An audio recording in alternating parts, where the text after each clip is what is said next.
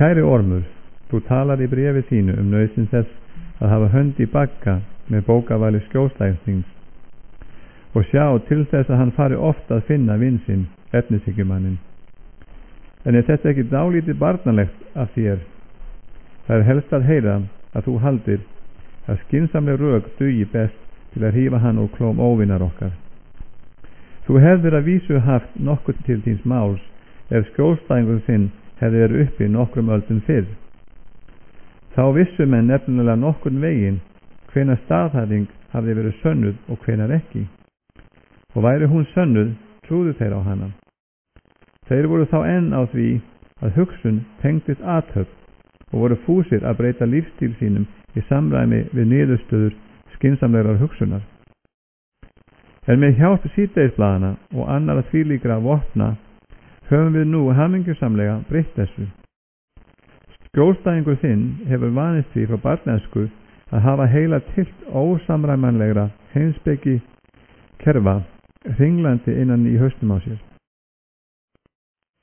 Fyrir honum eru kenningar ekki annað hvort sannar eða ósannar, heldur íhaldsamar eða róttækar. Það eru slagorð, ekki skynsamleg rök sem munu duga til bestið að halda honum í burtu frá kirkjunni. Vertu ekki að ómaka þig að reyna að fá hann til að halda að efnishyggjan sé sönn. Láttu hann heldur fá það á tilfinninguna að hún sé sterk, öflug, karlmannleg.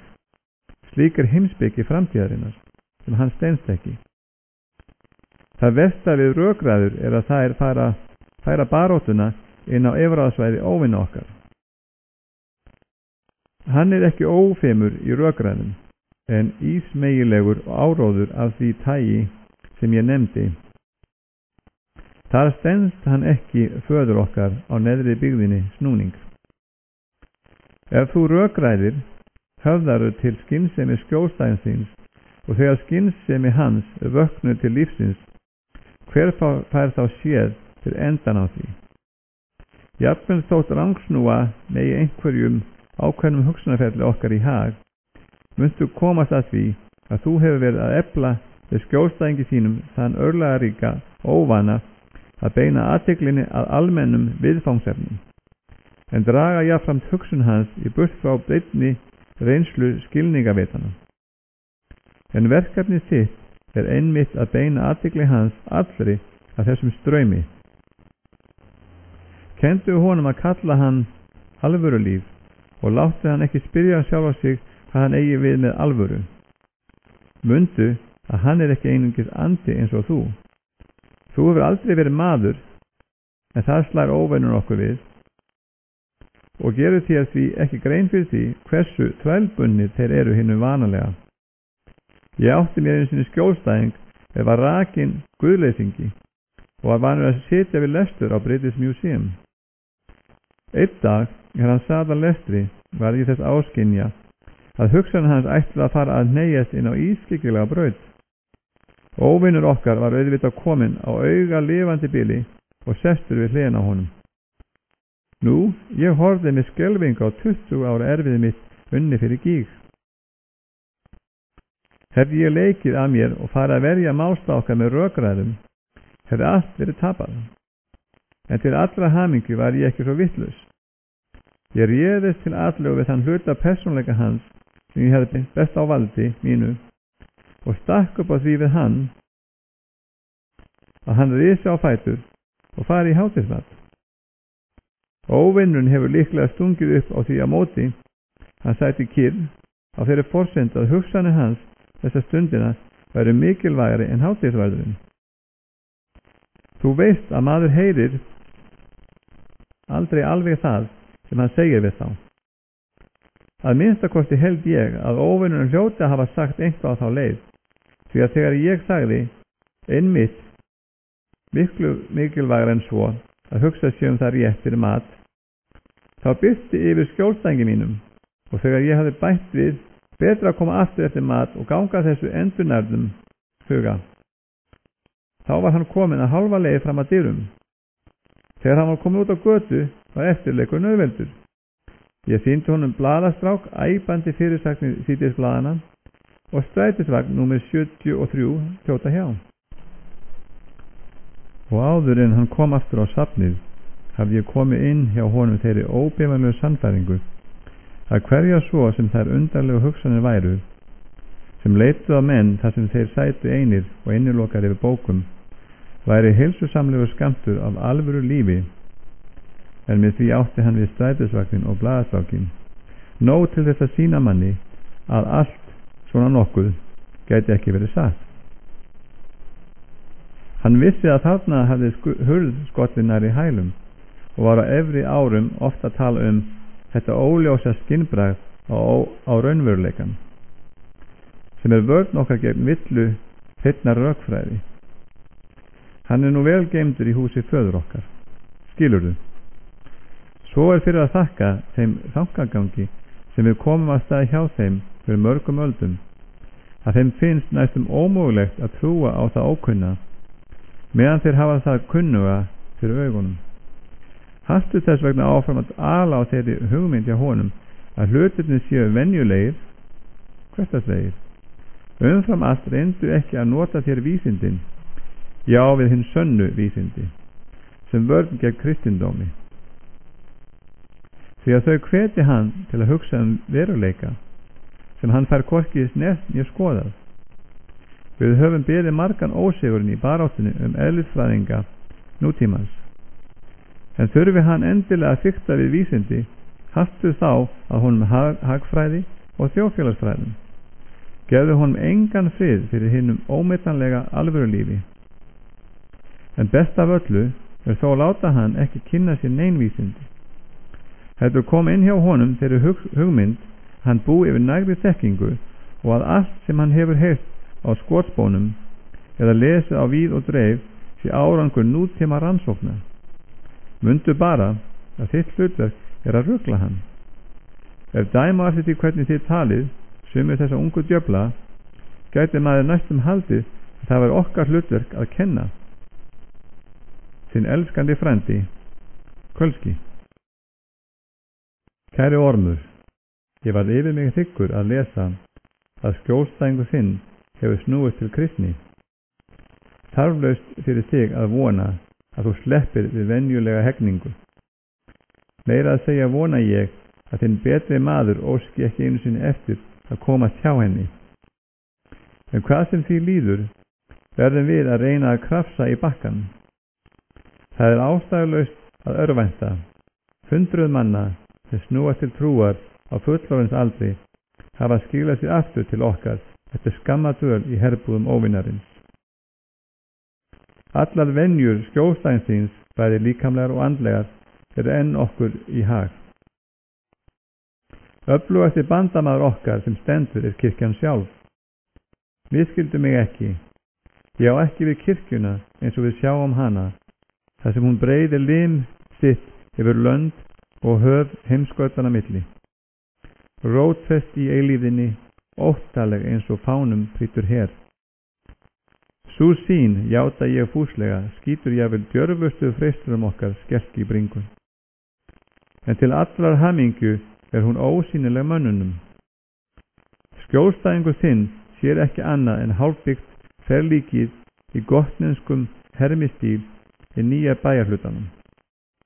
Þegar hann gengur þar inn, sér hann matvöru kaupmannin í hverfinu, smeðjulegan á svip, kjaga til sín og afhenda sér glansandi lítið hver með helgiseðl, sem hvorugur þeirra botna nokkuð í og aðra bók, kámuga sem inniheldur leirburð trúarleg efni með ákaflega smáu letri. Þegar hann sest í kirkjubekkin og lítur í kringum sig, kemur hann auga á nákvæmlega þá af nágrönnum sínum sem hann hefur hingað til forðast. Þessi samborgarar hans getur orðið til ómetaleg lyftistöng í starfi sínu. Láttu hugsun skjólstæðins þíns flögra sífellt á milli orða eins og til dæmis líka með Krist og andlitana á næsta bekk. Það skiptir að sjálfsögðu engu máli hvers konar fólk það er sem situr á næsta kirkjubekk. Vera kann að einn mannanna sé mikilhæfur baráttumaður fyrir málstað óvina okkar og að þú vitir það vel. skiptir engu. Skjólstæðingur þinn er flón, svo er fyrir að þakka föður okkar í neðri byggðinni. Svo fremi einhver þessar nágrann hans syngur falskt, ellegar er í skóm sem marrar í, eða með undirhöku, eða skrítilega búinn, þá mun skjólstæðingur þinn óðara hafa fyrir satt, að trú þess hinn sama hljóta vera einhvað athugavert eða hlægileg. Á því stigi sem hann nú er, skilurðu, gengur hann með ákveðna hugmynd í kollinum, hefur gert sér hér innra vissa mynd af kristnum mönnum og heldur hana andlega, þar sem hún er í raun myndræn að mestu. Hugur hans er fullur með skikkjur og sandala, rómverskar brynjur og nakta fótleiki, þannig að nútímanlegur klæðnaður kirkjugesta er honum ómeðvituð hneykslunarhella. Láttu þessar hugsanir aldrei komast upp á yfirborð vitundar hans. Láttu hann aldrei velta því fyrir sér hvernig hann bjóst við að þetta fólk liti út. Viðhastu sem mestri holtaþoku í huga hans fyrsta kastið, og þá muntu uppskera alla eilíðina framundan til þess að skemmta sér við að ljúkast augum hans og veita hann þá sérmerkilegu glöggskikni sem heimkennir helvíti. Íttu af alefli undir vonbrigði hans og þau viðbrigði sem áranlega áfalla skjólstæðinginn þinn fyrstu vikurnar, sem hann sækir kirkju. Óvinur okkar leifir þessu hugarástandi að dynja yfir menn, þegar þeir standa í anddyri allra afreka sinna. Þessi er reynsla drengsins stálpaða, sem í æsku hreifst svo mjög af Ódyseifi, en sveitist nú við að læra gríska tungu. Þetta þekkja líka elskendurnir ungu, sem eru nýfarnir að búa saman hjónalífi við aðstæður hversdagsins. Aðstæð verður þess sama vart, leið og stigið er út úr vonarlandi draumsins og inn í athöfn vökunar, blóðs og svita. Óvinur okkar tekur þessa áhættu vegna þess að hann hefur fengið þá flugu í höfuðið að laða andstyggilega mannskepnuna til þess að unna sér og þjóna af frjálsum vilja. Synir er orðið sem hann notar í þessu sambandi. Hann hefur frá fornu fari verið seinþreyttur að lítillækka andaheiminn með þessu einkennilega slagtóki sínu við þessu tvífættu dýr. Þar sem hann vill ekki skerða frelsi þeirra, neitar hann að láta innrætti þeirra og venjur fleita þeim í nokkra þá höfn sem hann ætlar þeim. Hann leifir þeim að sjá það sjálfum, og í þessu er einmitt gulli tækifæri okkar fólkið. En þarna liggur líka mikil hætta við dyrnar hjá okkur. Ef mennirnir á annað borð komast yfir þessa byrjunar örðuleika, þá verða þeir upp frá því miklu ónæmari fyrir öldum tilfinningana og þar á leiðandi verður miklu erfiðara að freista þeirra. Ég hef gengið út frá því hér að ofan að fólkið í næsta kirkjubekk legðist skjólstæðingi sínum ekki hendur neinar skynsamlegar ástæður til þess að hann verði fyrir vonbrigðum með þau. En sé hins vegar svo, viti hann til dæmis að konan með skrýtna hattinn er ástríðufullur britspilari, ellega maðurinn í marrandi skónum, nirvill og fjárkúari, þá vinst þér verkið því betur. Þá þarft þú aðeins að varna því að uppkomi í huga hans þessi spurning: ef maður eins og ég ger liti á mig sem kristinn mann í einhverjum skilningi, hvers vegna skildi þá hinir mismunandi lestir fólksins í næsta bekk endilega sanna að trú þess sé ekkert annað en gömul venja og hræsni? Nú spyr þú kannski hvort virkilega sé mögulegt að hindra nokkra sál í því að hugsa svo. Jafnvel þótt mannleg sé. Láttu mig fullvissa þig að það er hægt, ormur. Taktu skjólstæðing þinn réttum tökum og þessi hugsun mun ekki svo mikið sem hvarfla af honum í eitt einasta skipti. Hann hefur ekki verið nærri nógu lengi undir handarjarði óvinar okkar til þess að eiga nokkra auðmýkt svo neinu nemi. Það sem hann segir synd sína, jafnvel þótt hann krjúpi á kné, ekkert annað en hugsunarlaust rugl. Innst inni finnst honum að hann hljóti að eiga dálaglega innegn á reikningi. Óvini okkar, fyrir það eitt hafa snúist til trúar, og honum þykir meira að segja sem hann sýnir stórkostlega auðmýkt og lítilæti með því að sækja kirkju með þessum smáborgaralegu nágrönnum sínum. Láttu hann umfram allt halda áfram að vaða í þessari villu sem lengst. Þinn elskandi frændi, Kvölski. Kæri Ormur, það sem þú segir mér samband skjólstæðings þíns við móður sína gleður mig stórlega, en blessaður sofnaði samt ekki á verðinum. Óvinur okkar starfar einnig, mundu það. Hann byrjar innst inn í manneðlinu og færir sig svo smám saman utar. Saman safnar meiru og meiru af daglegri hegðun skjólstæðings undir formerki nýrðar viðmiðunar, uns svo kann að fara að framkoma hans við móðurina verði næst á dagskrá. Vertu endilega fyrir til. Hafðu samband við starfsbróður okkar, hans grápgamla, sem annast gömlu konuna. Ef þið leggið saman, getið þið auðverulega innleitt þarna á heimilinu þá róðgrónu venju að mæðginin valdi hvort öðru stöðugt gagnkvæmu hugarangri, daglegum taugastrekkingi og pirringi. Eftirfarandi aðferðir munu reynast sér gagnlegar. Númer 1. Láttu hann einbeita sér að sínu innra lífi, hugarfarinu. Hann heldur sem betur fer að afturhvarf hans til trúar tákni einhvað innra ástand og því beinist mestur athygli hans þessa dagana að hugarástandi hans sjálfs. Eða öllu heldur að þessari mjög hvítskúruðu útgáfu af því sem þú skal tryggja að sé svo eina sem hann kemur auga á. Íttu undir þetta af alefli. Beindu athygli hans í burtu frá hinum hversdagslegustu skildum með því að stýra henni í áttina að háflegum og andlegum viðfangsefnum. Skeftu sem framast þú getur þá afar hagfeldu mannlegu eigin að forðast skelfingu lostin kjarna hvers málefnis.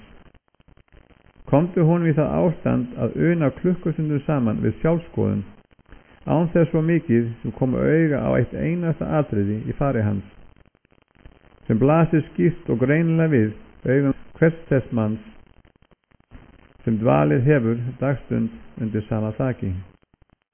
Númer 2.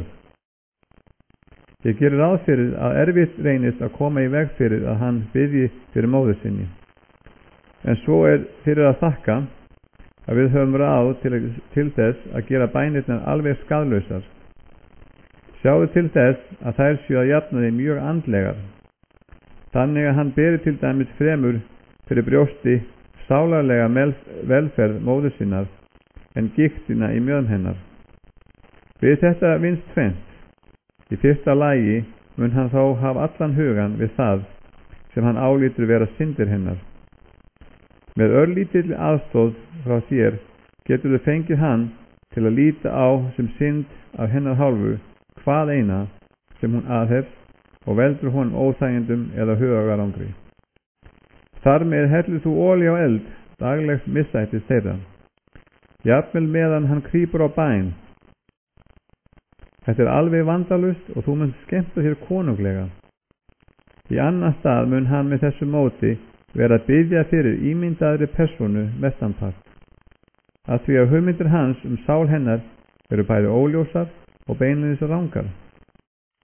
Það þitt hlutverk að gera þessa hugsmíð hans af móðurmyndinni sinni ólíkari hinni raunverulegu móður með hverju deginum sem líður, já, sem allra frábrugðnasta tannkvössu gamalmenninu við morgunverðarborðið. Með tímanum kann þér að takast að breikka svo þetta bil, að engin hugsun eða kennd vakin af bænum hans fyrir henni ímynduðu móður náið ylja afstöðu hans til hinnar raunverulegu móður.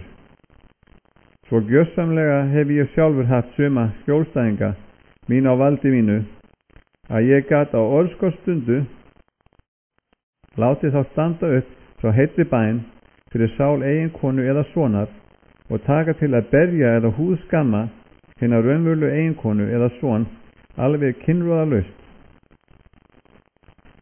Númer 3. Þegar tvær manneskjur hafa búið saman margra ára skeið venjulega svo komið að viss ræflær eða svipriði annars fyrir alveg ósegjanlega í taugarnar á hinu og það yfirleitt gagnkvæmt. Notaðu þér þetta út í æsar. Brendu í vitund skjólstæðins þíns þennan sérstaka plaxið móður hans að lyfta brúnum og fór svo mjög í taugarnar honum strax í bernsku. Láttu honum verða tíðhugsa til þess hver mjög honum mislíkar þessi kækur. Komdu honum til að álíta að hún viti að sínu leyti vel hver þessi andlis hræring skapraunar honum og einmitt þess vegna haldi hún áfram að beita þeim. Kunnur þú til verka, mun það alveg fara fram hjá honum hver ákaflega þetta nú ólíklegt. Og svo skaltu endilega láta hann vera alls ómeðvitandi það að henni kunni fyrir sína parta að leiðast afskaplega ákveðna raflar hans eða grettur. Og þar hann hvorki sér sjálfan sig né heyrið, þá þetta ofur auðvelt. Númer 4. Heimiliserjur siðaðra manna taka yfirleitt á sig þá mynd að menn segja hluti sem myndi virðast alveg saklausir, til dæmis á prenti. Og einan svega, orðin sjálf ekki móðgandi, en seti þá fram í slíkum tóni eða á slíkri stundu að jafngildir föstum löðrungi. Til þess að þessum leik haldi áfram verði þið skrápurgamli að sjá til þess að mæðginin, þessi tvö flón, ástundi nokkurs konar tvöfalt síðgæði. Skjólstæðingurinn þinn mun þá krefjast þess að öll hans ummæli séu tekin og metin beint eftir orðan og hljóðan.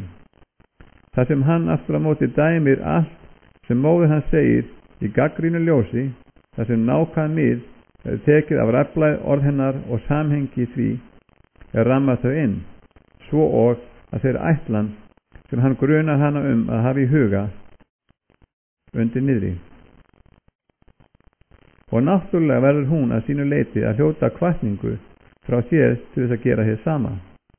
Þá getur þau hvort sig staðið upp frá hverju senu algjörlega eða minnstakosti næstum því algjörlega sannfærð það að sjálf hafa þau verið alveg án saka. Þú kannast við því líkt. Ég spyr bara, hvað sé matinn? Hún stekkur strax upp á nefsér. Þegar þú hefur vandlega rótfest þennan óvana, árangurinn það ofur ánægilega ástand, þar sem fólk segir einhvað í þeim ákveðna tilgangi að móðga, en verður svo ævareitt þegar viðmælandan sárnar. Ég fer nú að slá botnin í þetta bréf, en góði, fræddu mig trúarlega afstöðu gömlukonunnar. Gætir hjá henni afbrigði út af nýjum viðhorfum sonarins. Sér hún ofsjónum yfir því hann skuli á þroskum aldri hafa lært af öðrum það sem henni finnst hún hafa kennt honum svo dyggilega þegar hann var drengur.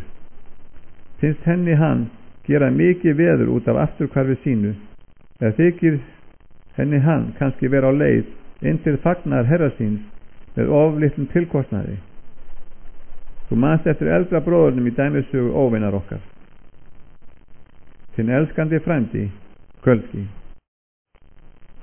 Kæri Ormur, fávíslar athugasemdir þínar í síðasta bréfi verður mér vísbending það að ástæða sér fyrir mig til að skrifa þér ítarlegar hið ofurviðkvæma efni sem bænin er.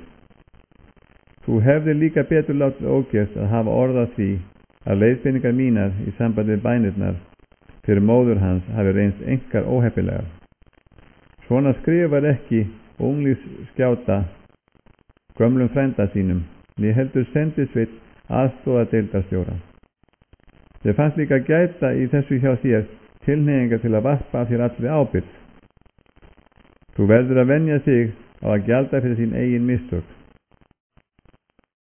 Best af öllu auðvitað verði því við komið að þú komir alveg í veg fyrir að skjólstæðingur þinn sé nokkuð að biðja bænir.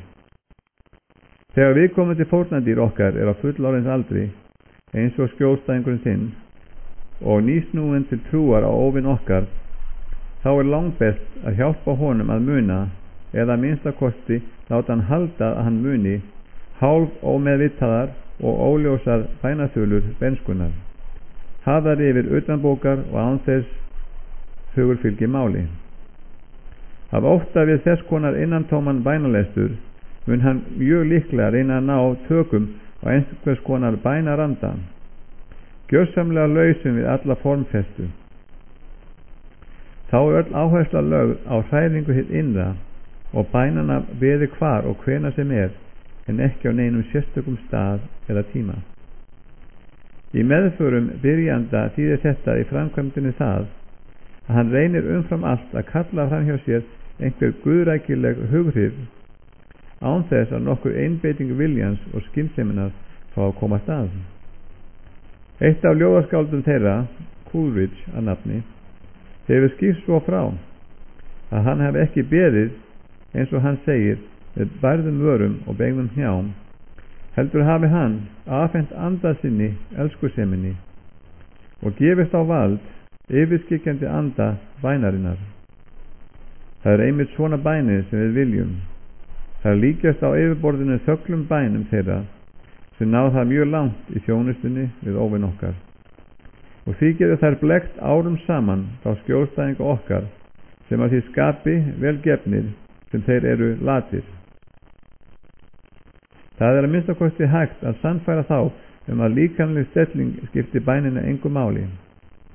Þeir eru nefnilega ákaflega gleymnir á það sem þú mátt aldrei láta þér úr minni líðan, að þeir eru dýr og hvaðeina sem líkamir þeirra hafast að hefur sín áhrif á sálirnar. Það er ögn spauðilegt að manneskjurnar skuli alltaf vera að ímynda sér að við séum að koma inn hjá þeim hugsunum. Sannleikurinn er nefnilega sá að best tekst okkur upp þegar við getum haldið sérhverjum tanka í burtu frá þeim. Mislánist þetta verður að grípa til enn ísmeygilegri ráða en hér á ofan greinir. Alltaf þegar þeir hlýða ofininn sjálfan eru við á augabræði heimaskítsmát, en til eru ráð til að hindra þá í að hlusta á hann. Þeir einfaldasta þeirra er að fá þá til að líta af honum, en blína þess í stað á sjálfa sig. Gerðu þá eina við að rýna í eigin hug og ástundunar sama við að reyna með vilja átaki að komast í ákveði hugarástand. Þegar þeir hugðust biðja kærleika, fáðu þá í staðinn til að reyna að rækta með sér kærleiksfulla tilfinningar til innra. Gáðu bara að því í hamingjunar bænum, þeir taki ekki eftir því þegar bæni breytist í innantómt tilfinningarugl. Þegar þeir hugðust biðja hugrekki, komdu þeim þá til að láta það duga að reyna að fá það á tilfinninguna að þeir séu hugbrúðir. Þegar þeir segjast vera að biðja fyrirgefningu, lát þá vera að reyna að finnast til að á hloti fyrirgefningu. Kendu þeim að meta gildi hverjar bænar í réttu hlutvalli við það, hversu þeim tekst að framkalla þá tilfinningu sem þeir gifstust í það og það skiptið. Og láttu það fyrir alla muni ekki flögra að þeim að árangun í slíkum efnum kunni að vera mjög undir því komin, hvort þeir eru hressir eða lasnir, hvíldir eða þreyttir. En vita skaltu að óvinur okkar situr ekki aðgjörðalaust meðan þessu fer fram. Hvað sem bænarnir beðir, vofir svo hætta yfir, hann komi sjálfur til skjálana, og svo laus er hann við að minnast viðurleika sinnar eigin persónu, að stappar nær blygðunarleysi að ekki sé nú minnst á það litla álit sem hann hefur á okkur sem hreinum öndum. Að þessu leiðir að sjá að hann nokkur staðar mannkind krjúpandi á bæn, útheldur hann umsvifalaust yfir hana þekkingu á sér sjálfri. En farið svo að hann afstýri fyrstu tilraun sinni til að leiða bænir skjólstæðinsins afvega, þá eru svo sem til ísmeygilegri aðferðir. Mennirnir hafa ekki framan af ævi þá glöggu og skýru mynd af honum sem við, því miður, komumst ekki hjá að hafa fyrir augunum. Þeir hafa aldrei kynst til fulls þessu andstyggilega ljósi, þessu skíni sem þrengir sér allstar í gegn og er órjúfanlegur hluti af eilíflegu þjánungu okkar. Ef þú skygnist inn í hugskot skjólstæðings þíns þegar hann biðst fyrir, þá muntu ekki þurfa að horfa upp á þennan ljóma. Skoðirðu það sem hann er að hlusta eftir og athygli hans beinist að þá stundina, þá muntu komast að því að það er margsamsettur veruleiki úr ýmsum sprengklægilegum þáttum.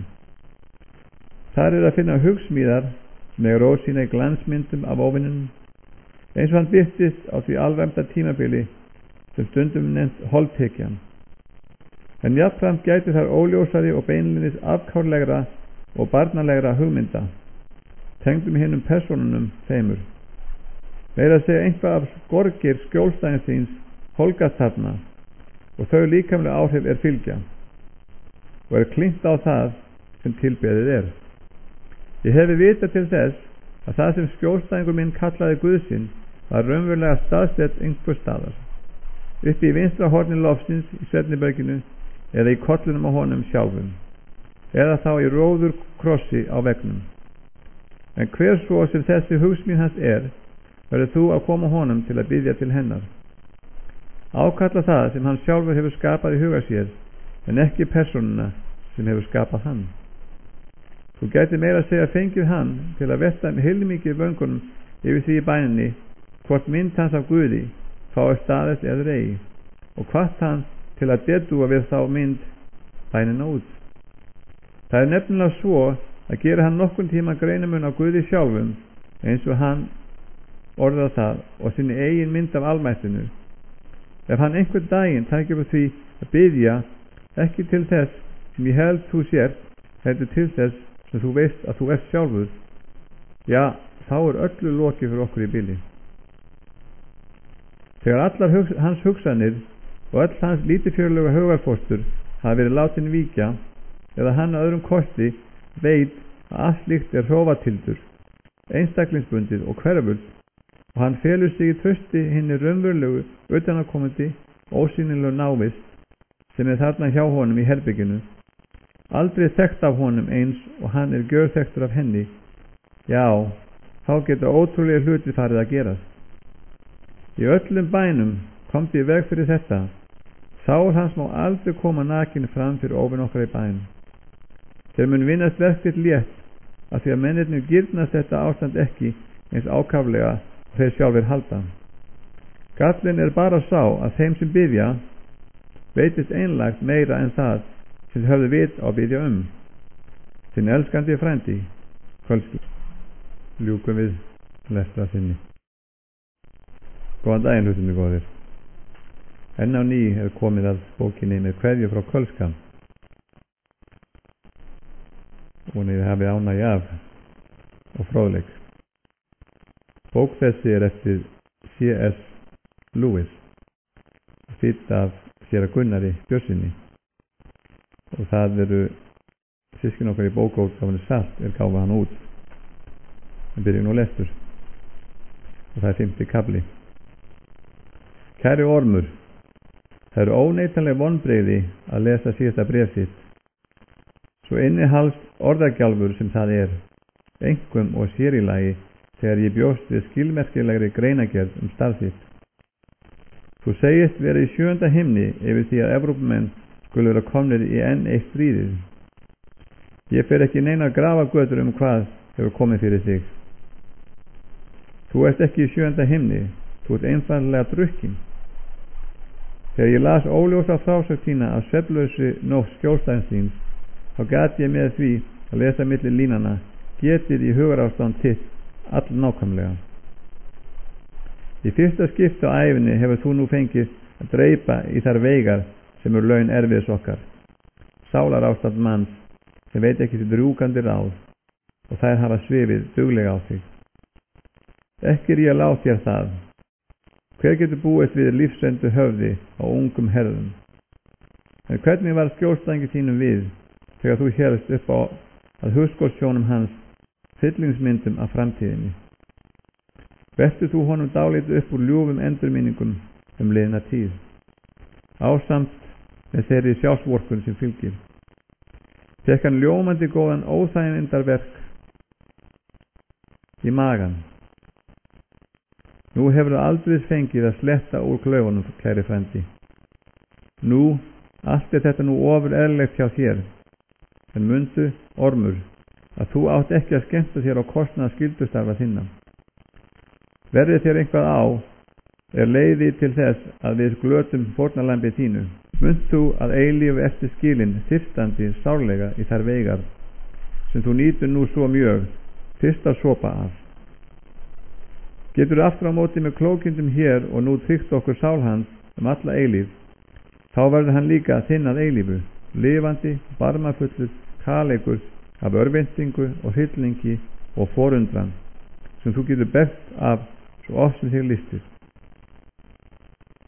Láttu því enga stundagleði trufla þig í þeim ásetningi að ræna skjólstæðing þinn trúnni og firra hann öllum dygðum. Í næsta bréfi vænti ég þess að þú skýrir mér nákvæmlega frá viðbröðum skjólstæðings þíns við stríðinu, svo að við getum tekið það ákvörðun hvort þú muni verða að meira gagni með því að gera hann að ákvöðum föðurlandsvini ellegar afdráttarlausum friðarsinna. Möguleikarnir eru óteljandi, en góði, gerðu þér ekki neina gyllivonir í sambandi við þetta stríð að öðru leyti. Auðvitað eru stríð besta skemmtan. Ótti, skelfing og þjáningar stríðsins kvelja mennina eru fyllilega lögmæt og í hæsta máta ánægileg tilbreyting fyrir okkur sem streitust í sveita okkar andlitis. En að hvaða gagni kemur stríð ef við notum það ekki sem tæki til að afla föður okkar í neðri byggðinni mannlegra sálna? Þegar ég horfi á tímabundna þjáningar manna sem síðan ganga okkur úr greipum, líður mér líkt og ég hef fengið að smakka fyrsta réttin í herlegri matarveislu, en síðan verið neitað það sem á eftir fer. Og það er verra en þó gestum hefði verið vísað á dyr áður en byrja var að borða.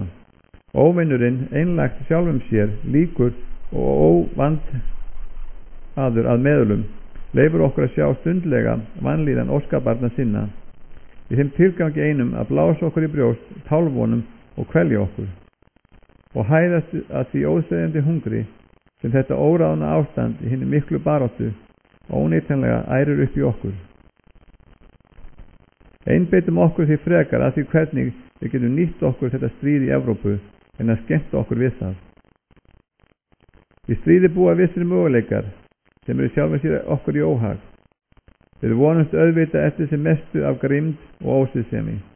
En ef við erum ekki því betur á þessu verði, munum við þurfa að horfa á þúsundir manna snúa sér til óvinarins í raunum sínum og 20.000 sem að vísu ganga ekki svo langt en beina allt það athyglinni frá sjálfum sér og að verðmætum og málefnum þeir telja sjálfum sér æðri. Ég veit að ómunir hint ekkert mörg þessara málefna gefið, en það er einmitt í þessu sem ósanngirni hans kemur svo greinilega í ljós. Fáum hann heitar en mönnum sem fórna lífi sínu og allt þeim ástæðar sem honum gefst að vísu ekki að, og þetta dálæti hans á slíkum mönnum grundvallast að þeirri sérviskulegu forsendu að mennirnir töldu málstaðan góðan og lögu því alla fram eftir bestu vitund. Gáðu líka að því hversu margur hlýtur óæskilegan dauðdag á styrjaldartímum. Menn falla á stöðum þar sem þeir bjuggust einmitt við því að deyja. Fóru þangað enda búnir undir dauða sinn. Það minnsta kosti þeir sem eru af flokki óvinnar okkar.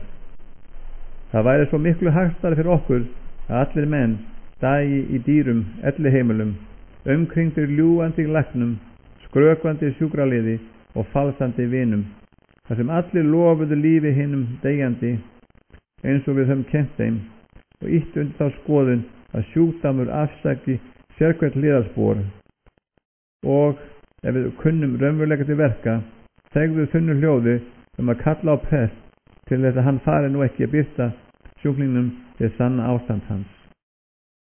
Og skoða líka hvað hugsunin dauðan verður áleitin á stríðstímum. Þáttur okkur andstæðara, eitt bitrasta vopn okkar, sjálfsánægja og veraldarhyggja verður alveg lið ónýtt. Ekki einu sinni manneska getur á stríðstímum látið sér detta í hug að hún lifi að eilífu. Ég veit að skreppur og einhverju fleiri hafa litið á stríð sem kjörinn tækifæri til atlögu við trúna. En ég held að við verðum að taka fyrir kenningu með fyrirvara. Meðhaldsmönnum óvinarins hefur öllum verið innrætt það af honum að þjáning sé órjúfanlegur hluti af því sem hann kallar endurlaust. Þannig að sú trú sem tekst að uppræta í stríði eða drepsót hefur varla verið þess virði að á hana verði eitt miklu púðri. Ég er að tala um þjáningu sem nær að breiðast út borg og bí, svona eins og stríð getur komið af stað. Vitanlega kann svo að fara að þú fyrirheitir skjólstæðing þinn viti sínu fjær á sömu stundu og einhver hyllingur dynur yfir, eða ástvina missir, eða líkamlegur sásöki.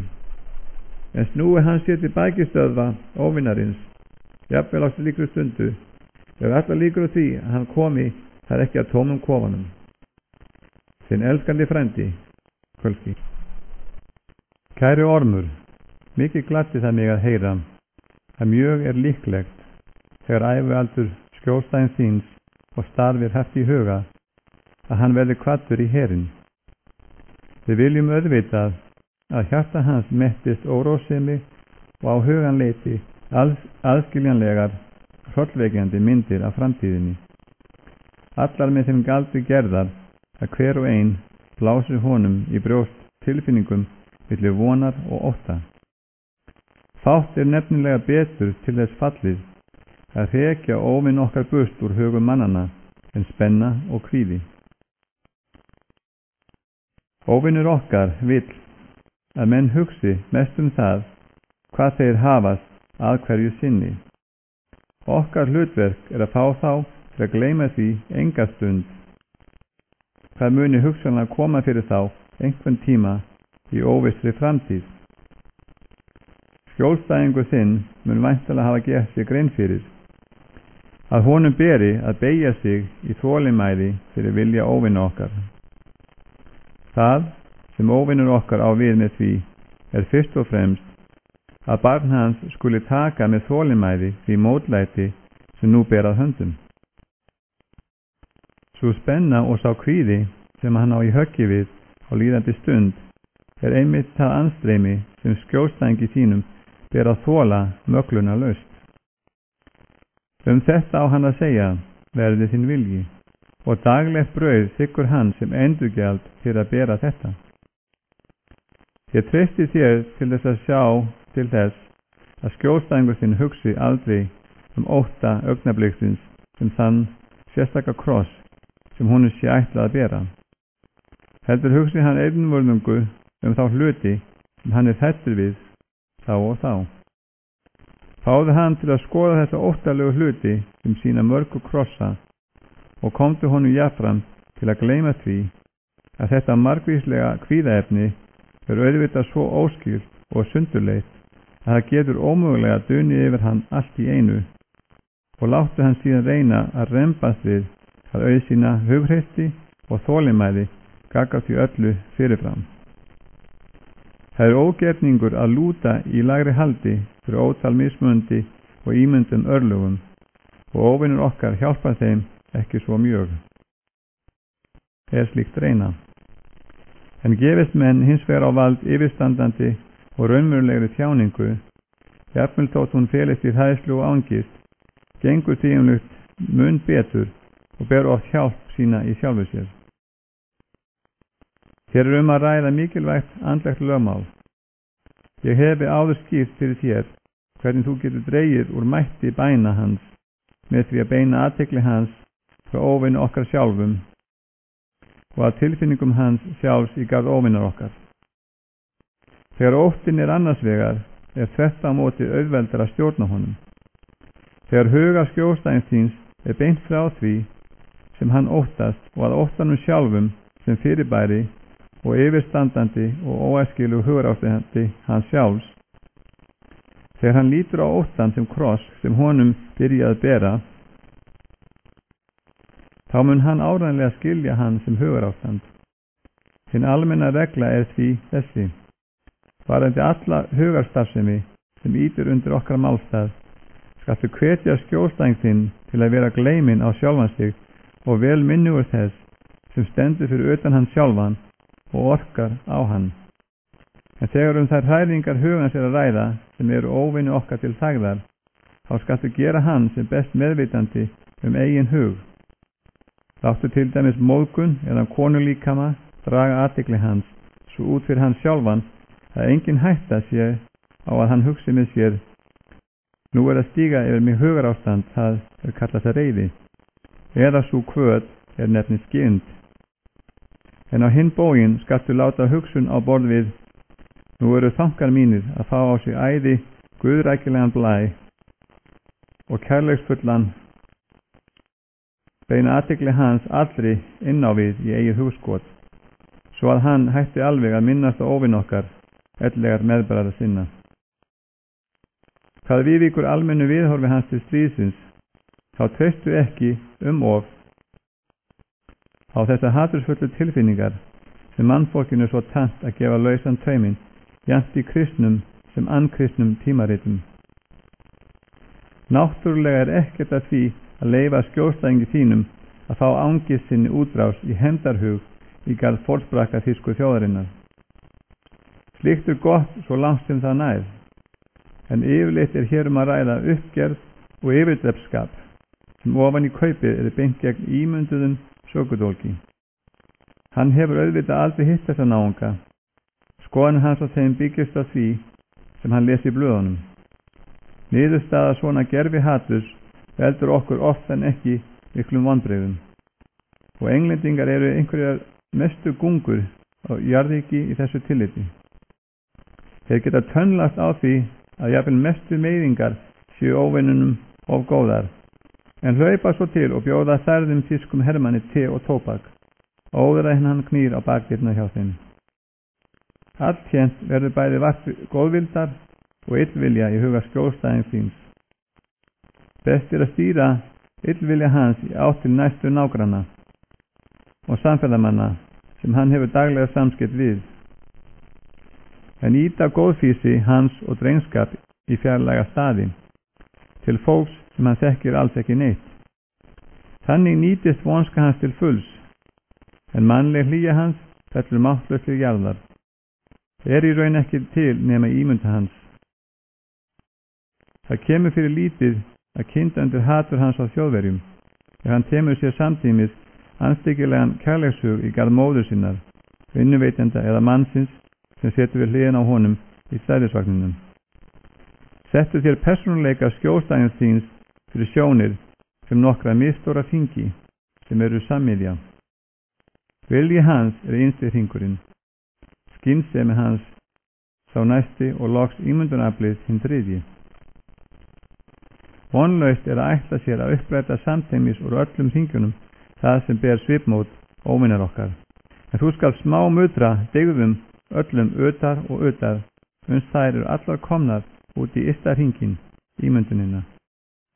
Á sama hátt skaltu safna öllum þeim eiginleikum sem okkur hagfeldir í innsta hringin, viljan. Aðeins að því leiti sem dygðirnar ná að komast undir ægishjálm viljans og verða þar á góðum, föstum venjum, eru þar okkur lífshættulegar. Ég auðvitað ekki við sem skjólstæðingur þinn heldur í einföldni sinni að sé vilji hans. Þetta meðvitaða átak daglegra ákvarðana með kreftum hnefum og samanbitnum tönnum heldur sjálfan kjarna mannsins sem óvinnur okkar kallar hjarta.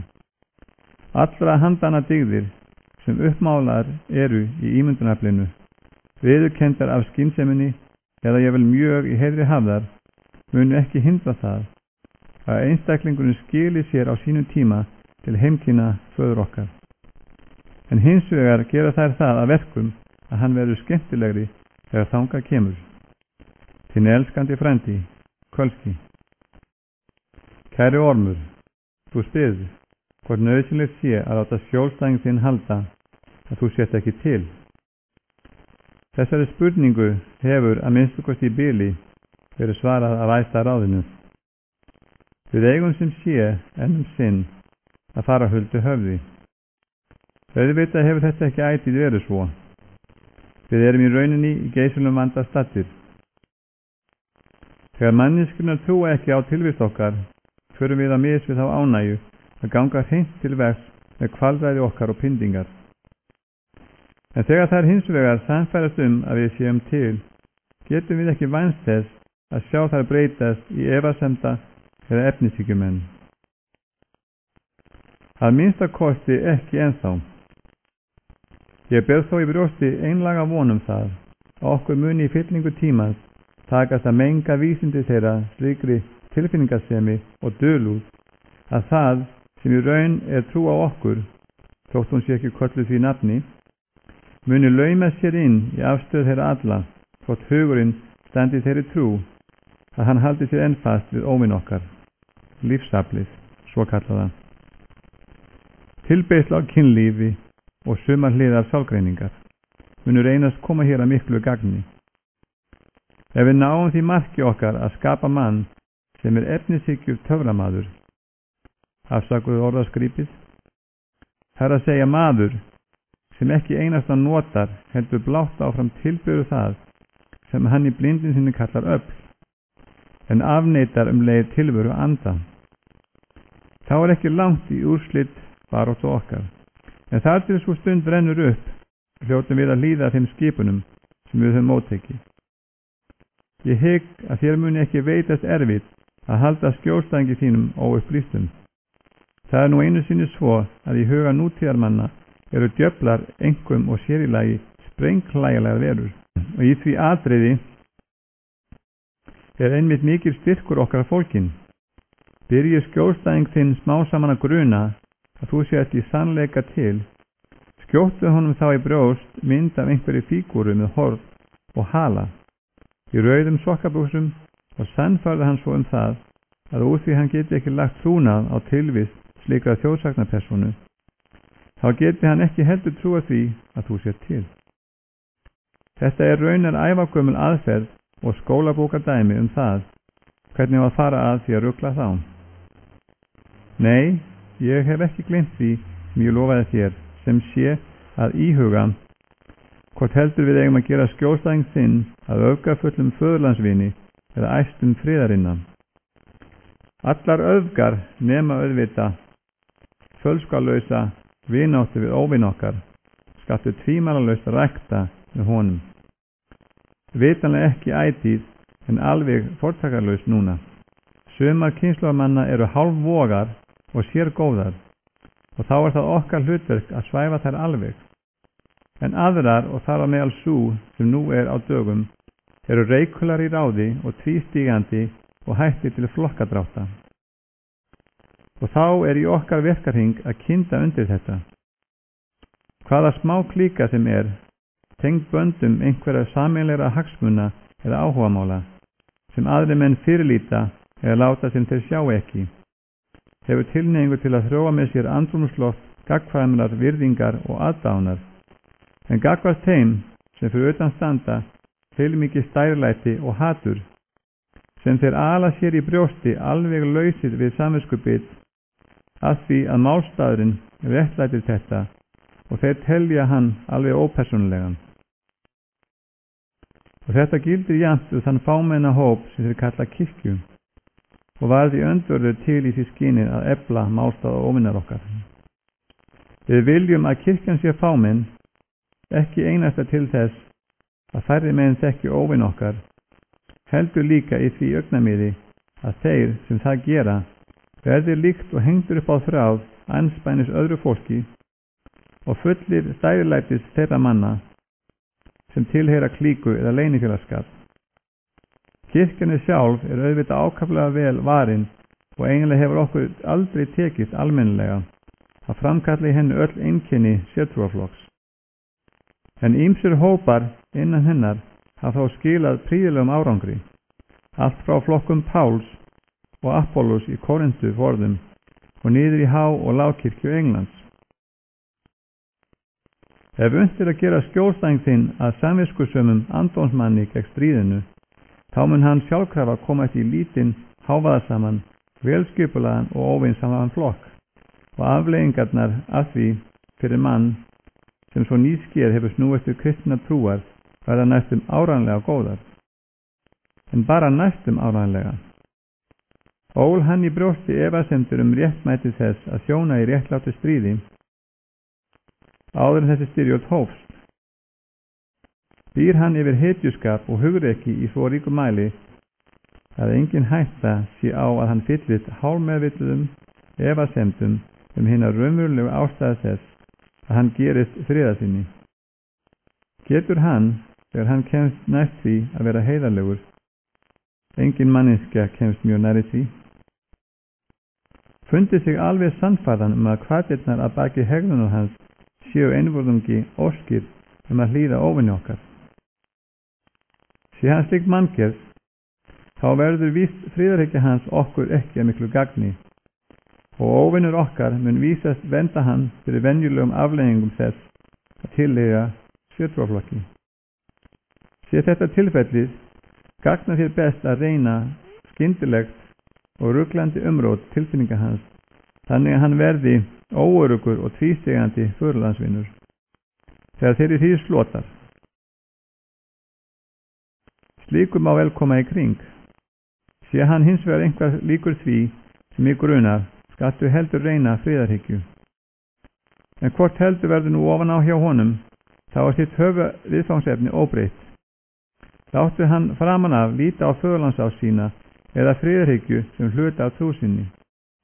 En síðan skattu koma honum fyrir áhrif flokkadrátta til að álíta þetta hinn þýðingamesta hluta trúar sinnar.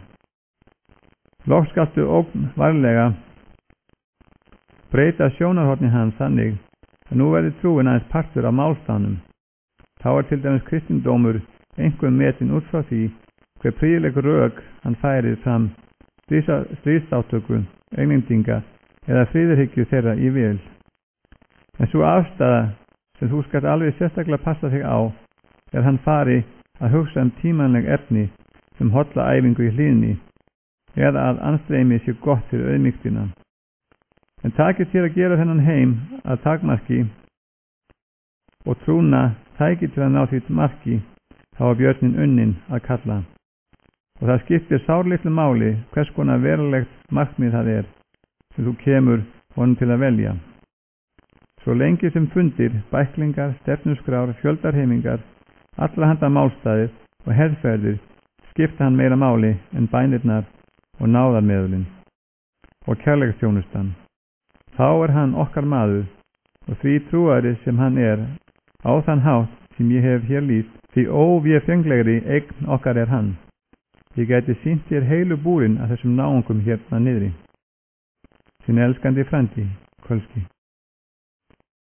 Kæri Ormur, ég les í síðasta bréfi þínu að þú vonist fastlega til þess að trúarlegt þroskaskeið skjólstæðins þíns sé nú brátt að enda runnið. Við grunar alltaf að æfingadeildin hefði farið í hundana síðan þeir gerðu hans skrápgamla skólastjóra og nú veit ég fyrir víst að svo er. Hefur virkilega enginn sagt þér frá lögmáli öldugangsins. Manneskjurnar eru þannig saman settar að þær eru að hálfu andi og að hálfu dýri. Svo ákvörðun óvinnan okkar að skapa svo anstíkilegar verur var ein af ástæðan þess að faðir okkar í neðri byggðinni einsetti sér að segja fullu skili við hann. Að því leitið sem mennirnir eru andar tilheyra þeir sjálfri eilíðinni, en sem dýr eru þeir aðeins forgengilegar verur. Þetta merkir að þótt unnsé að beina anda þeirra í átt að eilífum viðfangsefnum, þá eru líkamir þeirra ástríður og ímyndanir undirorpnar stöðugri breytingu, því að tíminn þýðir breyting. Því er það næsta sem þeir koma stöðuleika einmitt þessi öldurhefing sem ég gat við þig áðan. Þeir koma einlagt að nýju að þeim punkti þaðan sem þeir falla og svo alltaf aftur. Þetta er löng röð af lægðum og tindum til skiptis.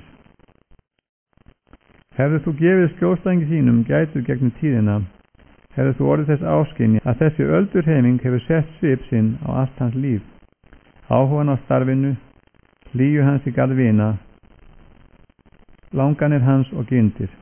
Allt er þetta stundum meira, stundum minna. Svo lengi sem hann lifir hér á jörð, mun skiptast á hjá honum tímabil líkamlegrar og tilfinningalegrar fullnægingar annars vegar og tímabil deyfðar og tómleikar hins vegar. Sú deyfð og drungi sem nú setur svo mjög mark sitt á skjólstæðing er ekki þitt verk, eins og þú virðist halda í heimskulegri sigurvímu. Þetta er þvert á móti ofur eðlilegt fyrirbrigði sem mun ekkert gagna okkur nema þú kunnir að notfæra þér það. Til að ákvarða hversu slíkt má best verða, skaltu fyrst spyrja: hvaða not óvinur okkar hyggst hafa þessu ástandi, og gera svo sjálfur hið gagnstæða. Nú verður þú kannski undrandi að heyra að þegar óvinur okkar reynir að koma til mannsál, þá reiðir hann sig meira á lægðirnar í líðan barna sinna en tindina. Sum uppáhalds barna hans hafa þurft að ganga í gegnum lengri og dýpri lægðir en aðri menn. Ástæðan er þessi: í okkar augum eru mennirnir aðalega fæða.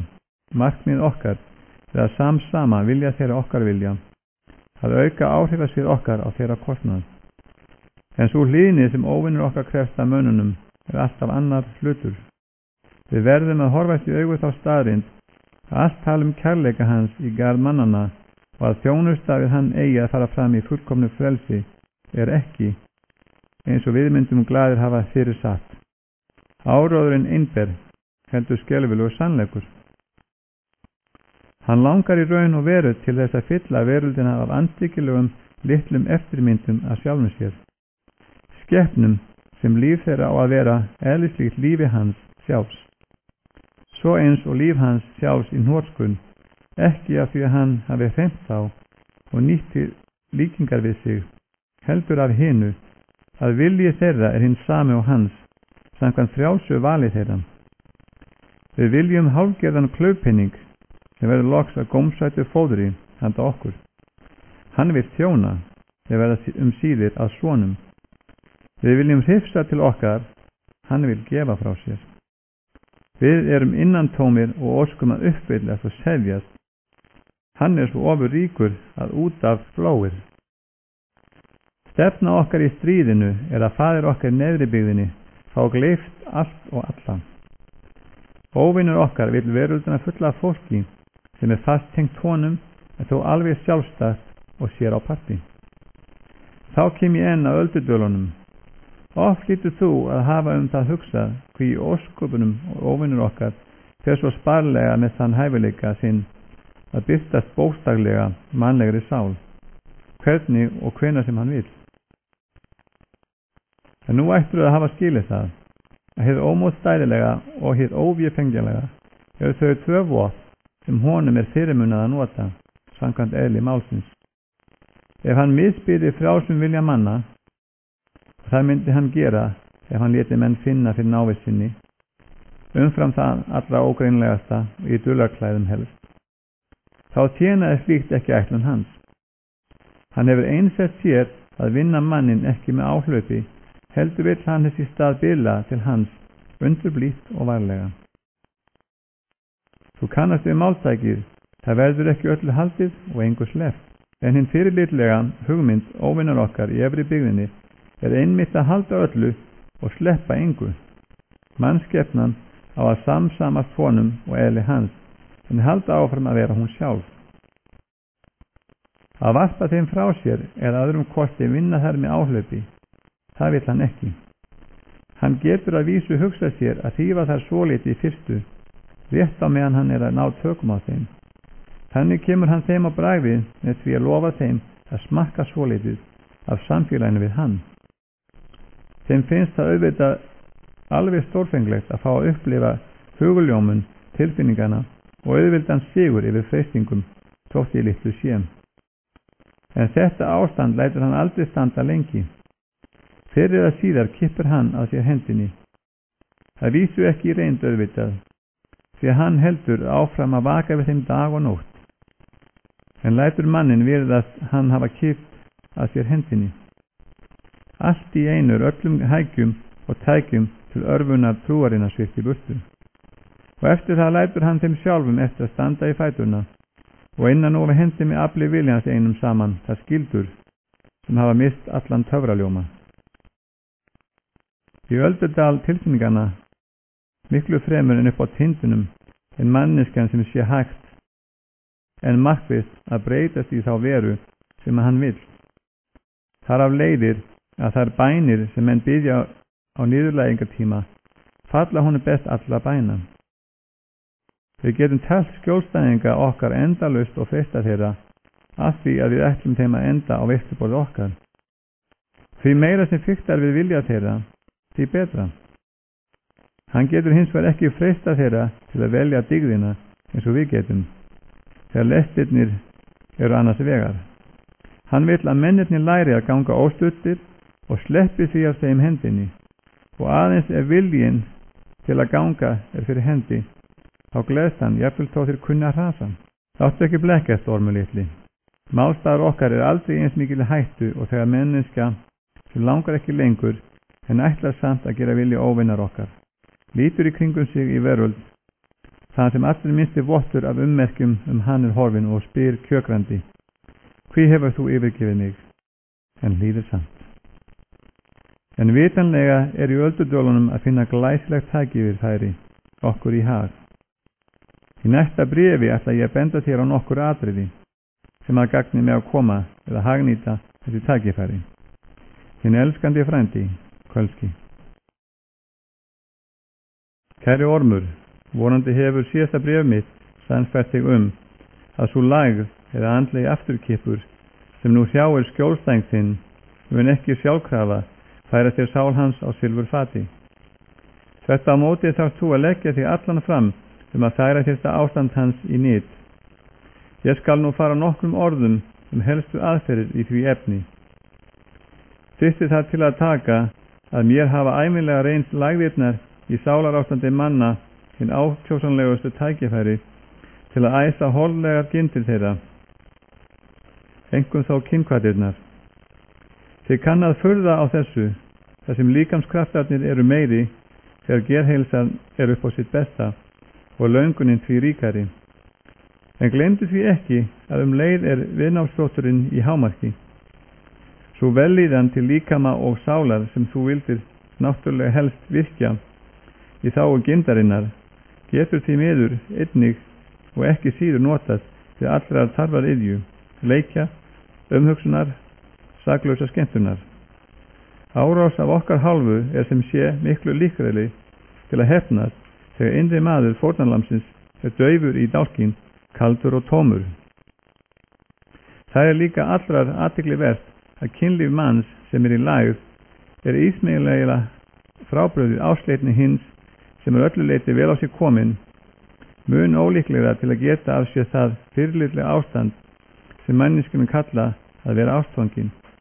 Ásthrifni lægðarinnar auðveldara að megna ónáttúru og hún ónæmari fyrir sjálfgleymi, hughrifum og andlegri göfgi oft fylgifiskar ástalífs mannana og varpa auðvita á það skugga í okkar augum. Sama gildir aðra hólsins gyndir. Þannig gengur þér til að mynda greiðar að gera úr skjólstæðing þínum drykkjuræfil ef þú heldur honum áfengi. Þegar hann þreyttur og þjáður, heldur en ef þú freistar hans með víni þegar hann glaður og reifur á góðra vina fundi. Vertu ætíð minnugur þess að þegar við fáum til meðferðar einhverja unaðsemd í sinni heilbrigðu, eðlilegu og gleðiríku mynd, þá við í vissum skilningi staddir á heimavelli óvinnar okkar. Víst veit ég að fyrir tilstilli unaðsemdana höfum við sigramarka sál. Það breytir bara ekki því að þær hans uppfinningar en ekki okkar. Hann skóp unaðsemdirnar, allar okkar tilraunir hingað til hafa ekki gert okkur kleift að búa til svo mikið sem eina einustu. Við verðum að láta okkur nægja að freista mannana til að njóta unaðsemdana með einhverjum þeim hætti á einhverjum þeim tíma eða í þeim mæli sem óvinur okkar vill ekki. Af þessu leiðir að við reynum einlægt að ræna mennina unaðsendunum í sinni eðlilegu mynd, en höldum þeim að þeim í brengluðu formi, þannig að þær minni sem minnst á skapara þeirra og séu jafnframt eins lítið unaðslegar og hægt er. Kjörorð okkar er sívaxandi löngun í síminkandi fullnægju. Það fyrir vel á slíku, finnst þér ekki, að hremma sál mannsins og gefa honum ekkert í staðinn. Það eru þess konar vinnubrögð sem gleðja föður okkar í neðri byggðinni, og lægðirnar eru rétti tíminn til að hefjast handa, en til er enn árangursríkari leið til að erja öldudalinn. Þar á ég við þær hugsanir hann sem skjólstæðingur þinn ber í brjósti, sem jafnan fyrr ríður á að reka úr huga hans þekkinguna. Láttu hann ekki fá minnstu hugmynd lögmál öldurheimingana í sálinni. Láttu hann halda að ákefðin sem í fyrstu einkenndi afturhvarf hans til trúar hefði átt að vara ófyrirsjáanlega framtíð, svo og að það deyðar tímabil sem nú stendur yfir muni á sama hátt endast eilíð alla. Þegar þessi misskilningur er orðin vel rótfastur í huga hans, þá eftirleikurinn auðveldur og ýmsar leiðir að velja. Nú er það hugað því hvort skjólstæðingur þinn er þeirra gerðar sem auðvöldlega missi alla von og undir að rek út á ystu örvæntingar, ellega þá svo manngerð sem stjórnast af óskhyggju og hægt er að telja trú að sér lukkunar velstandi. Fyrrnefnda persónan er að vera sjálfbundin í mannlegu félagi, en ef svo skyldi vera að skjólstæðingur þinn fylti þann fámenna flokk, vinst þér náttúrulega verk þitt létt. Þú þarft þá einasta að hindra að hann kynnist velkristnum mönnum, og það ætti ekki að vefjast fyrir neinum nú á dögum. Beina athygli hans að viðeigandi ritningarstöðum og koma honum svo til að reyna af alefli að endurheimta gömlu tilfinningarnar við viljakrafti einum saman, og þá eigum við unni tafl. Sé hann aftur á móti bjartsýnismaður, skaltu sætta hann til að vera langt niðri, koma honum til að taka því ástandi með jafnar geði, teljandi sjálfum sér trúum að þetta sé nú ekki svo slæmt eftir allt saman. Eftir viku tíma eða svo verður búinn að koma honum til að velta því fyrir sér hvort fyrstu dagar hans ungu kristni hafi ekki verið og hástendir. Tala við hann að hóf sé best í öllu. Takið þér að koma því inn hjá honum að trúin sé góð að vissu marki, það máttu vel við una, því að þá er sál hans þín. Trú í hófi gagnast okkur nefnilega alveg eins vel og alls engin trú, en er 1000 sinnum skemmtilegri. En svo kemur líka til greina að ráðast beint framan á trú hans. Þegar þú hefur talið honum trú að öldudalurinn sé viðvarandi ástand, gætur þá ekki talið hann á að trúarlega tímabilið hans muni ganga yfir og líða hjá, rétt eins og öll önnur tímabil hans hinga til. Vitanlega er rökfræðilega séð öldungis óhugsandi að tengja með nokkru skynsemi staðhæfingarnar.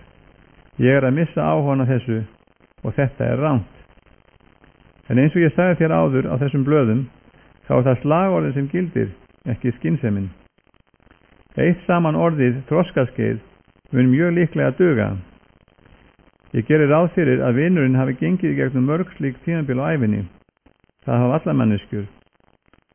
Og jafnframt að hann sé fullur yfirlætis og hroka gagnvart þeim tímabilum sem er að baki. Ekki af því að hann hafi kröfið þau til merkjar, heldur einfaldlega af því að þau eru að baki. Þú elur hann vonandi ótæpilega á þokukendum hugmyndum framfarir og þróun og hefur sögulega viðhorf, og ég treysti því að þú látir hann hafa nóg af nútíma ævisögum að lesa.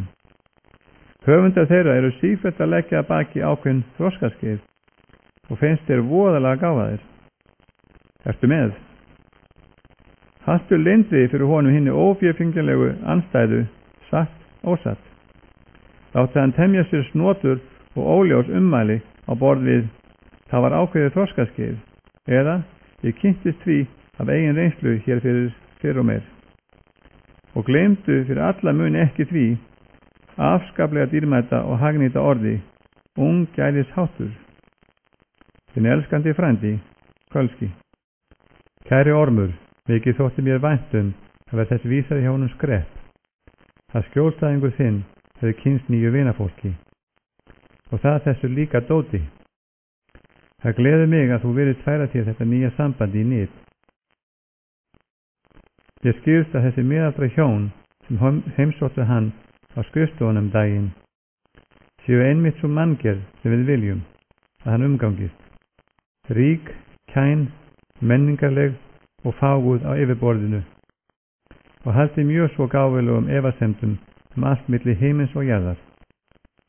Ég hefi meira að segja fyrir satt að þau séu dálítið friðarsinnuð, ekki samt af siðferðilegum ástæðum, heldur af því að það rótgróin venja hjá þeim að gera lítið úr öllu sem snertir þorra manna, svo og af því að þau eru undir áhrifum þess kommunisma sem að mestu bókmenntalega ættar og mjög í tískum þessar mundir. Sem sagt, mjög gott. Ég sé ekki betur en þú hafi notað þér vel alla þá hégómagind hans sem þyrstir í sigra á sviði samkvæmis, kyn og andlegs lífs. En helm þú gjör, ánýtjaðist hann sem kyrfilega. Ég á ekki við einungis töluðum orðum. Menn geta nefnilega líka gefið til kynna með látbræði, augnaráði og hlátrum að þeir séu fyllilega á bandi við mælda sinna. Það eru þess konar fínleg svik við málstæðin sem þú skal sérstaklega íta undir af því að svikarinn gerir sér ekki alveg grein fyrir þeim sjálfur og þegar loks rennur upp fyrir honum ljós verður þú að vera búinn að búa svo hnútana að ókleift reynist að snúa við. Vafalaust sér hann óðar en varið að trú hans í beinni anstöðu við þær forsendur sem öll umræða hinna nýju vina hvílir á. Ég held ekki að það breyti neinu svo fremur sem þú færst hann til að fresta því að viðurkenna þetta hreinskilnislega og með hjálp blygðunar, stolts, lítillætis og hégómagindar ætti það að vera auðvilt verk. Svo lengi sem hann lætur undan dragast að taka af það sem máli skiptir. Siglir hann undir fölsku flaggi. Þá þegir hann þegar hann ætti að ljúka sundur munni og rekur upp hrossahlátur þegar hann ætti að sitja hljóður. Hann mun gera að sínum í fyrstu með látaði einu saman, en fljótlega einnig í orði, alls konar kaltæðinslega og efafull viðhorf sem alls ekki í samræmi við hans innra mann. Haldið þú vel á spilunum verða þau viðhorf brátt rókróin hjá honum. Allir menn verða á endanum það sem þeir reyna að sýnast vera. Það vita allir. Vandinn að snúast rétt við gagnárás óvinnar okkar. Fyrst af öllu að fresta eins og hægt því augnabliki þegar hann gerir sér ljóst að þessi nýja ánægja freisting. Það sem þjónar óvinnarins hafa prédikað heiminn sem höfðu freistingu í bráðum 2000 ár gæti þetta sýnst erfitt verk, en til allrar hamingju hefur verið blessunarlega hljótt þetta í prédikunum síðustu áratugina. Og þótt ég finni í kristnum ritum nútímans meira mammon sem ég þykir gott, þá sé ég lítið af gömlu viðvörunum við hégóma heimsins, vali á vinum og dýrmæti tímans. Allt þetta myndi skjólstæðingur þinn líklega flokka sem hreinstrúastefnu, puritanisma. Og leiðu mér að segja það í leiðinni að merkingin sem við höfum léð þessu eina orði einn af ófjörfengilegustu sigrum okkar á þessari öld. Með hjálp þessa orðs hindrum við árlega þúsundir manna í því að ástunda hófsemi, hreinleika og heilbrigt lífverðni. Fyrir eða síðar verður hér sama eðli þessara nýju vina honum deginum ljósara og hvað þú tekur þá til bragðs undir gáfnafari ljósræðins þíns komið. Sé hann nógu mikið flón, þá getur komið því svo fyrir að hann sjáir persónleika vina sinna í skýru ljósi, aðeins að þeim sjálfum fjarverandi. Návist þeirra feikir þá burtu allri gagnrýni svo að hún hverfi eins og dögg fyrir sólu. Takist þetta, þá hægt að fá hann til að lifa tvennskonar lífi samtímis og það langtímum saman. Gæti ég nefnt sér fjölmörg dæmi slíkt. Það lýsir sér þannig að hann virðist ekki einasta vera tveir ólíkir menn, heldur hann raunverulega alveg óþekkjanlegur maður, eftir því hvort kunningjahópin hann umgengst hverju sinni. Heppnist þetta hins vegar ekki, þá til ísmeygilegri og líka mun skemmtilegri aðferð. Það nefnilega unnt að koma honum til að hafa ósvikna naut að þeirri hugsun að þetta tvennskonar lífefni sé í raun ósættanlegt. Hér spilað á hégómagindina. Hann getur lært að njóta þess að krjúpa við hliðina á matvörukaupmanninum á sunnudögum, einmitt í vissu þess að hinn síðarnefndi gæti ekki með nokkru móti tileinka sér þann fágaða og hæðnisfulla anda sem í ríkti í samkvæmunni í gærkvöldi, og svo öfugt að hafa lúms gaman af klámi og guðlæsti þeirra glæstu vina yfir kaffibolla, einmitt af því að hann veit að hann á dýpri andlega veröldið innra sem þeir eiga engan aðgang að. Þú skilur vonandi hvað ég á við. Hinn veraldlegu vinir á aðra hönd og matvörukaupmaðurinn kristni á hina, en hann sjálfur í miðið, hinn úrsmogni, óútreiknanlegi og yfirvegaði heimsmaður sem ber höfuð og herðar yfir allt þetta fólk. Með því að vera stöðugt óheill í samskiptum sínum við að minnstakosti 2 hópa fólks, mun hann í stað blygðunar finna til sífelldar fullnægingu innst inni. Loks getur þú, ef annað bregst, talið hann á það, þvert ofan í röð samviskunnar, að halda áfram að umgangast nýju vinnuna í krafti þeirra röksemdar, hann gjöri þeim gott á einhvern óútskýrðan hátt, með því einu að kneifa kokteildrykki þeirra og hlæja að skrýtlum þeirra, og líta leið svo á að það væri hróplegt merki sérgæningshátt, umburðarleysi og svo vitanlega hrein trúarstefnu að hætta þessum samskiptum. Meðan þessu fer fram skattu sjá svo til frekara öryggis að þessi nýju sambönd komi honum til að lifa undir efni fram, vanrækja starf sitt og vera móður sinni til ama. Afbrýði hennar og áhyggjur út af sinnunum og sívaxandi undanbrögn hans og ókurteisi, hvort tveggja mun þetta reynast ómetanlegt til að auka óþólandi andrúmsloft að heimilinu. Þinn elskandi frændi, Kölski. Kæri Ormur, augljóslega gengur okkur allt í vil. Einkum gladdi það mig að heyra að nýju vinirnir tveir hefðu nú kynnt skjólstæðinginn fyrir öllum kunningjahópnum. Allt eru þetta í fyllsta máta áræðanlega persónur og alls traust okkar verðar. Það hef ég gengið úr skugga á mandalskrifstofu okkar. Það óviðbjargandi háðfuglar og heimsins börn. Þótt það hef ekki meiri háttar afbrot á samviskunni, liggur leið þess hægt og hóflega til helvítis. Þú segir að þetta fólk sé aðhlægið í betra lagi.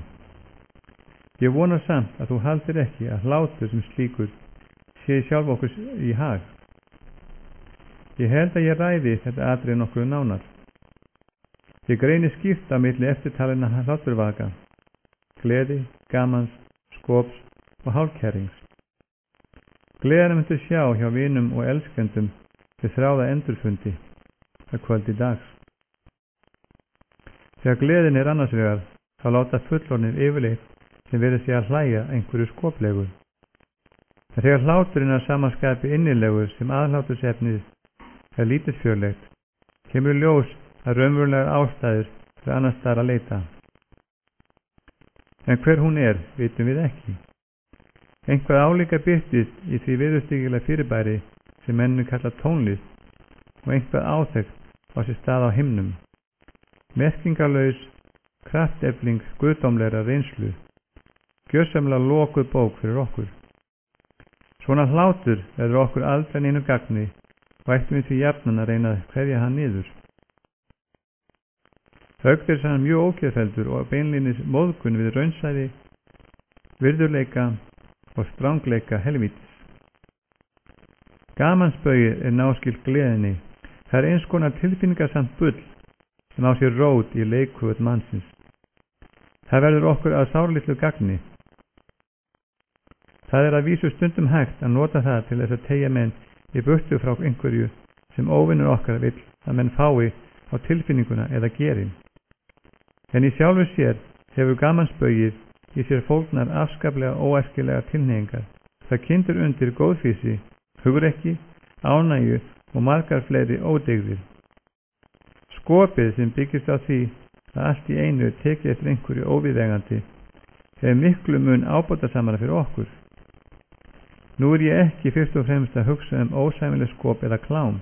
Slikt aðhlátursefni nýtur að vísu mikilvæg vinsælda hjá annars flokks freisturum, en oft vil bregða til beggja vonum árangurinn. Sannleikurinn sá að mennirnir skiptast í þessum punkti í tvo nokkuð svo skýrt afmarkaða hópa. Sumir eru þeir sem vita enga ástríðu alvörufyllri en gindina. Ósiðleg frásögn hættir að verka kynæsandi á þetta fólk, nákvæmlega leið og hún byrjar að verða hlægileg. En öðrum svo farið að hlátur og losti vakna með þeim samtímis og af sama áreiti. Fyrir manngerðin spaugar mér kynlíf til þess að bera í mál og ýmislegt óviðeigandi. Hinn síðarnefnda ástundar hið ósæmilega til þess að klæmast svo á eftir. Sér skjólstæðingur þinn að hinni fyrrnefndu manngerð mun síðlust glens ekki verða þér að neinu gagni. Ég gleymi því aldrei hvernig ég hékk tímanum saman yfir einum af fyrstu skjólstæðingum mínum á drykkjukrám og í reiksölum. Ég til sárra leiðinda, áður en ég lærði þessa reglu. Komstu fljótt að því hvorum hópnum skjólstæðingur þinn tilherir, en sjáðu svo að hann komist ekki að því sjálfur. Skopskyn af allt öðrum tóa spunnið og við höfum sérstaka ástæði til að gera okkur góða vonir englendinga á því sviði, af því að þeir líta skopskyn sitt svo alvarlegum augum að fátækt á þeim vígstöðum nánast eina takfærin sem þeir skamma sín fyrir. Skopskyn frá þeirra bæjardyrum séð ein allsherjar huggari og, taktu vel eftir því, svo náðargjöf sem allt á að afsaka. Það er því ómissandi ef þeir þurfa að krafsa yfir skömm og blygðum. Láti til dæmis einhver aðra yfirleitt borga fyrir sig, þá hann saman saumaður, en sé hann leið fyndinn og gerir grín að þessari framkomu sinni og stríði félögum sínum fyrir að láta snúa á sig, þá hann ekki lengur nískur og leiðilegur, heldur sniðugur og skemmtilegur fugl. Hugleysi eitt saman á sama hátt skammarleg, en monti menn sig að því með skoplegum íkjum og spjölugur lábræfi, þá komast þeir upp með hugleysi sitt og þykja sniðugir. Eins þykir grimmd út af fyrir sig fyrirlitleg, nema hinn grimmi getur látið líta svo út og hún sé aðeins spaugilegur grikkur. 1000 grófir brandarar og jafnvel argasta guðla stuðlar ekki líkt því eins að glötun manns eins og svo uppgötvun hans að hann getur komist upp með næstum hvað sem ekki einasta óhöldu fyrir andúð félaga sinna, heldur meira að segja við frábæra undirtektir þeirra. Aðeins ef líta má framkoma hans sem skop. Þeir mun veita þessa léttverk að fela þessa freistingu fyrir skjólstæðingi sínum, vegna þess hver englendingar taka kímningáin sína alvarlega, og þú getur gert að engu sérhverja hugsun hans þess efnis að of langt sig gengið með því að stimpla slíka þanka hreintrúarlega eða að öðrum kosti húmorlausa. En hálfkæringun þó alla bestur. Í fyrsta lagi hann án tilkostnaður, aðeins skarpgreindur maður færum að gera grín að dygðinni eða reynda hverju sem en hver sem vera skal getur lært að tala eins og dygðin sé brosleg. Meðal fólks sem talar í hálfkæringi alltaf látið sem brandari hafi verið sagður. Enginn í slíkum félagskap í raun fyndinn, en sérhvert umræðefni fjalla undir formerki spauks og látið í veðri vaka að viðstaddir hafi fundið á því hlægilegan flöt. Ef menn venja sig á hálfkæring og það til langframa, þá svo venja einhver besta brynja gegn óvinnunum sem völ á. Og á hálfkæringi ekki neitt af þeim annmörkum líta hinna hláturvakana. Ekki getur verið fjær gleðinni og hann deyfir gáfurnar í stað þess að skerpa þær. Þá og langt frá því hann glæði vináttu þeirra sem hafa hann hönd. Þín elskandi frændi, Kölski. Góðan daginn, hlustundur góðir. Þá komið að lestri bókarinnar með kveðju frá Kölska eftir C.S. Lewis. Þýðandi Séra Gunnar Björnsson og bókaútgáfan Salt gaf hann út. En hefjum nú lestur 12. kafli. Kæri Ormur, þú greinilega í stöðugri framför. Nú óttast ég mest að með því að flýta of fyrir glötun skjólstæðsins munir þú vekja hann til vitundar hið sanna ástand hans. Ég og þú sem sjáum þetta ástand eins og það megum ekki gleyma því neina stund hve algjörlega frábrugðið það á að vera í augum hans sjálfs. Við vitum að við höfum komið af stað hjá honum stefnumbreytingu. Því veldur að hann sigli nú hraðbyri átt frá óvinnunum. En við verðum að láta hann halda að allar þær ákvarðanir sem ráðið hafa mest þessa stefnumbreytingu séu smávægilegar og afturkannalegar. Hann má ekki hafa það minnsta grun að hann nú hægt en örugglega á leið burt frá sólinni og inn í myrkur og kulda hins óravíða geims. Af þessari ástæðu ég næstum gladur að lesa að hann skuli enn sækja kirkju og ganga til altaris. Ég veit að vísu að í þessu fólkin ákveðin hætta. En allt þetta betra en að hann gerir sig grein fyrir því að hann nú allur annar maður en hann var fyrstu mánuðina eftir hans snerist til trúar á Krist.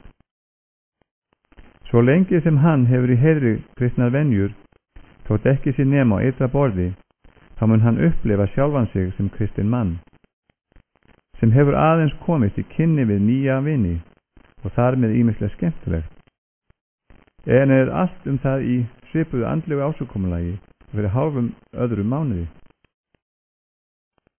Og meðan hugsanir hans núast þetta og þvíumlíkt, þurfum við ekki að klást við sára iðrun eftir skýrt afmarkaða synd, sem hann væri alveg meðvitandi Heldur eigum við þess í stað að í höggi við óljósa en að vísu áleitna tilfinningu hans þess efnis að hann hafi nú ekki staðið sér nú vel upp á síðkastið. Þessa þokukendu sektartilfinningu má ekki taka neinum vellingatökum. Verði hún of ásækin, kann svo að fara að hún veki hann að syndasvefni og þá allt okkar starf unni fyrir gíg. En ef þú á hinn bógin eyðir henni alveg, en það mun óvinurinn líka til ekki láta þig komast upp með, þá gengur okkur úr greipum hlekkur úr keðjunni sem ógjarnan má missa sig. Ef þú heldur skrimtandi lífi í svona löguðu hugarástandi, án þess þó að leyfa því að verða of þaulsætnu og snúast upp í ósvikna iðrun, þá hefur það eina alveg ómetanlega tilhneigingu. Það eykur á ófúsleika skjólstæðsins til þess að hugsa óvin okkar. Allir menn eiga nær alltaf í höggi við slíkan ófúsleika í einhverju mæli, en þegar sérhver hugsun hann leiðir til þess að fyrir hugskotssjóni þeirra svífur tvíeleft óveðurský hálfmeðvitaðar sektarkenndar, þá leiðir af sjálfu sér að þessi ófúsleiki margfaldast. Þá mega menn helst ekki heyra á hann minnst, líkt og þegar fólk í fjárhagskrökkum þolir naumast að líta augum sparisjóðsbók, hvað þá heldur víxileigublað. Á þessu stigi ekki svo mikil hætta á að skjólstæðingur þinn fari hann vanrækja trúarskyldur sínar, en hann mun fá meiri og meiri dulda andúð af þeim. Hann mun hugsa eins lítið þær fyrirfram og hann mögulega getur velsæmis vegna og gleyma þeim eins fljótt og hægt þegar þær eru afstannar. Fyrir nokkrum vekum varst þú að teygja hann til þess að biðja hann þannig að bænarefnin væru fjari öllum veruleika og athyglinni drepið á dreif. En nú muntu komast að því að hann tekur þér fagnandi og opnum örmum og nærri því að segja grátbyggði sig að kæfa bænarandan og deyfa hugan þannig að hjartað sitji við jörð þótt orð fljúi hátt. Hann vill nú hafa bænirnar gagnlausar, af því að honum stendur ekki meiri stuggur af neinu en nánum samböndum við óvinnin. Hann vill nefnilega enga reggistefnu. Nú, Þegar þetta ástand orðið vel rótfest, verður þú hamingjusamlega leystur undan þeirri þreytandi kvöð að freista hans með unaðsendum. Hann verður nú oftast sem hengdur upp á þráð, og þótt hann vilji ekki kannast við það, þá fjarlægist hann æ meir alla sanna gleði. Og þar vaninn smádregur allan mergur þeirri naut sem hann áður hafði af gorgeir sínum, hugaræsingu og hálfkæringi, en gerur honum leið erfiðara að vera án þessar sömu nautnar. Það er einmitt það sem vaninn gerir unaðsemdinni til allra hamingju. Þá muntu komast að því að hvað sem eða jafnvel lítið sem ekkert nóg til þess að draga sér flöktandi athygli hans. Þú þarft ekki framar að grípa til góðrar bókar, eins og honum finnst nú annars gaman að lesa, til þess að koma í veg fyrir að hann biðji, eða til þess að tefja hann frá vinnu, eða varna honum svefs. Auglýsingardálkurinn í dagblæðinu frá í gær meira en nóg.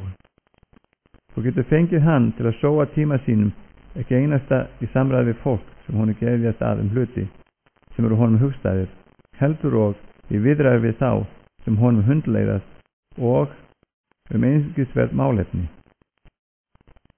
Þú getur látið hann sitja auðum höndum langtímanum saman. Þú getur haldið honum á fótum langt fram á nótt, ekki við sukk eða svall, heldur starandi á útbrunna arinösku í kaldi stofu. Alla heilbrigða skemmtan með öðru fólki sem okkur kastmál hann vanræki má nú auðveldlega hindra, og það svo að ekkert komi í staðinn. Þannig að hann geti síður tekið af hjarta undir með einum af mínum eigin skjólstæðingum sem varð að orði við komuna hinga niður. Ég sé nú að lengst af ævi minni hef ég látið undir höfðu leggjast að ástunda bæði það sem ég hefði átt að gera og það sem ég þótti gaman að.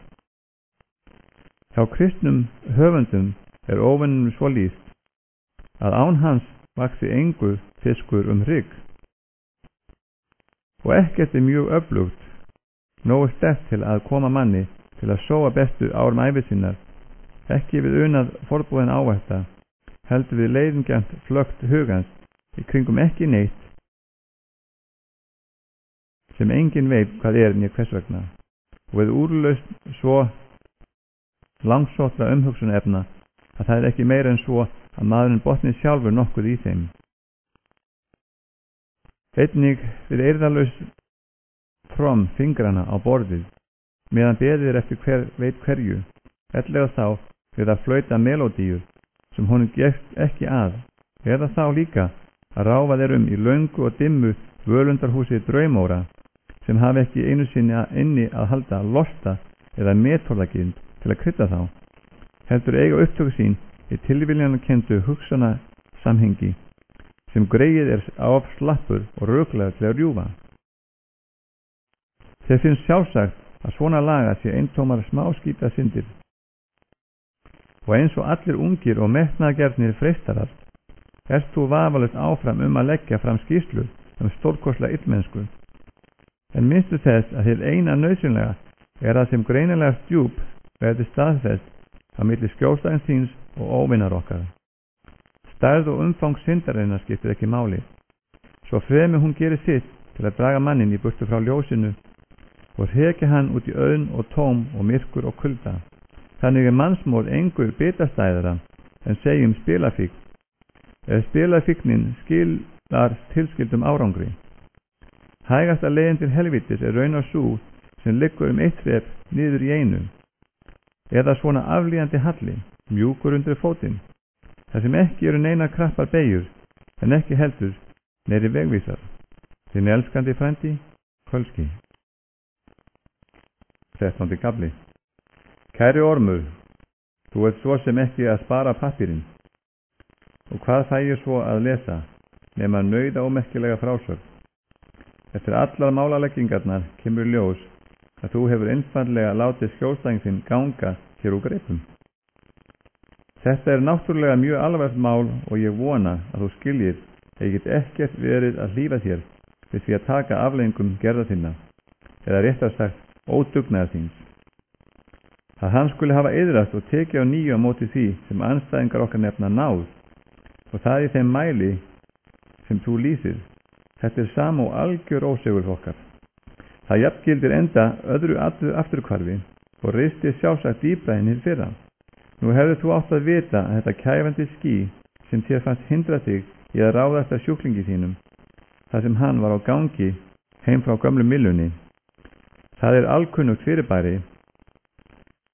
Það er eitt grimmilegasta vopn óvinnar okkar og tekur á sig þessa mynd, þegar hann er millilega laust nálægur sjúklingnum og einhvern þann hátt sem okkur hefur enn ekki tekist að henda fulla reiður á. Sumir menn er að meira að segja hjúpað þessum ófögnir öllum stundum og er skemmst frá að segja að við höfum alls engan aðgang að þeim. En svo ég snúi mér að klaufastreikum þínum. Þú viðurkennir að hafa fyrst leyft honum að lesa bók sem hann hafi ákaflega gaman af, einfarlega að því hún féll honum vel í geð, en ekki að því hann hygði síðar koma með gáfulegar athugasemdir hana í kunningjahópnum. Í annan stað leyfði þú honum að fá sér gönguferð niður á gömlu millunni og kaupa sér þar bolla af tein. Þar með gengur hann svæði sem honum fannst ákaflega fagurt frá náttúrunni hendi og það eitt síns liðs. Hvernig gastu verið það barn að koma ekki auga á að þetta er alveg stór hættulegt? Aðaleinkenni neyðar og nautnar er þær systur ljúga engu og veita þeim sem það skynjar ákveðin mælikvarða á raunveruleikann, svo langt sem það nær. Við skulum segja til dæmis að þú hefði verið að reyna að leiða skjólstæðing þinn í glötun eftir romantísku aðferðinni, það er að segja, með því að gera hann að eins konar Sildi Harold. Það er kvæðaflokkur eftir Byron Lávard mann sem sattur lífdagar rávar úr einum stað í annan á flótta undan sjálfum sér. Eða Werther, söguhetja góði, í sorgir Werthers. Niður sokkin í sjálfsmeðemkun út af ímyndum andstreymi. Þá myndur reyna að verja hann allir raunverulegu þjáningu, hvað sem það kostaði, því að heiðarleg tannpína í 5 mínútur myndi vitaskuld sína fram á hver hjökomi hinnar romantísku þjáningar eru og hvílík vitleysa og þar með væru brögð þín að engu orðin. En nú varst þú hins vegar í miðjum klíðum að hrinda skjólstæðingi þínum í glötun með heiminum, öllu hinu illa af ætt heimsins, með því til dæmis að svíkja inn á hann fölskum gleðigjöfum að borði í hégómagind, flaustur, háð og rándýra leiðingjarna skemmtan. Hvernig gastu þá verið svo glámskygg að sjá ekki að sönn ánægja var það síðasta sem þú átti að láta verða á vegi hans? Sástu ekki hendi þér að saklaus gleði myndi ganga af öllum þeim hégóma dauðum sem þú hefur af svo ríkri kostgefni verið að kenna honum að veta mikils? Það því einfaldlega að hismið þolir ekki samanburð við kjarnan. Sá unaður sem bókin góða og gönguferðin holla fengu honum var vitanlega það skaðlegasta af öllu eins og á stóðu.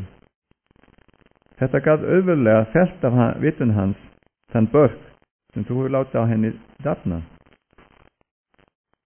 Gat komið honum til að þykja sem hann hefði fundið sjálfa sig á ný. Væri með einhverju hætti komin heim í heila dalinn. Áður varstu á góðri leið með að láta hann týna sjálfum sér. Það var hinn ákjósanlegasti undirbúningur þess að láta hann týna óvinni okkar. En nú er það allt sem ógert. Mér er það fulljóst að ekkert síður en þér að óvinni okkar er líka þægð í því að menn týni sjálfum sér. En það er nú með nokkuð öðrum hætti, lagsmaður. Láttu þér aldrei minni líða að honum með þessi afstyrmi harla kær og hann hefur bjálfarlegan áhuga á sérmerkileik hvers og eins þeirra. Og þegar hann ræðir það að þeir týni sjálfum sér, þá á hann ekki við annað en það að raddir sjálfsösku og eigingirni verði þakkaðar. Að því búinu lætur hann þeim eftir í té allan persónleika þeirra og gortar að því, og það með réttu er ég hræddur að þeir séu aldrei líkari sjálfum sér en einmitt þegar þeir eru hans óskipt eign. Því er það og honum þykir vel þegar þeir leggja vilja sinn í hans hendur. En það angrar hann að horfa upp á þá villætt í burtu á sínu eigin eðli af einhverjum öðrum annarlegum ástæðum. Þess vegna hljótu við ætíð að stuðla að slíkum. Innilegustu langanir og sterkustu hvatir hversmanns eru líkt og höfuðstóll eða hráefni, sem óvinur okkar fær honum í hendur, þegar hann leggur upp í æviferðina. Það er alltaf skref í rétt átt að draga mannin í burtu frá þessum djúbrættu hvötum. Jafnvel þó smámunur eigi hlut, þá borgar því alltaf að setja gildismat heimsins, hvort heldur venjur eða tísku, í staðin fyrir hvaðina sem manninum kann að falla vel í geð, eða hann hefur andúð á. Sjálfur myndi ég ganga mjög langt í þessu tilliti. Ég myndi gera mér það að reglu að uppræti hjá sjúklingi mínum hvaðina sem hann hefur sjálfur gaman af og ekki er beinlinni synd, jafnvel þótt væri að ræða hreinan titlingaskít, eins og keiluspil upp í sveit, frímerkjasöfnun eða á kakódrykkju. Svona löguð iðja hefur að vísu ekki í sér fólk með neina sérstaka dygð, en það er einhvað saklaust, auðmjúkt og sjálfgleymið við hana, sem mér gekst ekki að.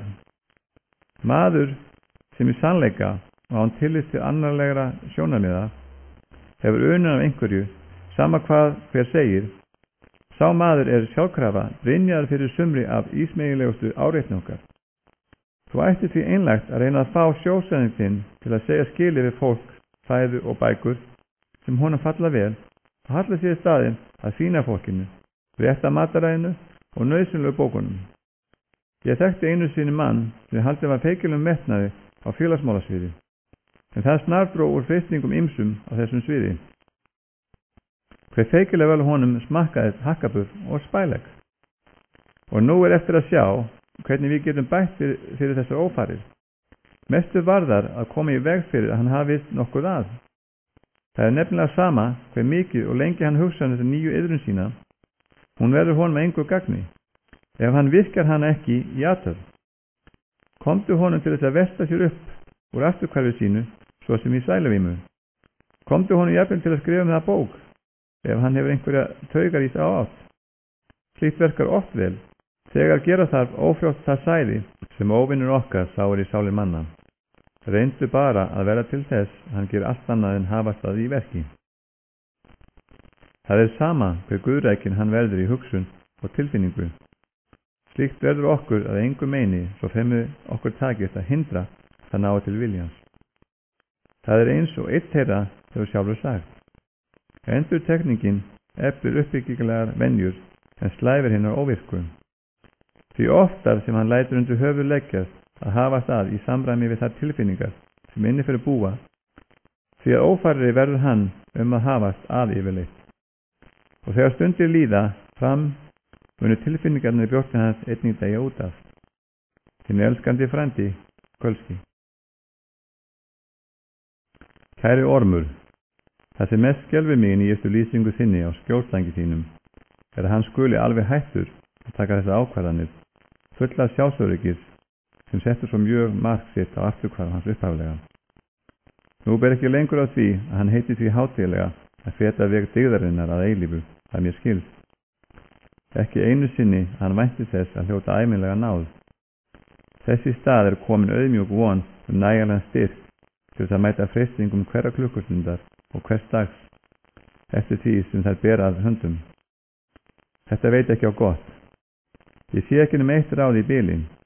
Það er ljóst að skjólstæðing þinn hefur fylgst auðmýkt. Hefur þú vakið athygli hans sjálfs á þeirri staðrind? Alla dygðir verða okkur viðveldari viðfangs þegar eigundur þeirra vita af þeim. Engum á þetta þó við auðmýktina. Griptu hann glóðvolkan á því augnabliki þegar hann er verulega fátækur í anda og smiklaði inn í huga hans þessum gleðilega þanga. Já, hérna, ég er bara orðin auðmýktin uppmáluð. Á samri stundu mun stolt yfir eigin auðmýkt gera vart við sig.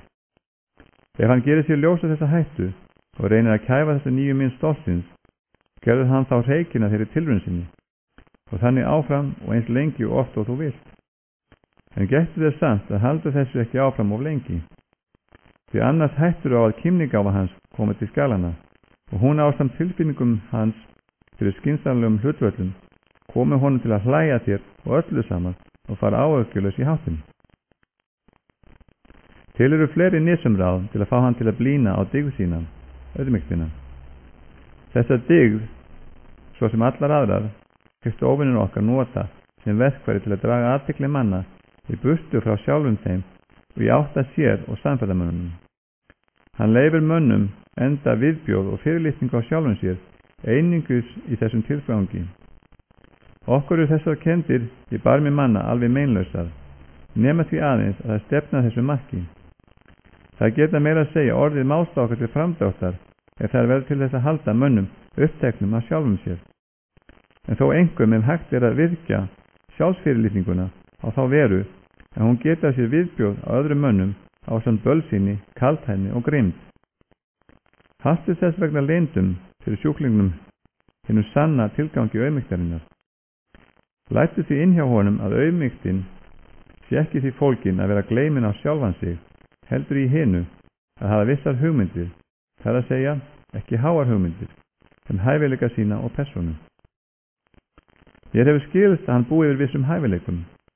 Laumaði honum þeirri hugmynd og reynda að festa hana að auðmygt til fólkinni að reyna af alefli að líta smáum augum á eigin hæfileika. Að telja sjálfum sér trú að færni manns sé minni en maður veit innstinni að hún er. Vafalaust eru gáfur hans lítilsverðari en hann sjálfur álítur, en það er ekki merkur málsins.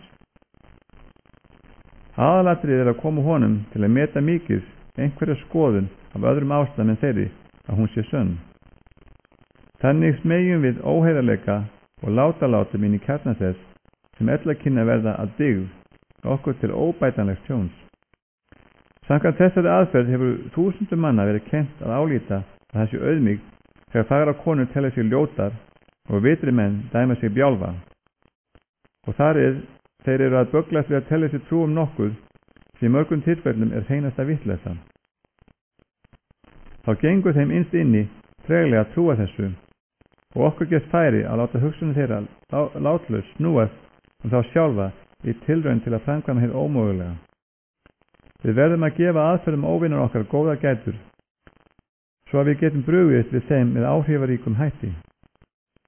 Óvinnur okkar vil koma mönnum í það hugarástand að einhver gæti til dæmis teiknað fegurstu dómkirkju í heimi og vissi að hún bæri af öllum öðrum og gleddist auk heldur yfir því, en gleði hans væri þó ekkert meiri né minni þótt einhver annar hefði afrekað þetta.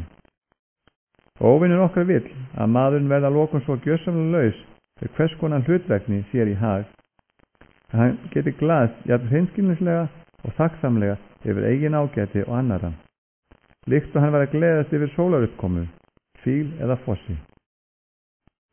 Hann vill að hver einasti maður geti með tímanum viðurkennt allt sem lifir, sjálfan sig meðtalinn, sem dýrlegar og frábærar verur. Hann vill eyða dýrslegri sjálfsöðsku eins fljótt og hægt er. En þegar litið til lengri tíma er ég hræddur hann ætli sér að byggja upp í mönnum nýja tegund af sjálfsöðsku, kærleika og þakklæti til alla manna, einnig sjálfa sín. Þegar þeim hefur lært að elska náungan eins og sjálfa sig, þá mun þeim og leifast að elska sjálfa sig eins og náungan. Við megum nefnilega aldrei gleyma því sem er óútskýrðasti og ógeðslegasti þátturinn í eðli óvinnar okkar.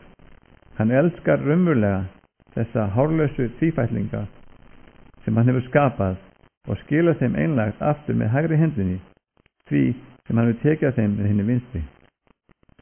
Því er það að hann mun leggja allt kapp á að dreifa huga mannsins frá eigin gildi. Frekar vill hann að einhver telji sjálfan sig stórmikinn byggingameistara eða glæsileg skáld og láti þar við sitja, heldur hann sá hins sami verið til þessum löngum tíma og erfiði að ímynda sér að hann sé lélegur. Ef þú lærir hjá skjólstæðing sínum annarkvort í hégómadýrð eða uppgerðar hóvarð, mun mótleikur ofinn okkar vera sá að minna hann á þá augljósu sannindi að yfirleitt eru menn alls ekki til kvattið sjálfur eða kveð upp úr eigin hæfileika og getur því sem hægast haldið áfram að ávætta sitt pund án þess að hafa stóru ágjör því hver óbrotgjarn sá minnisvarði verður sem þeir reisa sér með verkum sínum. Þú mátt til með að gera þessa áminningu útlæga og meðvöldum skjólstæðingsins, hvað sem það kostar. Óvinnur okkar mun líka reyna að leiða skjólstæðingi sínum fyrir sjónir kenningu sem þeir játa allir með vörunum. Þótt þeim gangi illa að koma henni heim og saman við tilfinningar sínar.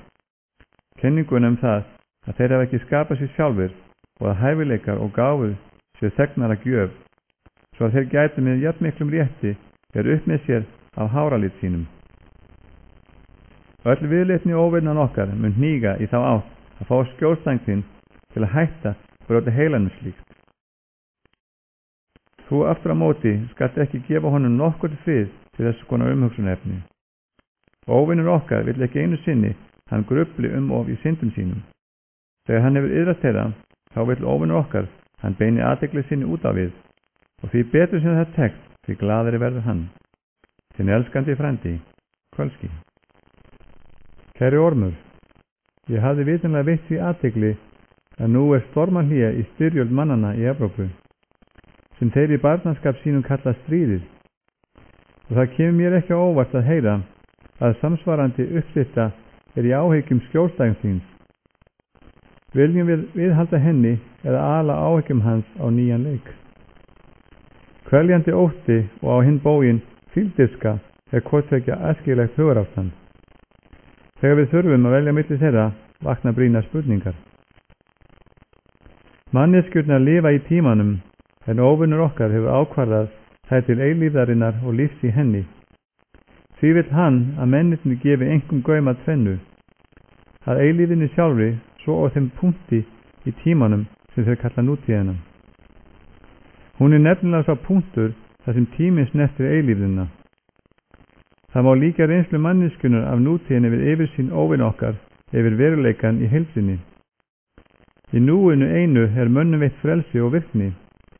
Óvinnur okkar vill því að mennirnir beri stöð fyrir brjósti annarkvort eilífina, sem þýðir raun að þeir hugsa stöð til hans, ellegar að öðrum kosti nútíðina. Annarkvort að huglega eilífa samsend sína við hann eða eilífa útskúfun sína frá honum. Eða þá að hlýða rödd samviskunar sem hljómar núna, bera krossinn sem lagður á þá núna, þykja náðina sem veitist núna, þakka gleðina sem hlotnast núna. Það hlutverk okkar að leiða huga manna frá eilíðinni og frá líðandi stund. Með þetta leiðarljósi tælum við tíðum fólk, til dæmis ekkjur og fræðimenn, til þess að lifa í fortíðinni. En svo aðferð rekkur þó skamt að því að þetta fólk hefur viss kynni af fortíðinni og fortíð þess líkist að því leiti eilíðinni, að hún hefur á sér ákveðna mynd. Það því hálfu árangursríkara fyrir okkur að freista manna til að lifa í framtíðinni. Líffræðilega séð beinast langanir þeirra og þrár, hvort sem að framtíðinni, þannig að hugsunin hana getur af sér bæði vonir og ótta. Framtíðin þeim líka hulin, svo að með því að fá menn til að hugsa hana, komum við hugsun þeirra til að snúast það sem óraunverulegt. Í stuttu máli framtíðin það sem af öllu ólíkast eilíðinni. Hún sá hluti tímans sem tímanlegastur, því að fortíðin í klakaböndum og streymir ekki lengur, en nútíðin öll flóðlýst geislum eilíðarinnar. Þess vegna höfum við djöflarnir ítt af alefli undir fyrirbrigði á borð við skapandi framþróun, vísindalega mannúðarstefnu og kommunisma, því allt beinir þetta sjónum manna fram í tíman, beina leið að kjarna tímanleikans. Og þess vegna líka allir lestir þrælbunnir í framtíðinni. Þakklæti lítur öxl og kærleikurinn á líðandi stund. Ótti eftir á móti, ágirnd, losti og framagirni horfa fram á veginn. Vertu ekki svo einfaldur að halda að gildi sé einhver undantekning. Þegar gleði stundarinnar rennur upp, þá syndin sem við höfum mestan hug á farin framhjá. Gleðin einmitt sá hluti verknaðarins sem við sjáum eftir og myndum útiloka ef við bara gætum, án þess þó að tapa syndinni. Gleðin það sem óvinnur okkar lætur í té, og því upplifa menn hana í nútíðinni. Syndin sem okkar framlag leir fram á við og hlakkaði til. Auðvitað vill óvinnur okkar að menn hugja framtíðinni, það að segja að því leiti sem nauðsynlegt nú að skipuleggja þau kærleiksverk eða réttlætis sem væntanlega verður skylda þeirra vinna á morgun. Svo skylda að ráðgera verk morgundagsins tilheyri deginum í dag, þótt innihald þeirra ráðgerða sé tekið að láni hjá framtíðinni. Þá býr skyldan sjálf eins og allar skyldur í nútíðinni. Taktu vel eftir þeim hárfína mismun sem á þessu er. Óvinur okkar vill ekki að menn gefi framtíðinni hjörtu sín. Hann vill ekki að þeir leggi fjársjóð sín í hendur framtíðar. Við viljum það. Eftirlæti óvinarins er maður sem vinnur daglangt af verkefnum sem koma eftirkomendum til góða, sé slíkt könnun hans. En víkur að kveldi öllu því verki burt úr huga sér, felur himnunum málsefnin öll og snýr sér þegar í stað að þeirri þolimæði eða því þakklæti sem svo stund útheimtir sem nú er runnin í lífi hans. Við aftur á móti viljum að maðurinn sé ofurseldur framtíðinni, hundeltur af framtíðardraumum himnaríki í náinni framtíð. Ellega þá yfirvofandi helvíti á jörðu, reiðubúin að hunsa boðað óvinnarins í núinu. Bara ef við getum komið honum til að halda að með því fá hann höndlað himinin ellegar að öðrum kosti bægt helvíti frá, og að trú hans standi og falli með því, hvort hefnast eða verða að engu þær áætlanir sem hann mun ekki lifa að sjá rætast. Við viljum sjá mannin allt á sprettunum á eftir enda regnbogans, aldrei hamingjusamt, heiðarlegt eða góðviljað núna, heldur sífellt að nota hverja gjöf sem því er gefin í nútíð sem eldsmat á altari framtíðarinnar.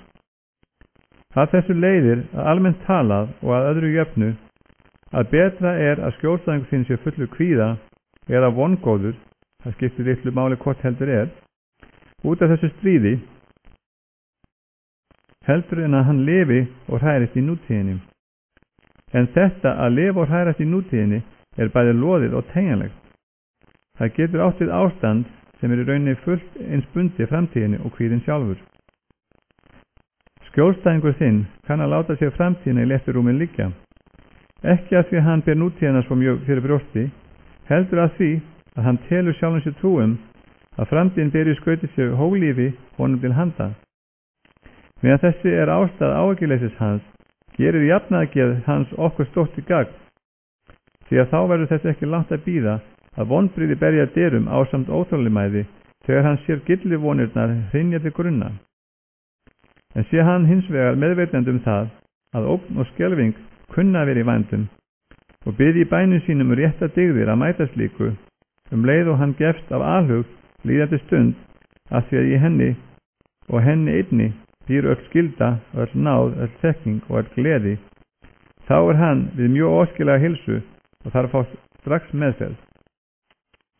En leyfi ég mér að ljúka lofsorði á móðumálsdeil hersokkar.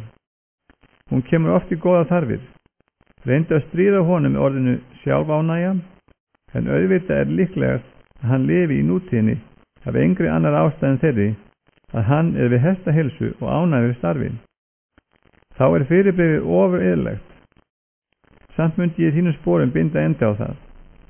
Ekkert eðlilegt fyrirbrigði er í okkur í hag, og meðal annar orða, hvers vegna ætti skepnasvarna að vera hamingjusum? Þinn elskandi frændi, Kölski. Kæri Ormur, þú gafst þess lauslega í þetta bréfi að skjólstæðingur þinn hefði haldið áfram að sækja eina og sömu kirkjuna alla götur síðan hann sneri til trúar, og hann væri ekki alls kostar ánægð með hana. Leyfist mér að spyrja hvað þú hafi fyrir stafni.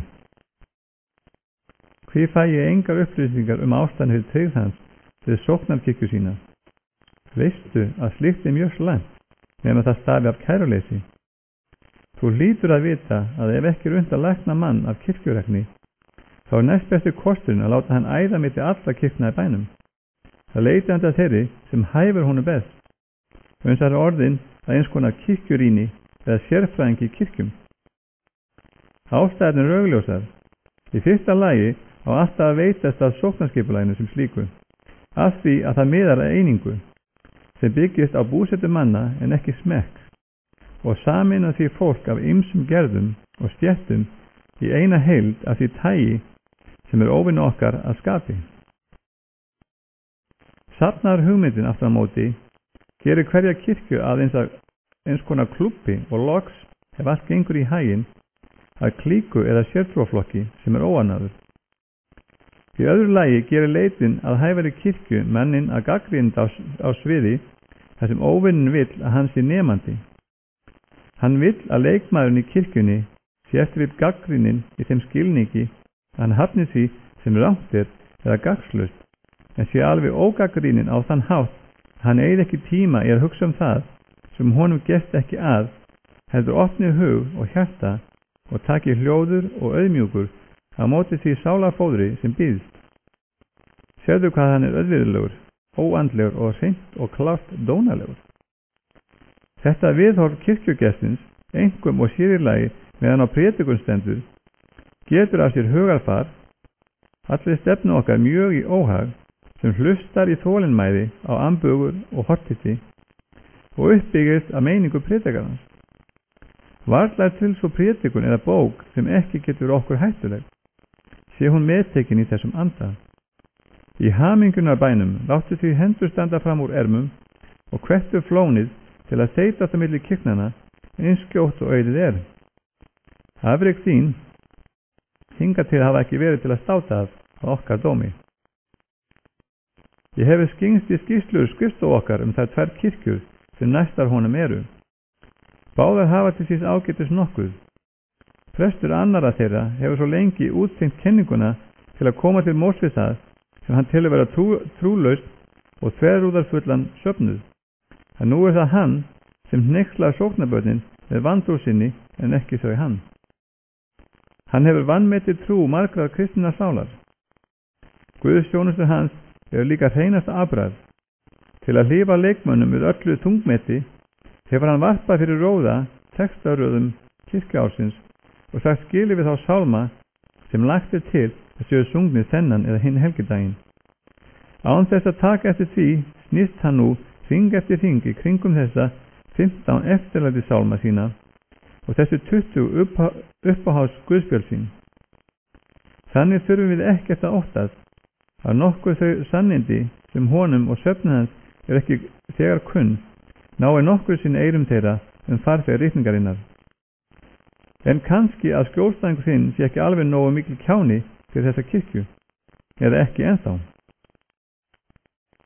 Við hina kirkjuna þjónar sér á oddur.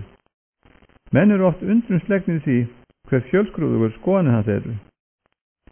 Þá furðar á því að einn daginn skuli hann nærri því vera kommunisti og hinn næsta einhvers konar fasisti með guðveldis ívafi. Menn botna ekkert í því að í dag skuli hann verið gerfi fræðimanns en á morgun standa til að afneita alveg mannlegri skynsemi. Aðra stundina á kafi stjórnmálum og hina haldandi því fram að sérhvert þjóðskipulag sé undir dómi án aðgreiningar. Við sjáum auðvitað hvað fiskur liggur undir steini. Hann lætur stjórnast af hatri. Maðurinn getur ekki komið sér til að prédika neitt annað en það sem ætlað er til að hneykla, þykja, vekja furðu eða auðmýkja foreldra hans og vini þeirra. Prédikun sem svoleiðis fólk fjalli í geð var í hans augum eins innantóm og kvæði sem það skildi og gæti útskipt. Svo er líka í fari hans mjög efnileg tilhneiging til óheiðarleika. Við erum að kenna honum að segja það er kenning kirkjunar þegar hann meinar við minni ég læsi það nýlega hjá Maritæin eða einhverjum þvílíkum fugli. En ég verð að vara þig við því að hann hefur einn örlagaríkan galla. Hann trúir af öllu hjarta. Og það getur enn spilt öllu. Einn góðan kost eiga báða þessar kirkjur sameinlega. Þeir eru báðar óháðar þjóðkirkjunni. Ég mun hafa getið þess við þig áður að sé ekki hægt að bæja skjólstæðing þínum frá kirkjunni, þá er næst bestu kosturinn sá að binda hann órjúfandi böndum einhverju sérsöfniði innan hennar.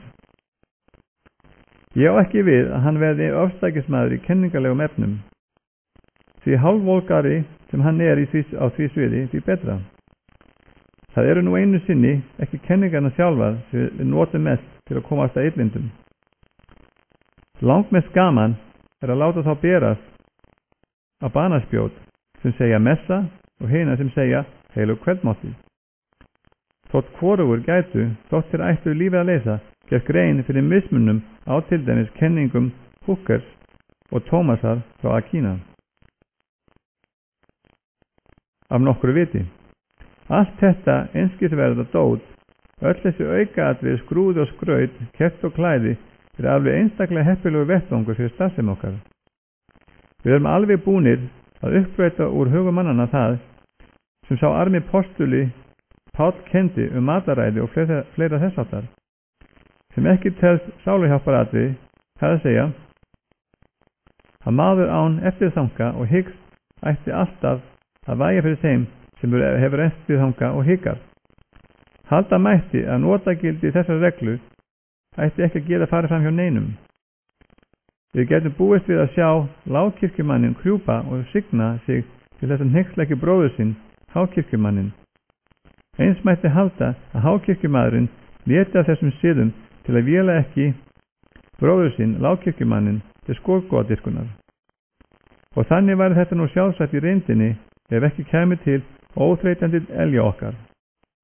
Án okkar framdags kynnu til þess margbreytilegar helgisiðir ensku kirkjunar að hafa orðið að reglum verðmireit, kærleika og auðmýktar. Þinn elskandi frændi, Kölski. Góðan dag. Kæri Ormur, í síðasta bréfi talar þú á lítilsvirðingu græðki og ofátt sem góða leið til að vera sálir. Þetta sýnir bara hvað þú illa að þér. Það er eitt af meiri háttar afrökum okkar síðustu 100 árin hversu gersamlega við höfum sljókað samvisku mannana að því að þetta málefni varðar. Nú er svo komið að þú mátt ekki heyra eina einustu prédikun snerta við þessu og því síður myndu finna þá samvisku sem lætur truflast af áhyggjum af þessu. Þótt þú leitar Evrópu þver á endilanga. Þetta hefur okkur tekist með því að innbeita okkur að græðki í mynd matvendni, ekki græðki í magn. Ég sé það í spjálskráni og þú er kannski komist að hennu sama hjá honum skrápgamla að móðir skjólstæðinsins er gott dæmi þetta. Hún er mjög undrandi og verður það eitt góðan veðurdag að ég vona ef hún vissi að hún er nautnasjúk á þessu sviði. En nú er það henni hulið af því að það er svo lítið magn sem er að ræða. En hvaða máli skiptir magnið, svo framalega sem við getum notað okkur maga mannana og bragðtauga til að koma á stað nöldursemi, óþolinmæði, kærleiksleysi og sjálfselsku. Skrápur gamli hefur kerlinguna alveg í hendi sér. Hún er hreinast að plága á gestkvefum sínum og öllu því þjónustöðliði sem nærri henni kemur. Einlega skal hún afþakka það sem henni er boðið og dögum oftar brosir hún og segir með tilgerðlegu andvarpi: ó nei takk, ég veit bara að bolla af te, veikur en ekki ofveikur og pínu litla sneið af mátulega mikið ristuðu brauði. Skilurðu? Af því að það sem hún vil fá er minna og ódýrara en það sem henni var boðið, þá álítur hún ekki vera græðki, þá óþólandi ýtni sína að fá nákvæmlega það sem hún tiltekur, sama hvað miklum vanda og fyrir það veldur öðrum. Hún heldur að hún sé að sína af sér hófsemi, en hún er í raun aðeins að degra fyrir græðki sína. Á yfirfullu veitingahúsi rekur hún upp bært óp og þegar hún sé skammtinn sem ofurþreytt þjónustustúlkan ber fyrir hana og segir: ó, þetta er allt of mikið. Farðu með þetta, góða mín, og komst með svona fjórðapartinn að því. Væri hún spurð, myndi hún svara því til að með þessari framkomu vildi hún koma í veg fyrir að matvæli flekkt að óþörfu. En í raun er ástæðan sú að þeim sérstakar salgerahætti sem við höfum hneft hana í velgir við því að sjá meiri mat en þann sem hana langar í hverju sinni. Við getum gert okkur í hugalund þau áhrif sem hljóðlát en áralöng meðferð skrapskamla hefur haft á gamlu konuna, þótt aldrei hafa hann verið beinleys uppáþrengjandi við hana. Við þurfum ekki annað en líta á það staðreynd að hún lætur magan stjórna lífið sínu öllu. Hugarástand hennar mætti auðkenna með orðunum: ég vil bara. Hún vil bara bolla af te, lagað eftir kúnstæðan reglum, eða bara egg sem hefur verið soðið nákvæmlega nógu lengi, eða brauðsneið sem ristur eftir ströngum fyrirmælum.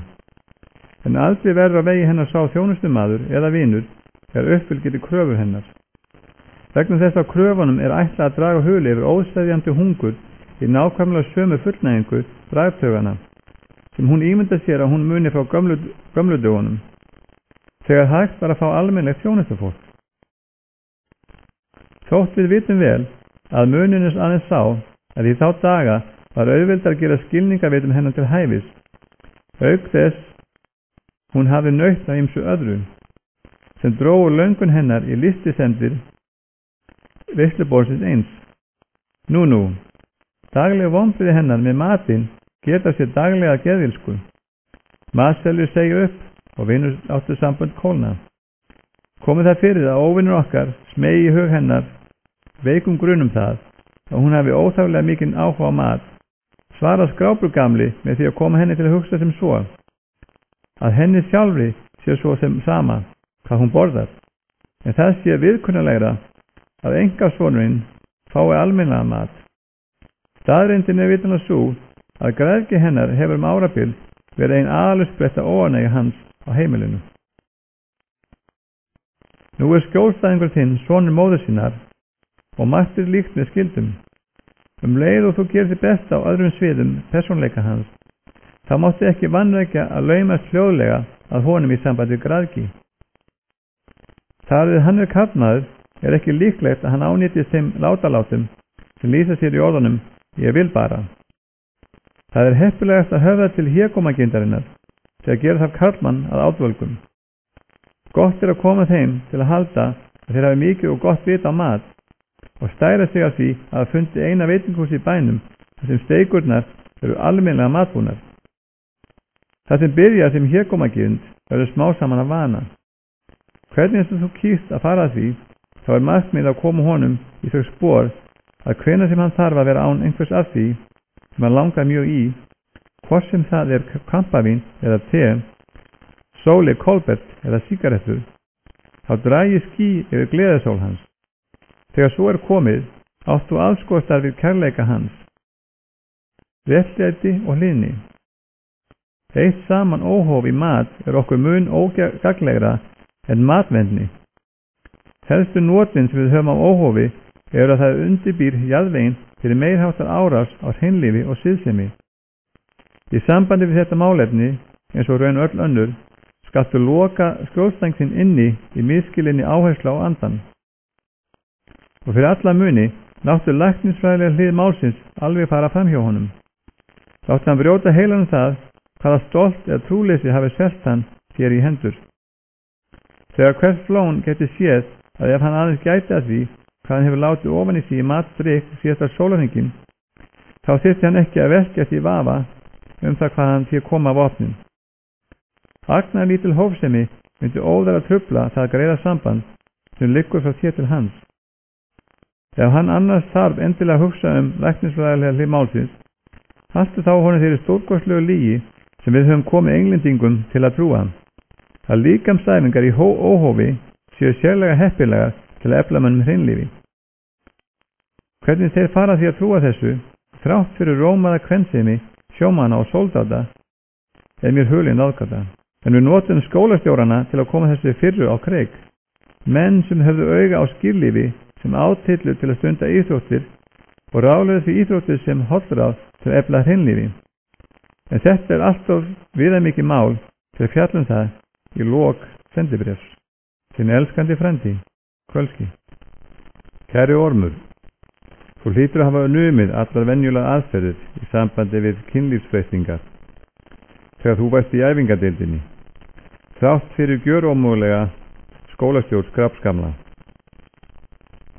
Allt það umræðefni okkar, andaverunum, heldur leitt þótt nauðsynlegt sé í menntun okkar.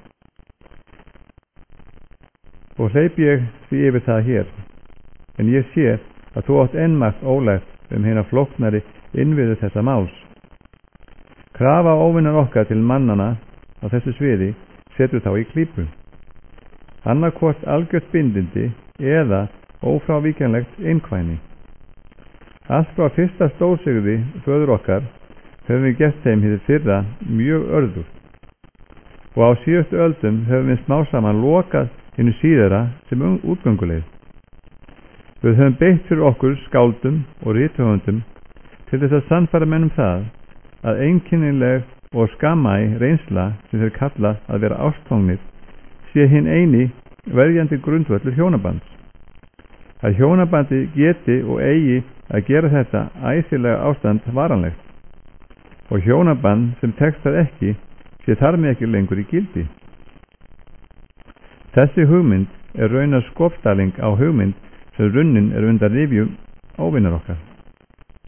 Öll heimsbyggi helvítis hvílir á þeirri reglu að eitt sé ekki sama og annað.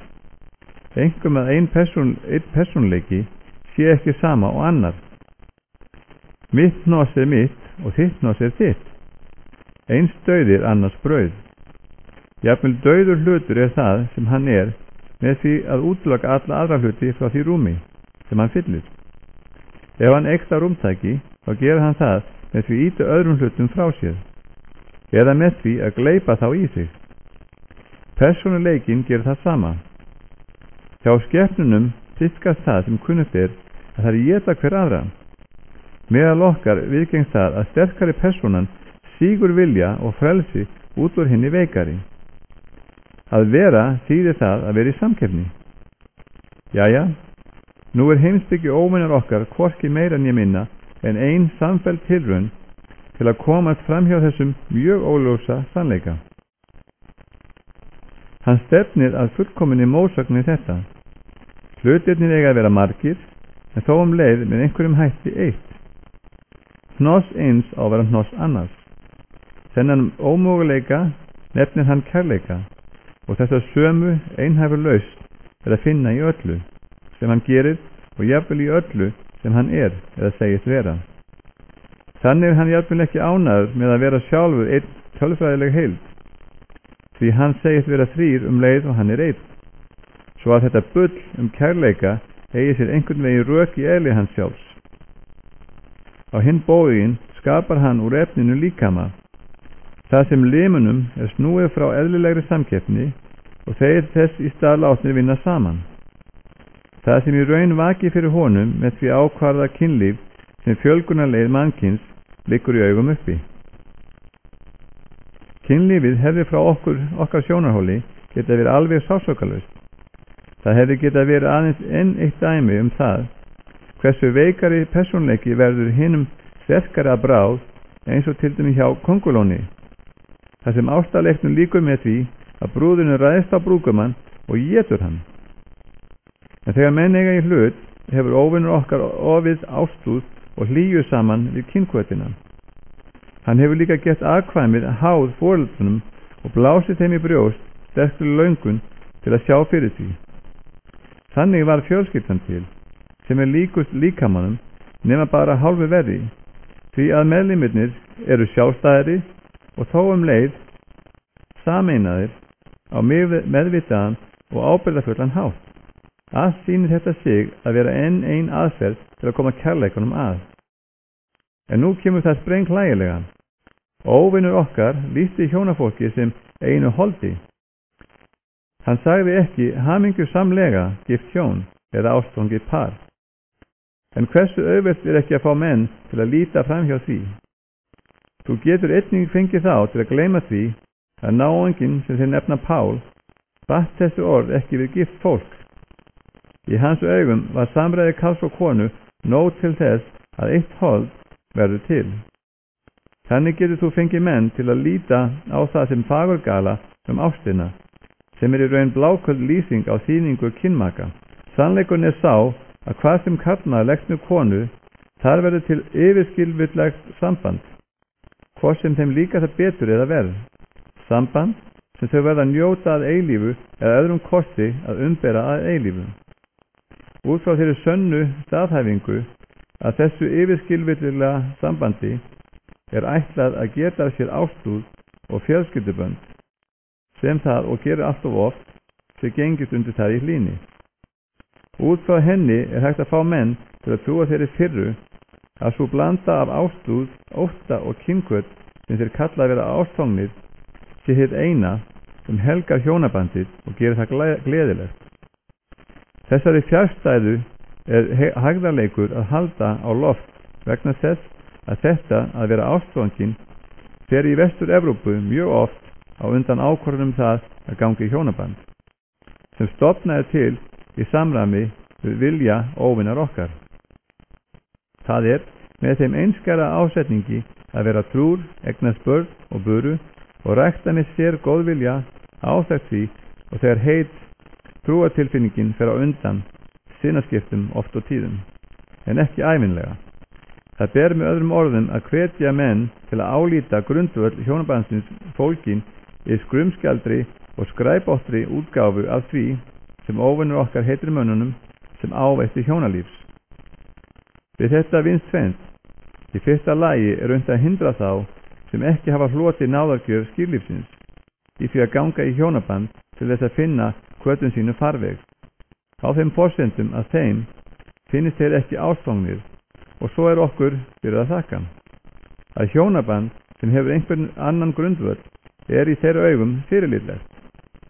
Sá ásetningur að reynast trúr því sambandi sem hefur gagnkvæma að hjástóð, varveitlur hinlífs og viðhald lífsins að markmiði, finnst þeim mun tilkomi minna en svifti vindar tilfinningana. Mundu að búa svo hnúta að skjólstæðingi sínum þykji hjónabandsur áðgjöf hvers konar mjög niðurlægjandi.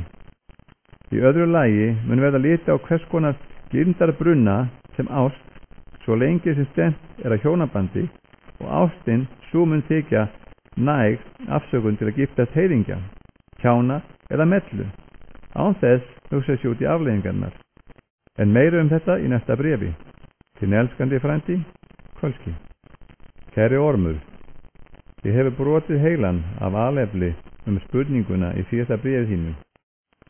Séu allar personur í samkeppni hver við aðra, eins og ég hefur ljóslega sýnt fram á, og hugmynd óvinnar okkar þess vegna mótsögn í sjálfri sér, hvað er þá að segja margendurtekna yfirlýsingu mína þess efnis að hann elski í raun og sannleika mennina, þessa óværu á yfirborði jarðar, og vilji frelsi þeirra og hag sem bestan. Ég vona, vinnu minn, að þú hafi ekki látið neitt nýsast í bréfin mín, ekki svo að skilja að það hafi ekki verið alveg óhægt. Öllum ætti að vera ljóst að það er alveg óvart sem svo virðist að trúvilla sé á ferð hjá mér í þessu atriði.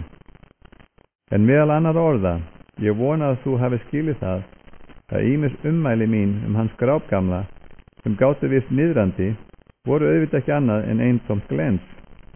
Í alvöru talað ber ég mikla virðingu fyrir honum, og sumt sem ég sagði að ég myndi ekki halda yfir til lífiskildi gagnvart yfirvöldunum var auðvitað ekki meint bókstaflega. Þú mátt treysta því að ég vaki yfir hagsmununum þínum, en láttu ekki bréfi mín liggja á glámbekk. Sannleikurinn sá að ég varð það á í einhverju hugsunarleysi að segja að óvinur okkar elskaði mennina fölskvalaust. Þetta er auðvitað fjarstæða. Hann er persóna út af fyrir sig. Þeirra sínu leiti persónur alveg sér á parti. Þeirra hagur getur ekki verið hans. Alltaf hans kærleika hlýtur því vera hjúput yfir einhver annað. Hann hlýtur að hafa einhverja raunverulega ástæður til þess að skapa þá og hafa svona mikið fyrir þeim. Þegar manni verður það á í hita leiks að tala eins hann bæri brjósti en hann fjárstæðukenda kærleika, þá er það að því að okkur hefur reynst lífsins ómögulegt að komast að raunverulega ástæðu fyrir umhyggju hans. Hverjar vonir ætli hann gerir sér þá? Það er stóra spurningin. Ég held ekki að það geti sakað neitt að segja þér að þetta vandamál var aðalástæða ósamkomulags föður okkar við óvinnin. Þegar fyrst var farið að hreyfa hugmyndinni sköpun mannsins, kom í ljós að þá þegar viðurkenndu óvinnur okkar hreinskilnislega að hann sæja fram á vissan atburð þar sem krosstré kemur við sögu. Faðir okkar beittist viðtals af honum og bað skýringu. Óvinnur okkar gaf ekki annað svar en þetta venjulega bull óeigingjarna ást sem hann hefur hamrað á æ síðan. Þetta gat faðir okkar auðvitað ekki fest sig við. Hann þráðbað óvinnin að ekki spilin á borðið og sýndi honum satt að segja fylgstu þolinmæði. Hann viðurkenndi að sér léki gríðarleg forvitni á að vita þetta leyndamál. Óvinurinn svaraði: þess vildi ég óska af öllu hjarta að svo væri. Ég býst við að það hafi verið á þessum stað í samtalinu sem faðir okkar hneykslaði svo mjög á þessum ástæðulausa og gríðarlega skorti á trúnaðartrausti, að óbrúanlegt djúp hlaut að verða staðfest milli hans og óvinar okkar, og það með svo mikilli skyndingu að uppkom svo skröksaga andstæðingan okkar að hún hefði verið fleygt út gullna hliðið. En síðan hefur okkur smásama skilið hvers vegna svo mikil leynd fylgdi áformum kúgar okkar. Makt hans og veldi nefnilega undir þessum leyndardómi komið. Meðlimir í klíku hans hafa margsinnis viðurkennt að ef svo dagur inni að við skildum hvað hann ávinni kærleika, þá væri leiknum lokið og heiminin stæði okkur opin á ný. Þarna stendur hnífurinn í kunni. Við vitum að það getur ekki verið að hann elski raun og sannleika. Það gerir enginn. Það engin glóra í því. Og að við getum komist að því hvað býr að baki hjá honum. Hver kenningin á fætur annari hefur verið prófuð en hingað til án árangurs. Við megum samt ekki missa vonina.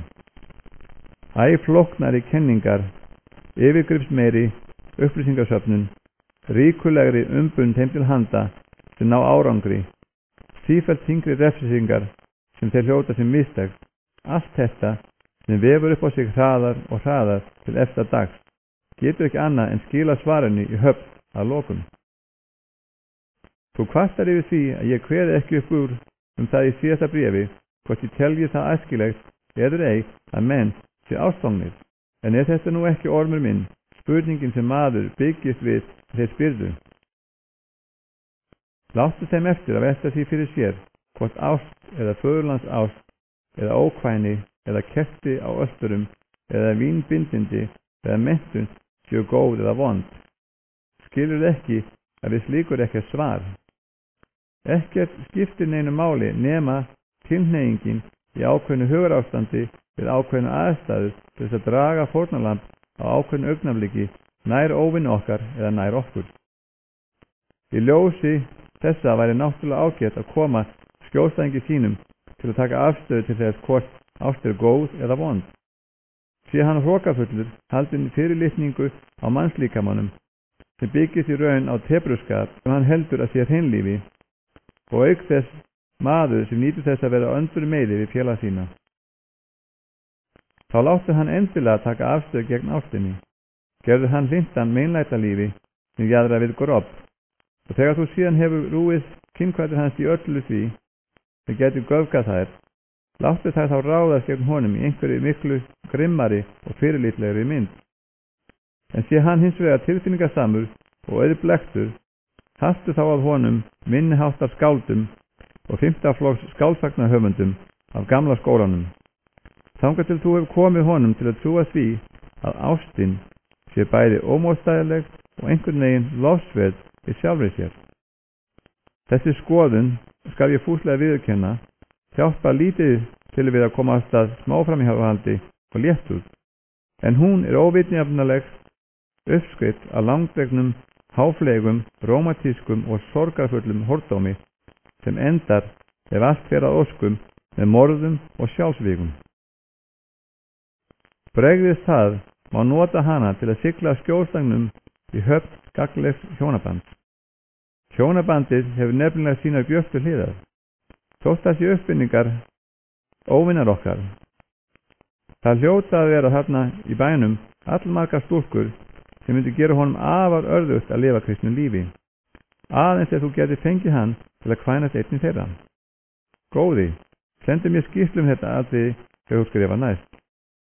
En hugfæstu það vel á meðan að þetta að vera ástfangin þarf ekki í sjálfu sér að vera hagstæð til hvorki okkur í aðstæðnum.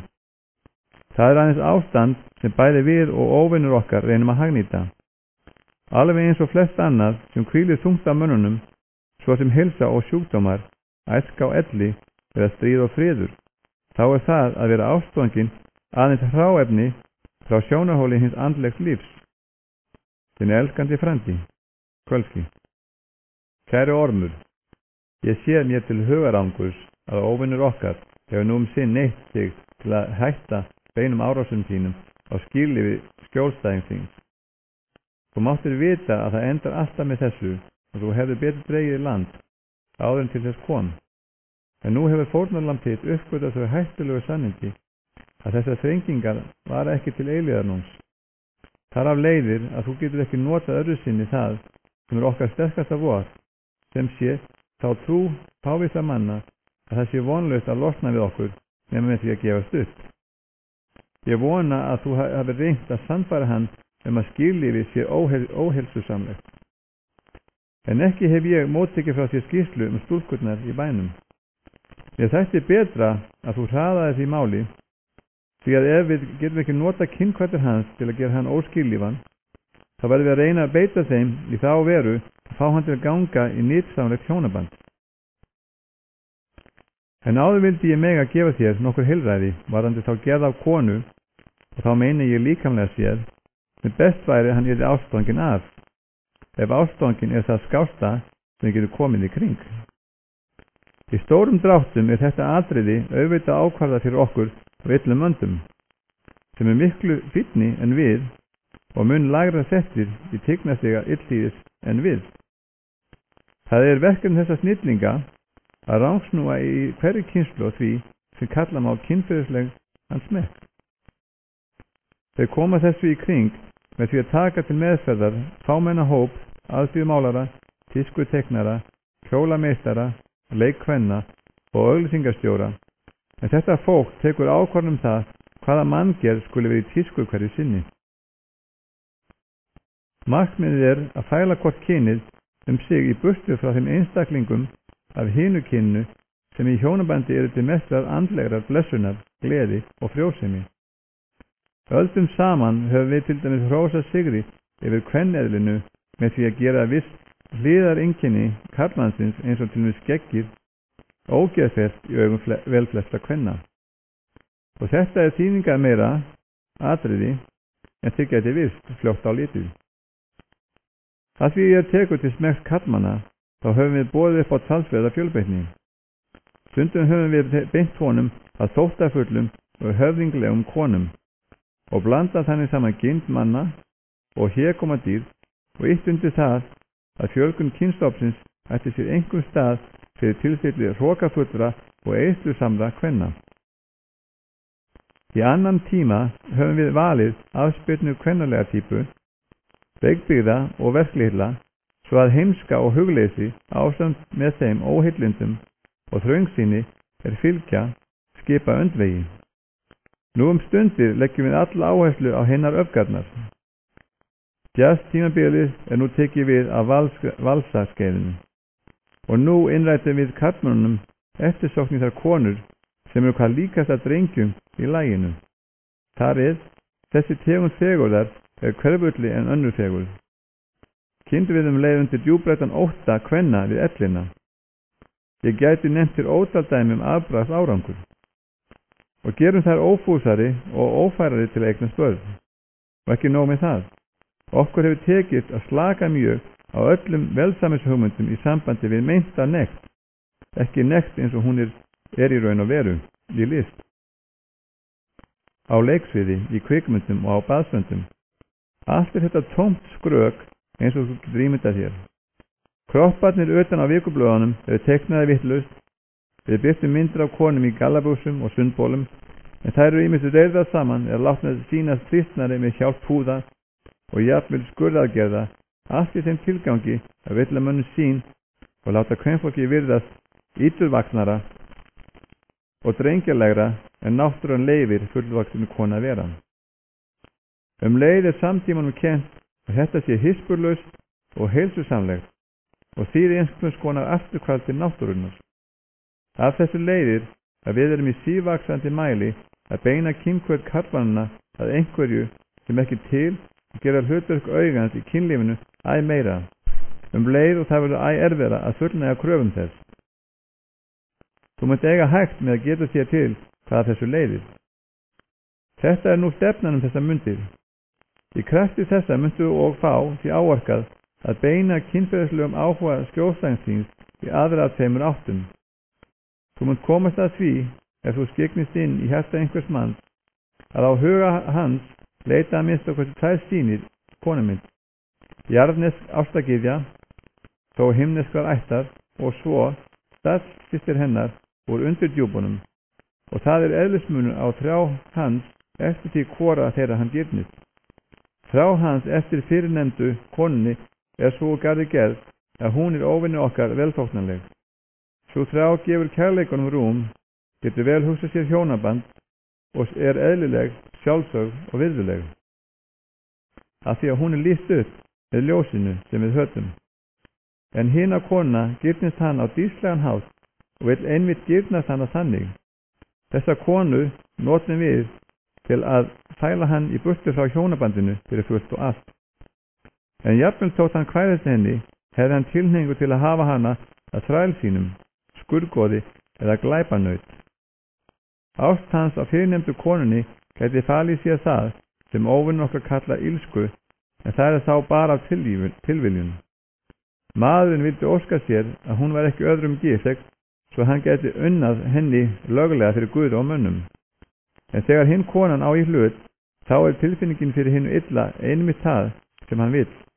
Hún sá keimur sem hann á höttum á eftir. Í andliti hennar vill hann sjá dýrslegan svip, eða ólund, eða lævís eða grimmd. Í líkama hennar sækist hann eftir einhverju gjörólíku því sem hann venjulega kallar fegurð, einhverju sem hann myndi ellegar og þegar hann með sjálfum sér kalla ljótleika. En einmitt það getur við að mikilli list látið orka sterkt á leynda ástríðu hans. Venus undirdjúpana nýtist eflaust oftast hjákona eða mella. En sé skjólstæðingur þinn kristinn maður og auk þess vel að sér allt þetta bull ástina sem allt afsakar og ógjörlegt fyrir að standast, þá má vera að þér takist að fá hann til að kvænast henni. Og það sannarlega þess virði. Þér hefur mistekist að því varðar hótdóm og sjálfsflekkun, en vittu að til eru önnur og óbyrni ráð til að snúa kynhvötum manns í gegn honum. Og þau eru ekki einasta notadrjú, heldur og mjög ánægileg. Svo óhæmingja við fylgir í kjölfarið mjög frábær og varanleg. Þín elskandi frændi, Kölski.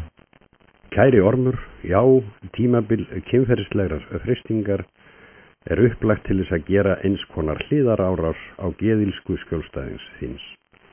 Þú getur meira að segja sett slíka árás í öndvegi, svo lengi sem hann heldur að afleiðingarnar af henni séu bara aukaverkun.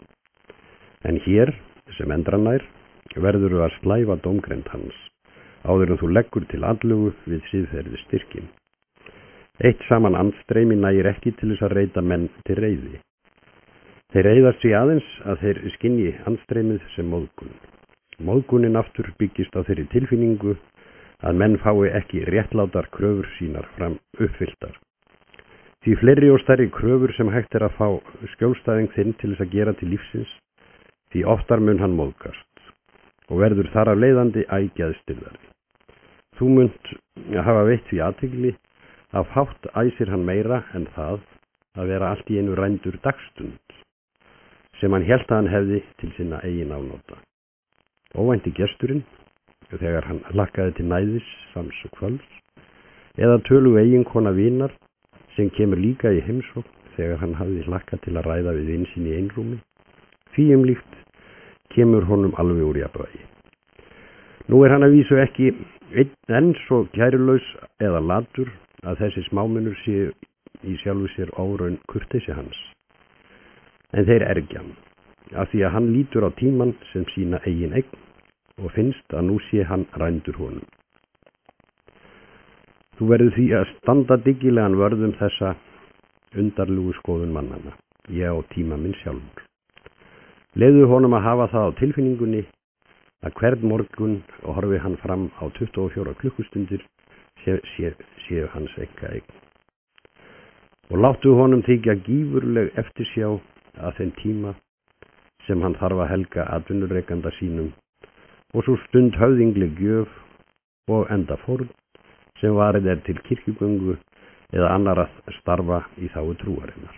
Hann má ekki í eitt einasta skipti efast það að sá heildartími sem þessar stundir eru dregnar frá sé með einhverjum óskiljanlegum hætti hans persónulega einkaeign frá fæðingu. Þetta verkefni á andmeð farið. Sú skoðun sem þú átt að gæta að hann láti ekki af svo fáránleg að sé hún einu sinni dregin í efa upp frá því ómögulegt, jafnvel fyrir okkur, að svíkja inn á menn neinum rökum henni til stuðnings. Maðurinn getur auðvitað hvorki útvegað sér né gleymt eitt einasta augnablik. Tíminn allur gjöf sem hann þiggur. Hann geti eins litið á tunglið og stjörnurnar sem góðsvit. Hann líka, í orðu kveðnu, algjörlega í þjónustu óvinar okkar. Og ef óvinur okkar tæki upp á því að birtast honum í áþreifanlegri mynd og krefðist af honum þessara algjöru þjónustu, þótt ekki væri nema í einn dag, þá myndi hann vissulega ekki neita. Og honum myndi létta stórlega ef þann daginn þyrfti hann ekkert þyngra á sig að leggja en að hlusta á hjal við grannra kerlingar. Og honum myndi létta svo mjög að jaðraði við vonbrigði ef óvinurinn segði við hann þennan dag: jæja, nú máttu fara að skemmta þér í hálftíma. Ef hann hugsaði nú skynsamlega eitt andartak, hlyti jafnvel hann að gera sig grein fyrir því að einmitt í þessum sporum hann hvern einasta dag lífsins. En þegar ég tala að þú viðhaldir í huga hans grillinu eigin yfir hans yfir tímanum, þá mér ekkert fjærskapi en að þú leggir honum í munn röksendir henni til stuðnings. Þær eru nefnilega engar til. Hér verk þitt hins vegar fyrirbyggjandi. Láttu hugsanir hans hvergi koma þar nærri, sem hætta á að hann skipti skoðun á þessu. Sveipaðu huga hans myrkri og láttu tilfinningu hans fyrir því að hann eigi tíma sinn sjálfur, hvíla óhulta í því myrkri miðju. Og almennt talað ber líka að hvetja og brýna þessa eignarréttar tilfinningu. Mennirnir eru sífellt að þykjast eiga þetta eða hitt. Af þessari vitleysu jafn mikið hlegið í himnaríki og helvíti.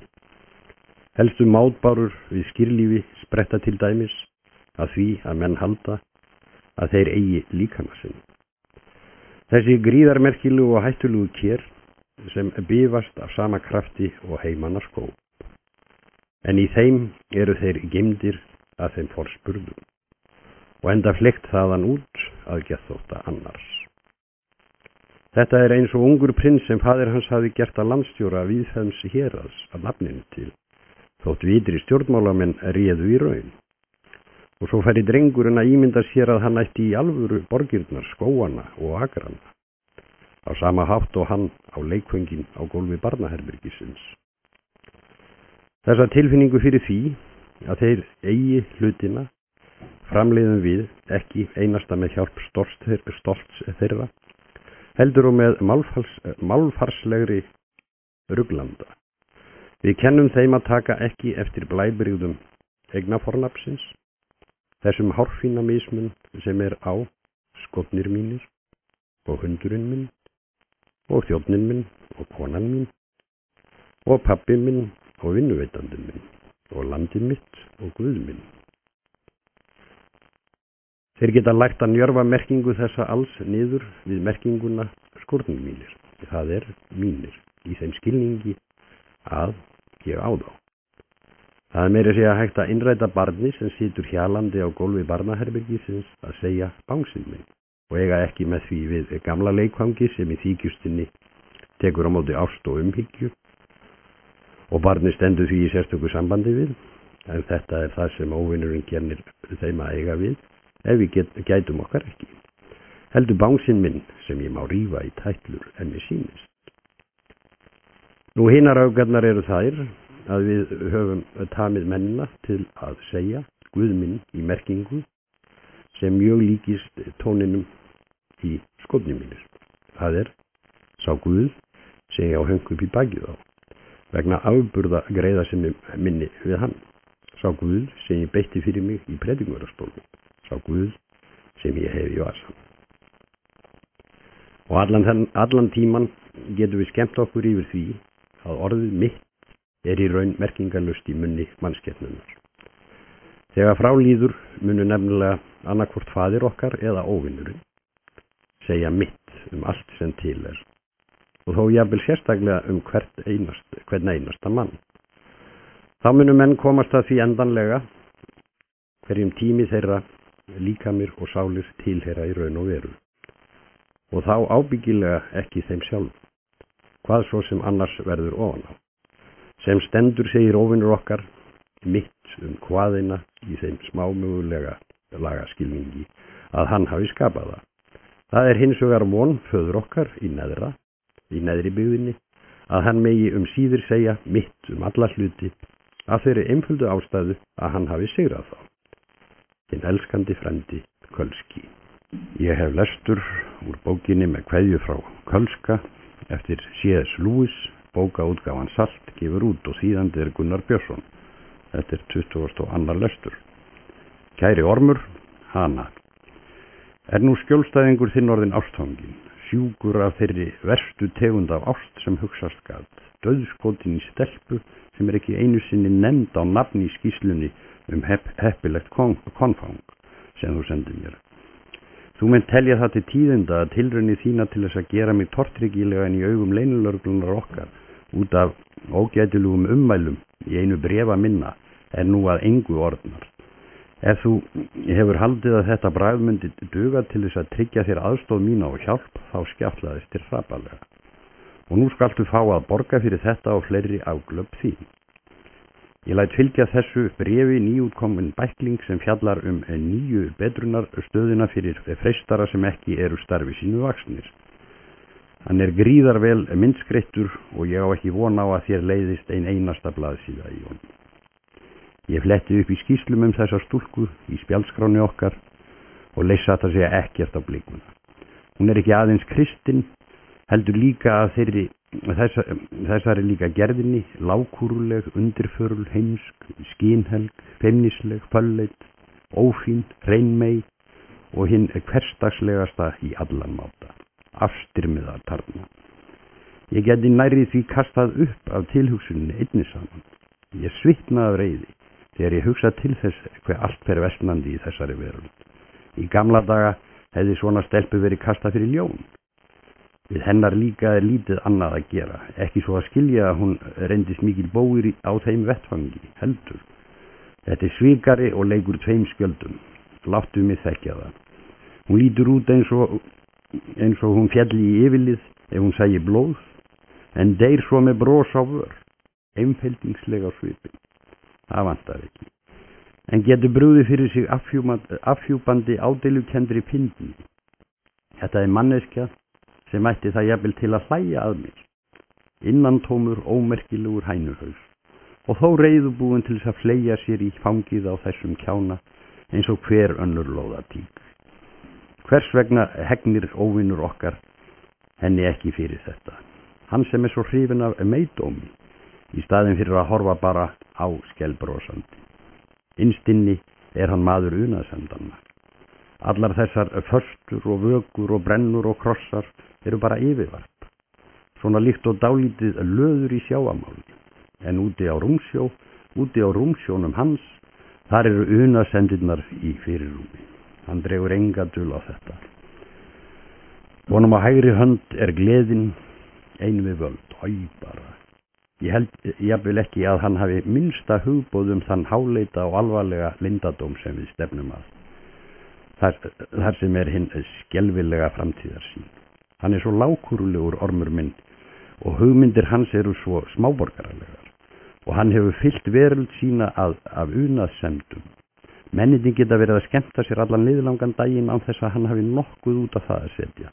Sofa, baða sig, éta, drekka, elskast, leika sér, biðja og vinna.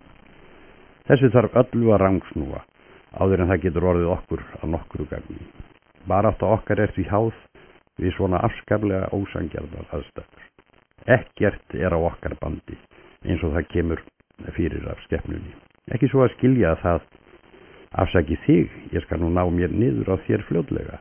Þú hefur alltaf hatað mig og verið óforskamaður þegar þú hefur þorað. Nú, Hann mun auðvitað kynnast fjölskyldu þessara stúlku og kunningjum öllum. Gastu ekki séð að hann hefði aldrei átt að stíga fæti inn í húsið þar sem hún býr. Það þessi voðalegi dauðafnigur allt. Meira að segja garðyrkjumaðurinn sem hefur ekki unnið þarna í 5 ár farin að lykta af þessu. Jafnvel gestir sem dvelja þar helgi sleppa ekki við votta af þessum leiða dauði. Það liggur við að hundurinn og kötturinn sé ekki ósnortin á hún. Þetta hús sem sagt fullt af hinum óskiljanlega leyndardómi. Við erum þessi fullvissir hér neðra, enda ekki nema sjálfsagt að hver fjölskyldumeðlum hljóti á einhvern hátt að vera að hagnýta sér hina. Við vitum bara ekki ennþá hvernig. Þau sjálf þegja náttúrulega eins og fast og óvinnurinn sjálfur yfir leyndamálinu sem býr að baki þessu sjónarspili óeigingjarnan kærleik. Þarna allt eitt allsherjar siðleysi. Það ógeðslega líkt því sem einn af rithöfundum mannanna skrifar þegar hann að lýsa himnaríki. Á þeim lendum ekkert nema líf og þess vegna allt sem ekki hljómlist þögn. Hljómlist og þögn? Hvað ég hata það hvorutveggja. Og mikið megum við vera þakkláti fyrir það að allt frá því að faðir okkar kom til heljar, og það lengra síðar en svo að mennirnir geti gripið það, jafnvel þó þeir reynið að hugsa í ljósárum. Þá hafa þessi anstíkilegu öfl, hljómlistin og þögnin ekki náð að leggja undir sig svo mikið sem 1 centimeter vítis, og ekki heldur eitt einasta andartaka tíma þess. Nei, þessi stað hefur hávaðinn ríkt ótruflaður. Hávaðinn sem einn fær hundið frá okkur fáránlegu hugar kvíki vonlausum vangaveltum samviskunnar og einskísverðum þrám. Við munum líka áður en líkur snúa veröld allri í yfirþyrmandi hávaða. Á jörðinni höfum við þegar náð miklum árangri í þessa veru. Hljómlist og þögn himinsins verða öskraðar niður síðir. Hitt skal svo aftur viðurkennt að ennþá erum við hvergi nærri nógu hávaðasamir. Rannsóknir í fullum gangi á því hversu hér megi úrbæta. En þú anstíkilegi litli, hér mun nær handritið ekki lengra en heldur svo áfram með annarri rithönd. Í æsingum af skrifum þessum hef ég í óaðgætni breyst í stóra fjölfætlu. Ég verð því að ljúka þessu bréfi með aðstoð ritara míns. Nú hef ég enda alveg breyst í þetta kvikindi, en veit jafnframt að þessi álög vara ekki nema skammarhríð. Einhvern pata hafa mennirnir af þessu fyrirbrigði og ljóðskáldi Milton segir frá því með stórkostlegu mýkjum að svona myndbreytingar séu refsing af hálfu óvinnar okkar. Yngri rithöfundur, Sjó að nafni eða eitthvað svoleiðis hefur hins vegar hitt naglan á höfuð. Svona breyting á rætur sínar hið innra og dýrleg birting þess lífsafl sem faðir okkar myndi tilbyðja, ef hann tilbæði nokkuð nema sjálfan sig. Í minni núverandi mynd þrá mín eftir þér sterkari en nokkru sinni. Mér lengir eftir því að umfaðma þig að eilífu. Fyrir hönd hans anstíkilegustu vögi, skálks, BS og svo framvegis. Skreppur. Kæri Ormur, fyrir tilstilli þessara stúlku og ómögulegrar fjölskyldu hennar kynnti skjólstæðingur þinn fleira kristnu fólki, og það meira að segja mjög skynsömu kristnu fólki. Nú verður sem sé langa hríð ókleift að ryðja burtu úr lífi hans andlegheitunum. Nú jæja, við verðum þá bara að spilla þeim í staðinn. Þú hefur eflaust oft breytt þér í ljósengil svona í æfingarskyni. Nú komið að því að gjöra svo í fullri alvöru. Heimur og hold hafa brugðist okkur. Þriðja aflið eftir.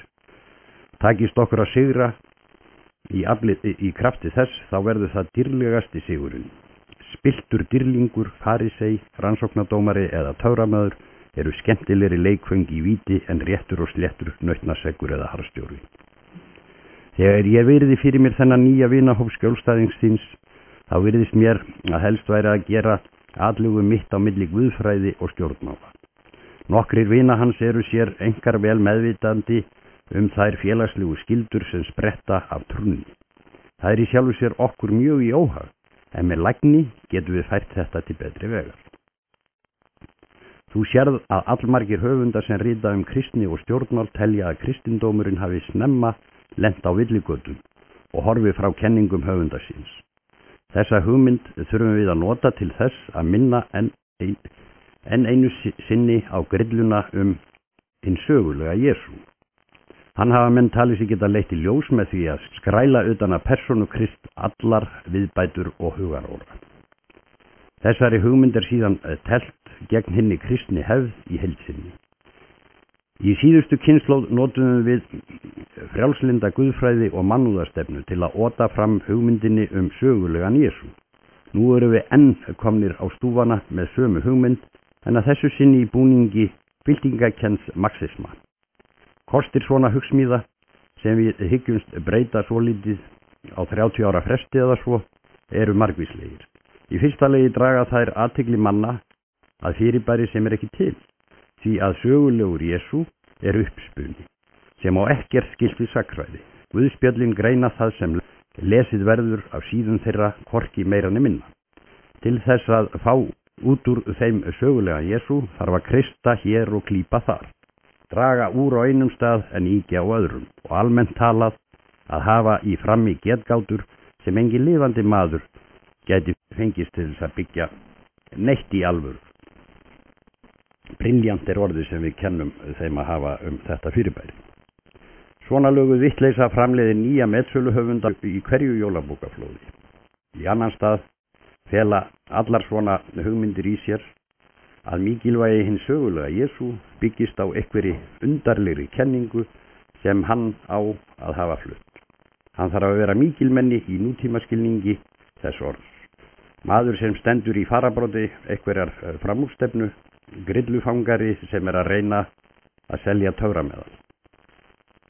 Með þessu móti drögum við athygli manna frá því hver hann og hvað hann gerði. Fyrst gerum við hann einungis að kennara og dyljum síðan vandlega þá staðreynd að kenningar hans koma í öllum meginatriðum heim við siðaboðskap annara stórmeistara á sviði siðfræði. Mestu var það nefnilega að mennirinn taki ekki eftir því að allir miklir siðapostular eru sendir af óvinu okkar til að minna á gömlu hversdagslegu siðaboðin, en ekki til þess að finna upp ný. Við reynum allt hvað við getum til þess að þyrla upp moldviðri sem dylur þessi boð. Við teflum fram sófistunum, hann uppvekur Sókrates til að svara þeim. Þriðja markmið okkar með þessum hugsmíðum að eyðileggja guðrækni manna. Í staðinn fyrir raunverulegan návist óvinar okkar sem menn upplifa öðru jöfnu í bæn og sakramentum, leiðum við fram óheflaðan, óraunverulegan og fjarlæga náunga sem talaði eitthvert hrognamál og dóf fyrir lifandi slöngu ef hann hefur þá nokkuð tíman verið til. Hver getur tilbeðið slíkt? Í staðinn fyrir að skepnan og allt skapað tilbyði skapara sinn nú leiðtogi hiltur af flokksmanni sínum og loks löngu liðið stórmenni viðurkennt á dómbærum sagfræðingum. Nú í fjórða lagi eru svo trúarbrögð auk þess sem þau eru ótrú sögunni með því að lýsa Jesú eins þau gera, afar óvísindaleg í öðrum skilningi. Engin þjóð og mjög fáir einstaklingar komast inn í himnaríki með því að rannsaka sagfræðilega ævisögu Jesú. Aðeins sem slíka. Efni til þess konar sögu liggur enda ekki á lausu. Hinir fyrstu kristnu menn snerust til trúar fyrir áhrif einnar sagfræðilegra staðrendar, upprisunar, og einnar guðfræðilegra kenningar endurlausnarinnar, sem verkuðu eins og græðandi smísl á syndarvitundina, sem þeir ólu í brjósti sér. Þeir vissu að þeir hefðu brotið af sér ekki móti einhverjum nýmóðins kenningum, settum fram að mikilmenni, heldur gegn gamla almenna hversdagslega siðalögmálum, sem mæður þeirra og barnfóstrur höfðu kennt þeim. Guðspjöllin komu seinna, og þau voru ekki skrifuð til þess að gera menna lærisveinum, heldur til að uppbyggja þá sem þegar voru orðnir kristnir. Hversu hættulegt sem hugmyndin hinn sögulega Jesú kann að virðast, þá skaltu alltaf veita henni brautargengi. Staða okkar erfiðari þegar að ræða sambandi milli kristni og stjórnmála almennt. Auðvitað viljum við síst af öllu að mennirnir láti kristindóminn hafa áhrif á stjórnmálaskoðanir sínar. Þar nokkuð sem nálgaðist það að vera réttlát þjóðfélag væri hrikalegt áfall fyrir okkur. Á hinn bóginn erum við mjög áfram að menn noti kristindóminn sem tæki eða meðal, helst af öllu sem meðal til þess að ná eigin hagsmunamarkmiðum en að öðrum kosti meðal til hvers sem vera skal, jafnvel þjóðfélagslegs réttlætis. Best að fá mannin til þess að hafa mjög í heiðri markmiðið þjóðfélagslegt réttlæti, af því að óvinnurinn setur það á oddinn, en koma honum svo á það stig að hafa mætur á kristni, af því að hún kunni að geta komið í kring þjóðfélagslegu réttlæti. Óvinnurinn vil nefnilega alls ekki láta nota sig sem verkfæri. Menn eða þjóðir sem halda að þær geti tekið við trúni í því skyni að búa til hagfellt þjóðskipulag mættu fullt eins vel ímynda sér að þær gætu nota stiga himnaríkis til þess að stytta sér leið í næstu lyfjabúð. Til allrar hamingju ekki erfitt að fá menn til þess að hugsa svona. Einmitt í dag rakst ég á klausu hjá kristnum höfundi, þar sem hann mæli með sinni eigin útgáfu af kristninni, vegna þess að aðeins slík trú fær staðið af sér dauða gamalla menningarþjóða og fengið að sjá fæðingu nýrra. Nemuru spekina. Trúirðu þessu? Ekki af því að það sé satt heldur af einhverri annari ástæðu. Það lóðin, þinn elskandi frendi Kölski. Ég hef 24. lestur bókarinnar með kveðju frá Kölska eftir C.S. Lewis, bókaútgáfan Salt, gefur út og þýðandi Gunnar Björnsson. Kæri Ormur, ég hef skipst á bréfum við hann Langlegg sem hefur umsjón með unnustu skjólstæðins þíns og veit nú hverjar hennar veikustu hliðar eru. Hún hefur löst sem raunar ber ekki mikið á, en hann þá líka því almennari meðal kvenna sem aldar eru upp á heimilum gáfufólks. Jafnframt veit hverju það trúir. Þessi ljóður á ráði hennar lýsi sér í því að henni það innborið og eðlilegt að líta svo á að hver sem ekki hefur sömu samfæringu og hún sá maður sé heimskur og hlægilegur. Karlmennindir í fjölskyldunni sem daglega umgangast fólk af öðru sauðarhúsi, en þeir sjálfir ala ekki í brjósti sér þessa tilfinningu. Að minnsta kosti ekki í jafnríkum mæli. Sjálfstraust þeirra, ef það þá nokkuð á annað borð, af öðrum toga spunnið. Stúlkan þessi telur öryggi sitt grundvallað á trú, en í rauninni það fremur byggt á þeirri almennu mótun sem hún hefur hlotið í föðurhúsum. Það ekki ólíkt því að 9 ára telpa líti svo á að hnífapurinn heima hjá henni væri þó einu sönnu, en hnífapurinn í næsta húsi bara platt. Í þessari afstöðu stúlkunar svo mikið af fáfræðu og barnaskap og svo lítið af trúarhroka að við þurfum í rauninni ekki að gera okkur miklar vonir að hreppa sál hennar sjálfrar. Sínu þýðingameira að gera sér grein fyrir því hvernig þetta fyrirbrigði getur nýst til að fella skjólstæðing þinn. Nýgræðingurinn, eins og þú veist, gengur alltaf fetu á langt. Sá sem klifið hefur metorðastigan sjálfur gjarnan fáaður úr hófi fram. Fræðimaðurinn ungi fullur smámunasemi. Meðal þessara nýju vína skjólstæðingur þinn nýgræðingur.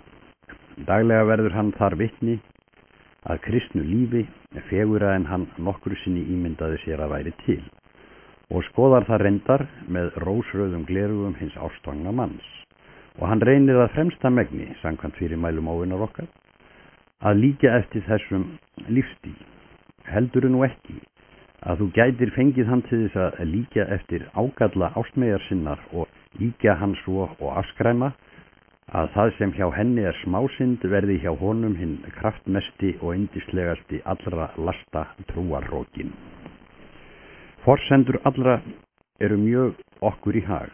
Sú fjölskylda sem hann hefur bundist gefur honum ástæðu til hreykni af fleiri ástæðum en þeirri að hún kristin.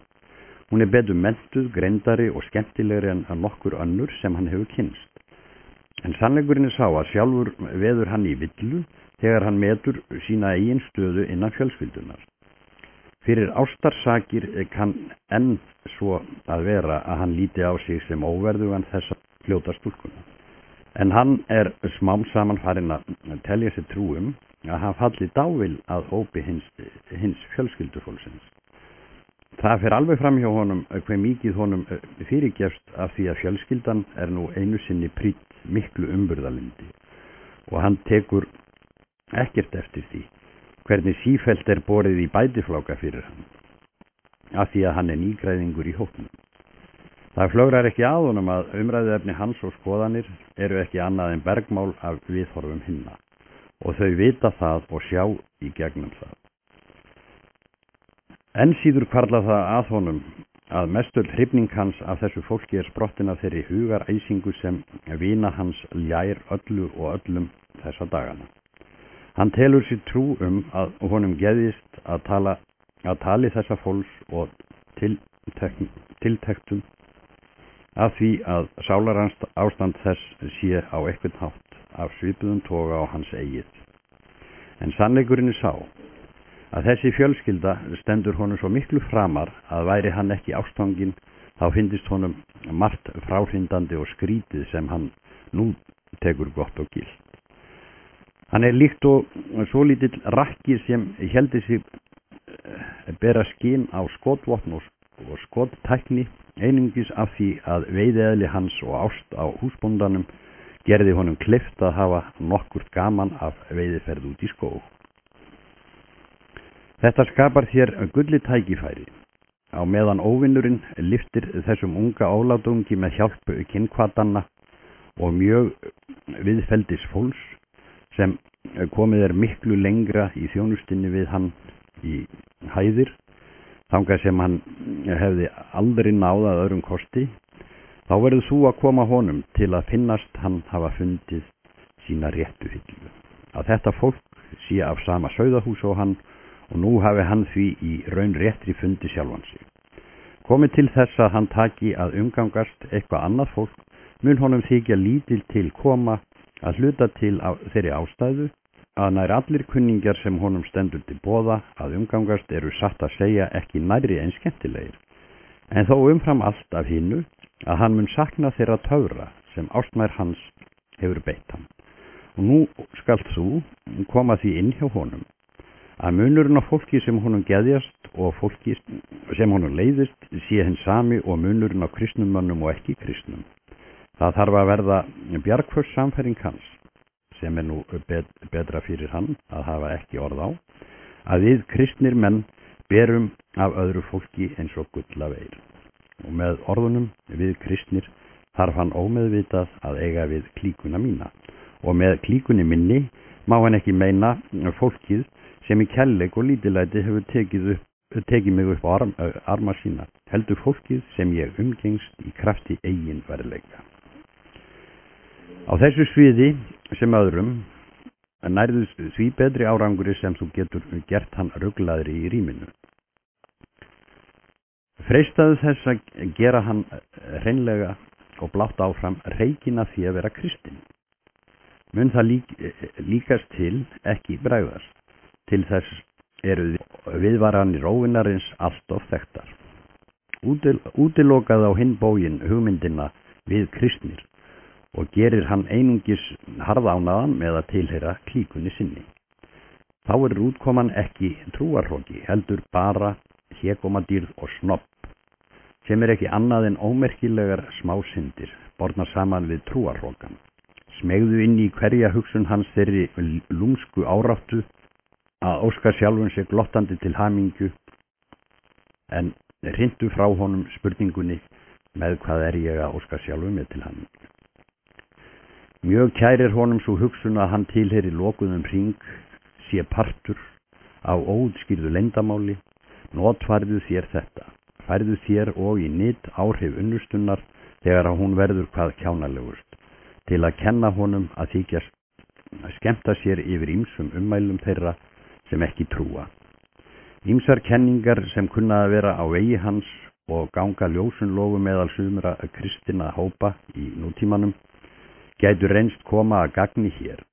Ég á við kenningar sem telja framtíðavon samfélagsins fólgna hjá einhverjum lokuðum hring, klerka til dæmis, einhverjum lærðum, fámennum hópi presta, Skiptu þeir ekkert af því, hvort þessar kenningar eru sannar eða lognar, aðalatriðið að gera kristindóminn að hálfgerðum dultrúarbrögðum, líkan launhelgum, þar sem skjólstæðingi þínum finnst hann vera einn hinna innvígðu.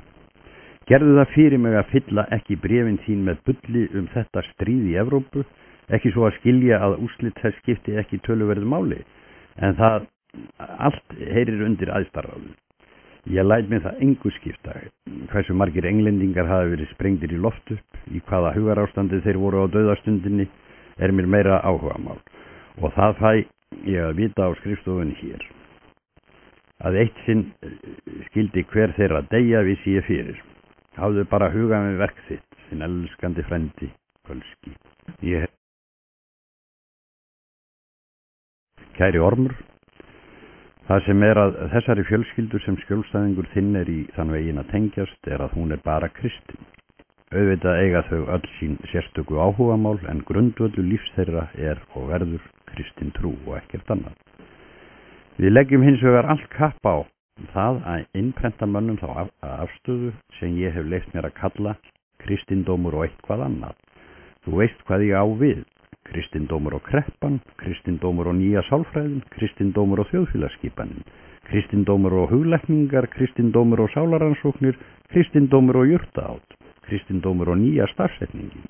Sem sagt, ef þeir þurfa endilega að vera kristnir, látum þá fyrir alla muni vera kristna einhvern veginn öðruvís en aðrir. Í staðinn fyrir trúa hreina og klára setjum við einhvern tíðaranda með kristnu ívafi og gerum þá umfram all logandi hrædda við sömu gömlu tugguna. Hinn óttablandna andstyggð á sömu gömlu tuggunni einhver nytsamasta tilfinning sem við höfum nokkur sinni þroskað í mannshjartanu. Óþrjótandi uppspretta trúvillu, rangra ákvarðana, ótryggðar í hjónabandinu og óstaðfestu í vináttunni. Mennirnir lifa og hrærast í tímanum og upplifa því veruleikan sem ákveðna röð viðburða.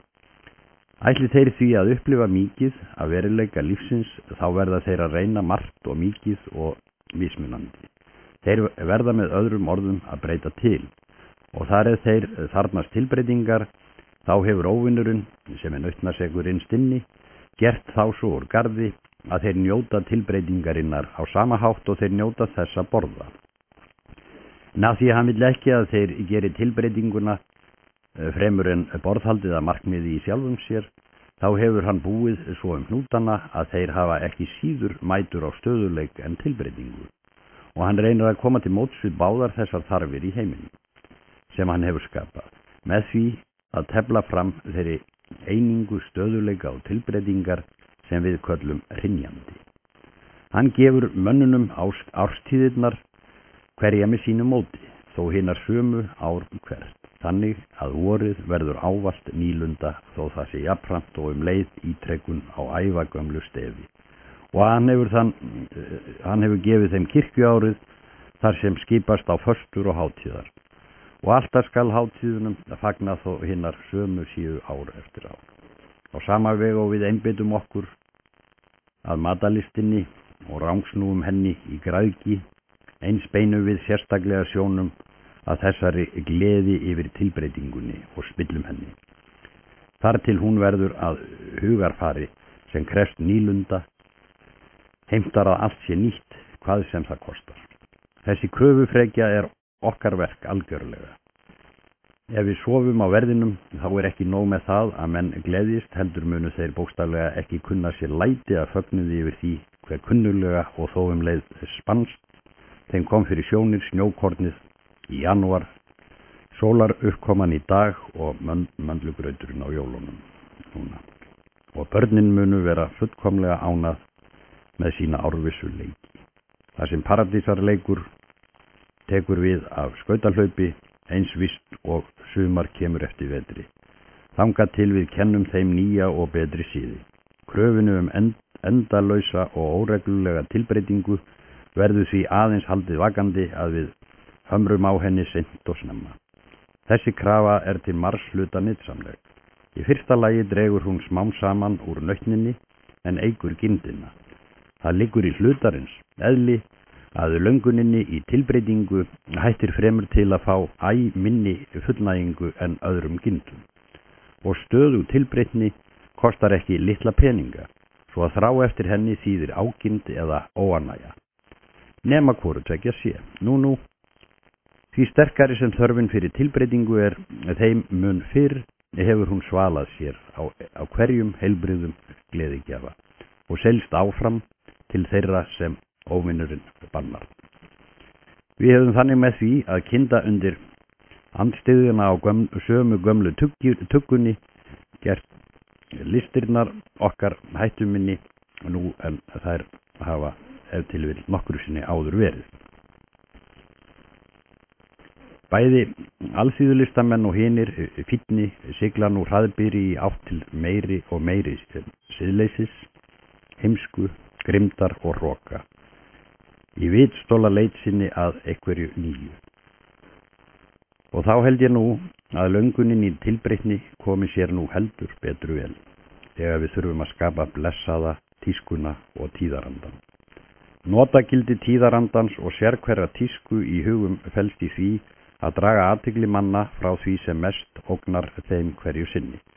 Við hvetjum þá til þess að útrópa í hverri kynslóð þær grílur sem minnst hætta stafar af og látum þá halda mest upp á dygð sem líkust er lestinum sem við erum að reyna að útbreiða þá og þá.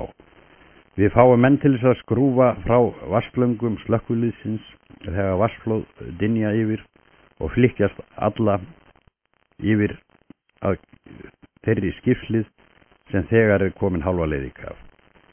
Þannig gerum við það að tísku að fjargviðrast út af trúarafstæki þegar raunin er sú að flestir menn eru orðnir veraldlega þenkjandi og hálfvolgir. 100 árum seinna, þegar við ýtum undir skáldlegheit og tilfinningasemi, beinum við tíðarandanum gegn kaldri skynsemishyggju. Grimmar kynslóðir látum við vera sérstaklega á verði gegn væmni. Lata og óduglega samtíð gerum við sérstaklega gagnrýnin á. Smáborgaralegan lífstíl og óhreinlíf tímabil látum við hlæja óspart af hreinlífstefnu eða púritisma. Og þegar allir eru orðnir annarkvort þrælar eða harðstjórar, málum við skrattan á vegginn í líki frjálshyggju.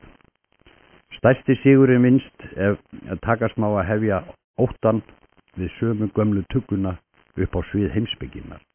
Þannig að hindurvitni í hugsuninni nái að marg efla spillingu viljans. Og í þessum punkt notast afar vel hinn mikla áhersla sem nútíma hugsun Evrópu leggur á sögu og þróun. Sú áhersla er auðvitað okkar verka hluta. Óvinur okkar hefur miklar mætur á einfaldri hversdagslegri hugsun. Þegar stungið er upp á ákveðinni hugmynd til lausnar á einhverjum vanda, þá sé ég ekki betur en að hann vilji að spurt sé spurninga á borð við: er þetta réttlátt? Er þetta skynsamt? Er það mögulegt? En þessar spurningar munu menn hafa að engu ef við getum komið þeim til þess að spyrja annara. Til dæmis, er það í samræmi við tákn þeirra tíma sem við lifum á? Er það fallið til að ýta undir framför eða afturför? Er þetta stefna sögunar? Við þessum spurningum er auðvitað ekki til neins svör, menn vita lítið framtíðina. Hver hún verður, veldur að einhverju leyti á þeim ákvörðunum sem þeir eru að reyna að taka með hjálp þeirra sömu framtíðar. Meðan þeir brjóta heilan í þessu tómarúmi, gefst okkur gulli tækifæri til þess að læðast að þeim og snúa þeim að þeim illum verkum sem efst er á blaði hjá okkur. Þar hefur þegar mikið áunnist. Sú var tíð menn vissu að sumar breytingar voru til góðs, aðrar aftur til ills og enn aðrar skiptu ekki máli. Við höfum að mestu uppbreytt þessa vitnesku. Í stað hins hlutlausa orðs, óbreytt, höfum við sett orðið staðnað, sem er mjög litað tilfinningarlega. Við höfum kennt mönnum að hugsa framtíðina eins og fyrirheitið land. Þangað sem óskabörn og afreksmenn komast og látið þá gleyma því að allir, hvað sem þeir gera og hverjir þeir eru, stefna þangað með 60 mínútna hraða á klukkustund. Þinn elskandi frendi Kölski. Ég hef 27. lestur bókarinnar með kveðju frá Kölska eftir C.S. Lewis, bókaútgáfan Salt gefur út og þýðandi er Gunnar Björnsson. Kæri Ormur, já, tilhuga lífið er tíminn til að sá því sæði sem 10 árum síðar verður að þróttmiklum jurtum, heimilisböls og haturs. Ásthrifni og ófullnægð þrá framkalla orð og athafnir sem menn halda yfirleitt í heimsku sinni að stafi af kærleika. Hagnýttu þér hvað merking orðsins ást er oft þokukend í hugum manna. Láttu þau halda að þau hafi ráðið gátu ástarinnar, þótt þau hafi raun aðeins fengið nasasjón af henni og slegið vandanum á frest í hrifningarvímu, meðan hún endist, gefst þér tóm til þess að láta erfiðleikana gerjast, vaksa og verða ólæknandi. Höfuð viðfangsefnið hér er óeigingirni. Sjáðu nú enn einu sinni hvað málfræðideild okkar hefur staðið sig með mikilli príði. Hún hefur innleitt hið neikvæða orð óeigingirni í stað hins jákvæða orðs óvinarins kærleikur. Í krafti þessa getur þú leikið þér að því að kenna hverjum sem er að vinna góðverk, ekki til þess að gleðja aðra, heldur til þess að mega sjálfur kallast óeigingjarn. Á þessu tvennu er fjári skemmtilegur munur. Annað sem kemur sér mjög vel í þessu sambandi er þær skiptu skoðanir sem karlar og konur hafa á því hvað sé óeigingirni. Konan meinar ómagn fyrir aðra, karlinn skilur orðið þannig að hann eigi ekki að baka öðrum erfiðleika. Af þessu leiðir að kona sem komin er langt í þjónustu vilja sínum við óvinnin getur verið samferðafólki sínu meiri plága en nokkur karlmaður. Af þeim vitanlega undarskildum sem faðir okkar á neðri byggðinni hefur algjörlega á valdi sínu. En karlmaður getur lifað lengi undir formerki óvinarins án þess og honum svo mikið sem detti í huga lyfta litla fingri til þess að inna af hendi þá þjónustu við aðra sem ósköp venjulegur kvenmaður afrekar á hverjum degi. Því að það að leið og konunu er efst í huga greiðasemi við aðra, en karlmanninum hjarta næst að ganga hvergi á rétt annarra, þá getur hvort sig alið í brjósti kala í garðs hins, litið af hitt sem ákaflega eigingjarna veru. Nú getur þú enn aukið á þennan glundróða. Ásthrifnin leiðir af sér gagnkvæma eftirlátssemi sem lýsir sér í því að hvort sig er í alvöru tilbúið að láta að óskum hins. Þau vita líka að óvinnur okkar ætlast til að þeim ákveðins kærleika, sem myndi leiða til sömu umgengnisliburðar ef hann næði að verða að veruleika. Nú skalt þú koma þeim til að ákveða þessa gagnkvæmu sjálfsafneitun sem ófrávíkjanlega reglu sína tilvonandi hjónabands. Hún streymir fram núna sjálfsagt og eðlilega, en þegar tímar líða verður hún þeim óframkvæmanlegt kvalræði af því að ásthrifnin er horfin og kærleikan vantar. Þau munu ekki gera sig grein fyrir þessari grillu. Af því að augu þeirra eru haldin tvenns konar blindu, þau halda að ásthrifnin sé kærleikur og vænta þess að hrifningin muni vara við. Þegar óeigingirni í orði eða á borði hefur verið viðtekin sem regla sem ókleift er að halda af því að tilfinningarlegum grundvelli hennar hefur verið kippt burt og hinn andlegi grunnur enn ekki verið ristur, þá fer nú fyrst að verða gaman.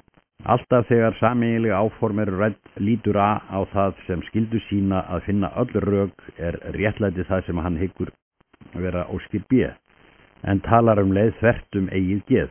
B hegða sér auðvitað eins, oft er alveg óvinnandi verk að komast að því hverjar hinnar raunverulegu óskir hvort sem sig eru. Þegar best lætur endar með því að þau hafast eitthvað það að sem hvorugt vildi. Hvort sig elur í barmi vissa notakendi yfir eigin ágæti og það örlar á lægvísri kröfu endurgjald fyrir þá fórn sem verið var að færa. Auk þess sem þau finna til gremju hvort í annars skarð út af því hver eftir þankarlaust fórnin var þegin. Síðan getur þau fitjað upp á því sem kalla mætti blekkingarkeppni í undanlátssemi. Sá leikur nýtur sín best þegar fleiri en 2 taka þátt. Til að mynda fjölskylda þar sem börnin eru uppkomin, stungiður upp á einhverju sárasaglausu eins og til dæmis því að borða kvöldmannin út í garði Einn viðstaddra lætur á sér skilja svona undir rós að hann sé þessu í rauninu mótfallin, en sé auðvitað tilbúin að láta að vilja hinna á einskærri sjálfsafneitun. Hinir draga töluvert tillöguna strax tilbaka undir yfirskinni óeigingirni. En auðvitað er rétta ástæðan svo að þeir kæra sig ekki að láta nota sig sem brúður sem megi æfa á lágkúrulega falsfórtvísi. En sá sem síður vildi borða út í garði lætur nú ekki svo glatt hindra sig í því að velta sér upp úr eigin góðfísi. Hann vil nú ólmur gera það sem hinir kjósa. Þeir aftur standa á sínu leiti fast á því að gera vilja hans. Það smá hittnar í kolunum, brátt segir einhver, ég ætla hvort sem ekkert að borða, og príðilegt riflildi blossar upp, meiðingar á báðabóga, skilurðu hvað ég á við? Ef hvor málsaðili sig hefði sett fram sína ósk hreinskilnislega og fyllt henni eftir, þá hefðu allir gætt skynsemi sinnar og kurteisi, en af því að taflinu snúið við og hvorum sig berst með liði hins, þá dylst þeim öll beskjan sem sprettur af bældri sjálfsréttlætingu og þrjósku og þeirri gremju sem safnast hefur fram undanfarin áratug. Og þetta dylst vegna óeigingirninnar sem þau telja að afsaki framkomu þeirra. Að vísu sjá þau hvert sig í gegnum óeigingirni, hinna, en þeim tekst öllum mæta vel að telja sjálfum sinn trúum að þau séu saklaus og verði því fyrir barðin á hinum. Til þess þarf ekki meiri tvöfeldni en mönnunum eðlileg. Vitur maður sagði eitt sinn, ef fólk vissi hve mikla vanlíðan sjálfsafneitunin orsakar, þá væri hún ekki predikuð eins mikið. Og ennfremur, hún ein þessara kvenna sem lifir fyrir aðra. Og þú getur ávallt vitað hverjir þessir aðrir eru vegna þess hvað þeir eru vansælir á svipin. Að öllu þessu getur lagt drög meðan á tilfinningalífi stendur. Dálítið ósvikin eigingirni að hálfu skjólstæðins þíns verður, þegar til lengdar lætur síður til þess að tryggja okkur sál hans heldur en fyrstu vaxtabroddar þeirrar fjölskrúðugu og sjálfsmeðvituðu óeigingirni sem einn góða meðudag kunna að bera ríkulega návöxt, líkan þeim sem ég hef lýst hér. Einhverjum votti af gagnkvæmu falsi, dálítilli undrun yfir því að stúlkan skuli ekki alltaf taka eftir því hve laus hann við sjálfselsku, því líku skaltu læða að nú þegar. Hlúðu að þessu í rólegheitum, en láttu bara ekki ungu flónin verða neins áskynja. Ef augu þeirra opnast fyrir þessu, verður það fyrsta skrefið í átt að þeirri uppgötun að ást ekki nóg, heldur þarf og kærleikur að koma til. Kærleikur sem þau eiga ekki ennþá, kærleikur sem ekkert utanakomandi lögmál getur komið í staðinn fyrir. Mikið vildi ég óska að hann langleggur gæti dregið svolítið niður í kímnigáfu þessara stelpu, þinn elskandi frendi Kölski. Kæri Ormur, það virðist lítill árangur að starfi þínu þessar mundir. Auðvitað liggur í augum uppi að ást hans nytsamleg til að draga athygli frá óvinni okkar. En mér virðist þú gera þig beran að því að láta þetta tækifæri lítt eða ekki notað.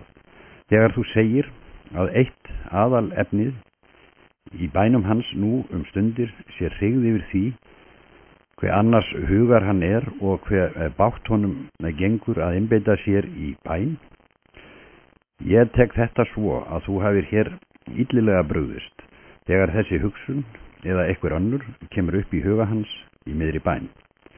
Þá átt þú að hvetja hann til þess að ýta henni frá sér með viljaátaki og halda svo áfram að biðja eins og ekkert hafi í skorist. En þegar hann viðurkennir hreinskilnislega að skortur á einbeitingu sé höfuð vandamálin núna og leggur þá játningu fram fyrir óvinnin sem aðal innihald bæna sinna og viðlitni, þá hefur þú skadað málstað okkar í stað þess að styrkja hann. Hvaðeina jafnvel þótt það sé synd sem þegar á allt litið færir hann í fang óvinnarins, vinnur gegn okkur þegar til lengdar lætur. Ég mæli með eftirfarandi. Úr því hann ástfanginn hefur hann fengið alveg ákveðna nýja hugmynd jarðneska hamingju.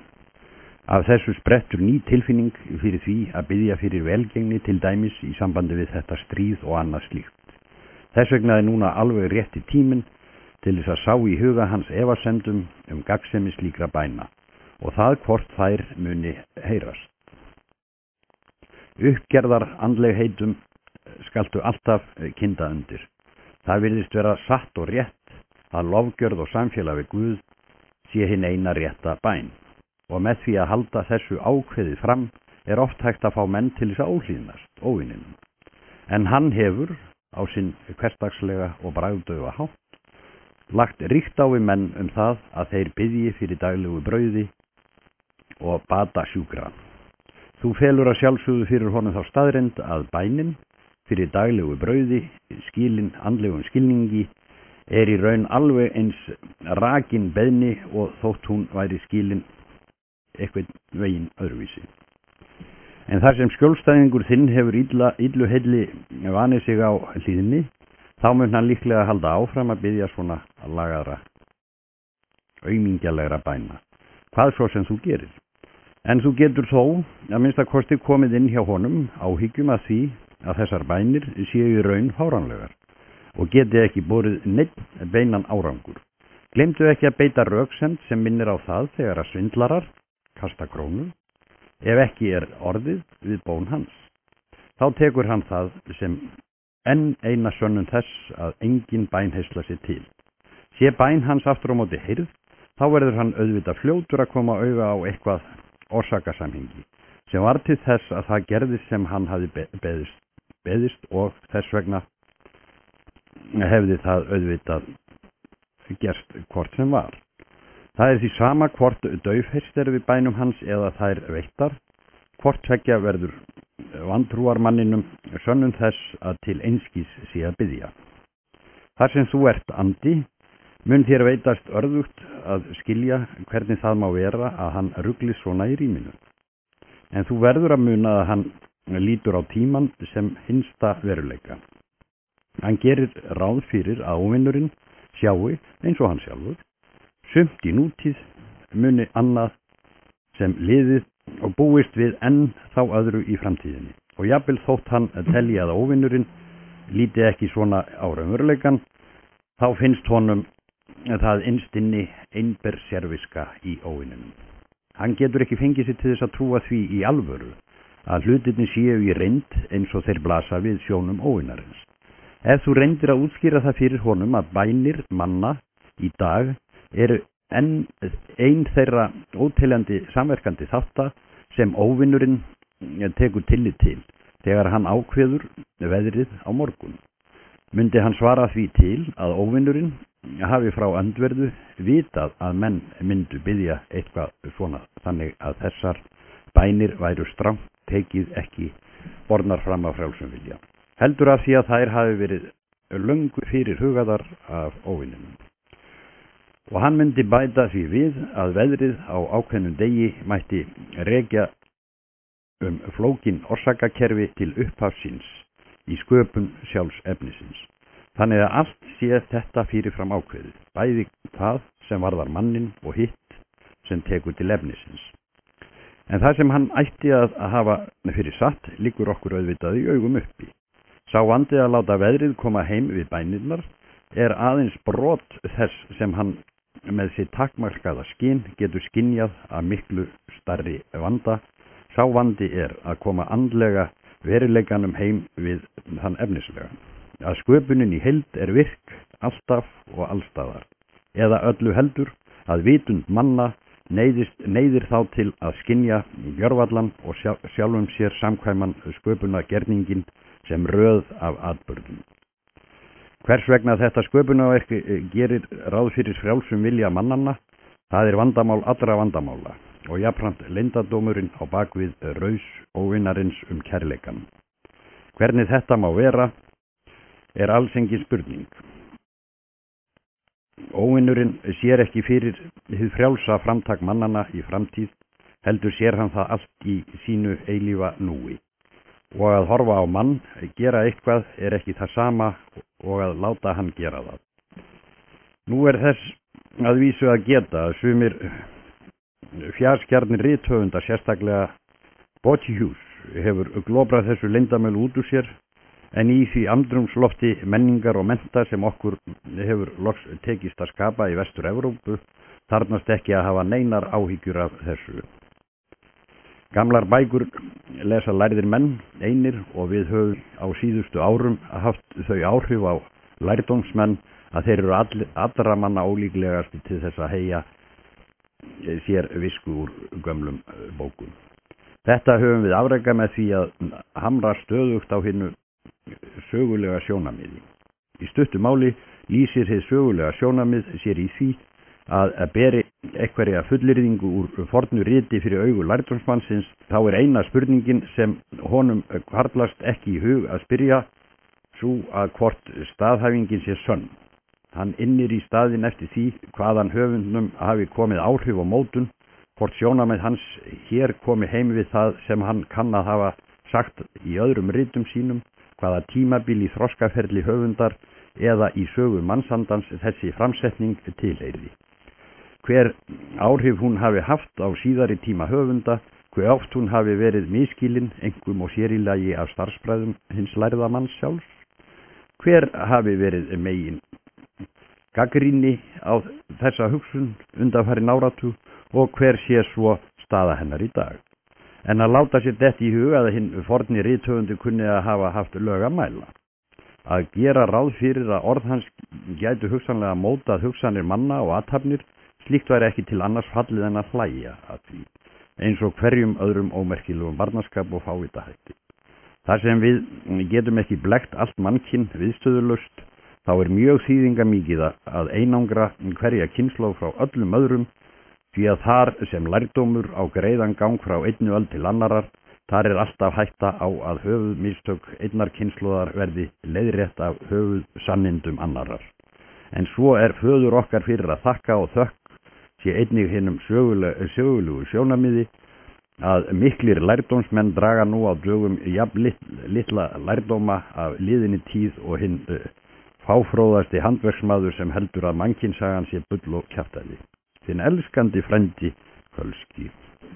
Kæri Ormur, þegar ég batt þig að fjölyrða ekki í bréfum þínum þetta stríð, þá átti ég auðvitað við það að ég kæri mig ekki þessi barnalegu gleðilæti þín yfir mannfalli og borgun sem jafnað við jörðu. En það máttu vita að ég vil fá frá þér ítarlegar skýrslur það hvernig stríðið verkar á sálarand ástand skjólstæðins þíns. Á þessu virðist mér þú hafa furðulítinn skilning. Þannig segirðu mér sigri hrósandi að ástæða sé til þess að vænta harðrar loftárása á borgina þar sem að skepnan býr. Þetta er hrópandi dæmi þá afstöðu þína sem ég hefi kvartað undan áður og lýsi sér í því að þú lítur fram hjá kjarnamálsins vegna einfellingslegrar ánægju yfir þjáningu mannanna. Veistu ekki að sprengjur drepa menn og skilurðu ekki að dauði skjólstæðins þíns nú er einmitt það sem við verðum fyrir allra muni að koma í veg fyrir. Hann slapp úr klóm sinna veraldavönu vina þótt þú reyndir sem þú gast til þess að binda hann þeim. Nú er hann orðinn ástfanginn af vel kristinni konu og er þar af leiðandi óákveðin tíma næsta vel varinn fyrir árásum þínum á skýrlífi hans. Nú hinar ýmsu tilraunir okkar til þess að grafa undan andlegu lífi hans hafa hingað til verið árangurslausar. Í augnablikinu meðan hörmungar stríðsins taka á sig augljósari mynd og hann sér að það er ekki til neins að vænta huggunar af þessum heimi og að hann er með nær allan hugan við framlag sitt til landvarna og alltaf að hugsa til unnustu sinnar, tilneyddur að sinna meira náungan en hann hefur nokkur tíma gert fyrr og er auk heldur alveg viss á því hvað honum fellur það vel og gleymir sjálfum sér. Eins og manneskjurnar orða það gjarnan og verður sér meira og meira ægreinilegar meðvitandi það hver háður hann er óvinni okkar. Ég vona að þú skiljir að dagi hann í dag, þá væri sál hans okkur að eilífu töpuð. Þetta er svo augljóst að ég fyrirverð mig fyrir að bréfa það. Ég er stundum að velta því fyrir mér hvort þessir ungu djöflar séu ekki látnir taka of langar tarnir án þess að fá hvíld á milli. Getið þið ekki átt það á hættu að smitast af tilfinningum og gildismati mannanna sem þið eruð að vinna með. Nú því að vísu svo farið að menn hafa tilhneigingu til þess að líta á dauðan sem hið versta af öllu vonda, en lífið aftur á móti skoða þeir gjarnan sem hið æðsta hnoss. Þetta stafa náttúrulega að því að við höfum kennt þeim að hafa þessa skoðun, en við verðum þó líka að gæta þess að láta ekki sjálfur blekkjast af þessum áróðri okkar. Ég veit að þér mun þykja það einkennilegt að höfumarkmið þitt þessa daga skuli eiga að vera nákvæmlega það sama og bænarefni unnustu skjólstæðins þíns og móður, nefnilega áframhaldandi líkamslíf hans. En þetta nú samt kjarni málsins. Þú átt að gæta hans eins og sjáaldur augna þinna. Degi hann núna, hann þér að eilífu glataður. Lifi hann stríðið af, þá áfram von fyrir okkur. Óvinur okkar hefur hingað til, varið hann fyrir þeim freistingar hér sem þú hefur sendt gegn honum, en takist þér bara að standa vörðum líf hans og limi, þá mun tíminn vinna með okkur. Það gerist vart hagstæðara veiðiveður en löng, daufleg og tilbreytingarlaus æviár. Blasa við þeim manni sem kominn á miðjan aldur og gildir þá einu hvort þau eru merkt súru eða sætu. Það nefnilega svo erfitt fyrir þessar skepnur að þreyja í þolgæði. Síendurtekið andstreymi, hæg en markviss bliknun æsku ásta og æsku vona, hljóðlát örvænting, ekki beitt sásauki þó, yfir því að bíða stöðugt ósigur fyrir sömu freistingunum, tilbreytingarleysið sem við leggjum gríðarlega áherslu á að plægi líf þeirra og augljós andúðin sem við vekjum með þeim sem andsvar við því. Allt skapar þetta okkur prýðileg tækifæri til þess að slíta mannsálinni út af inntómum leiðindum og séu æviár hins miðaldra manns ábatarsöm og notaleg, þá verður staða okkar jafnvel enn sterkari. Velgengni bindur nefnilega manneskjuna heiminum tryggðarböndum. Menn fá á tilfinninguna að þeir séu þá sem óðast að hreiðra sig í heiminum. Þótt sannleikurinn sé óvart sá að heimurinn að breiða sig í þeim. Sívaxandi orðstýr mannsins, fleiri og fleiri kunningjar, aukin tilfinning fyrir eigin mikilvægi, harðari kröfur, umfangs mikils og ánægjulegs starfsviðs. Þetta kemur manninum til að finnast hann heyra þessu jarðlífi til á mjög óvéfengjanlegan hátt. Og það nákvæmlega það sem við viljum. Þú munt komast að því að ungt fólk að jafnaði ekki á sama hátt andvígt tilhugsunum dauðan og þeir miðaldra og gömlu. Sannleikurinn sá, svo einkennlegt sem það má virðast, að óvinur okkar hefur sett þessum börnum sínum, þó þau séu raunar ekkert annað en skepnur, það mark að lifa í eilífu ríki hans. Þess vegna hefur hann líka alltryggilega búið svo hnúta að hverfandi hætta sé á því að mennirnir festi verulegt yndi annar staðar en í þessu ríki hans. Af þessari ástæðu hljótum við oft að óska skjólstæðingum okkar langra lífdaga. 70 ár hreint ekki of langur tíminn til þess að ljúka því erfiða viðfangsefni að losa sálir þeirra undan kalli himnaríkis og koma þess í stað á varanlegum og illrjúvanlegum tengslum við jörðina. Meðan menn á unga aldri eru þeir á sífelldu flökti úr einu í annað. Jafnvel þótt okkur takist að halda þeim fáfróðum á sviði trúarinnar, þá óútreiknanlegur andblær af ætt ímyndunarafls, tónlistar og ljóða, og þarf ekki annað en andlit á stúlku, söngi, fugli eða sín á sjóndeldarhing. Svona nokkuð sífellt að gera verk okkar að engu. Þeir vilja hvorki né nenna að vera sífellt á höttunum eftir álitsauka í augum heimsins eða klókum samböndum við fínt fólk. Og þeir þreytast fljótt á þeirri afstöðu að eigið öryggi hljóti einlægt að ganga fyrir öllu öðru. Svo djúbrætt þrá þeirra til himinsins, að á þessu stigi árangursríkast fyrir okkur ef við ætlum að festa þá tryggilega við jörðina að koma þeim til að trúa því að með réttu hagkerfi, kynbótum, vísindum, sálfræði eða hverju nafni sem það kann að nefnast megi breyta jörðinni í himnaríkið sjálft. Einhvern tíman í framtíðinni. Ósvíkin heimshyggja nokkuð sem verður til með tímanum. Þótt stoltið hjálpi auðvitað líka til, því að við kennum þeim nefnilega líka að líta á dauðan sem færist æ nær og nær, sem aukna skynsemi eða þroska eða reynslu, orðið reynsla. Í þeirri einkennilegu merkingu sem við kennum þeim að ljá því afar notadrjúgt orð. Mikill heimspekingur meðal mannanna var nærri búinn að koma upp okkur þegar hann sagði að hvað dygðina áhærði þá væri reynslan móðir blekkingarinnar. En svo fyrir að þakka breytingum á tíðaranda og svo auðvitað hinnu sögulega viðhorfi að okkur hefur að miklu leyti tekist að gera bækur hans skaðlausar. Hversu dýrmætur tíminn okkur sést best á því hve lítið af honum óvinnurinn okkar skammtar okkur. Bróðurparturinn af mannkyninu deyr í barnæsku og af þeim sem eftir lifa deyja fjölmargir á unglingsárunum. Það virðist augljóst að frá hans sjónarmiði fæðing mannsins einkum mikilvæg sem skilyrði þess að hann deyji út af einn góða meðudag og dauðinn greinilega í augum hans ekkert annað en hliðið inn í annað líf. Það aðeins valinn minni hluti mannkynsins sem við fáum að spreyta okkur á. Því að það sem menn kalla venjulegt æviskeið í raun algjör undantekning. Bersýnilega honum mikið í mun að sumir en vel að merkja aðeins örfáir þeirra sem hann að safna í himinin sinn búi yfir þeirri lífsreynslu að hafa staðist okkur heila mannsæfi upp á 60-70 ár. Í þessu fólgin hið gullna tækifæri okkar, við verðum að nota það að því skapi vel sem því gjarnt á að renna út úr höndunum á okkur. Hvað sem þú annars tekur til bragðs skaltu gæta skjólstæðins þíns eins vel og þú mögulega getur, láttu hann ekki falla, þinn elskandi frendi Kölski. Kæri Ormur, þar nú liggur ljóst fyrir að þýsku manneskjurnar munu sprengja í loft upp borgina þar sem skjólstæðingur þinn dvelur nú og svo að hann mun skyldustarfa sinna vegna þurfa að halda sig þar sem lífshættan mest, þá þurfum við að leggja vandlega niður fyrir okkur næsta leik.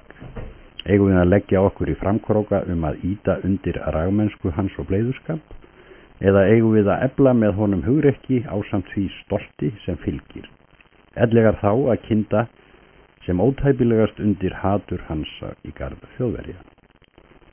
Nú held ég raunar tjóið lítt að blása honum hugprýði í brjóst.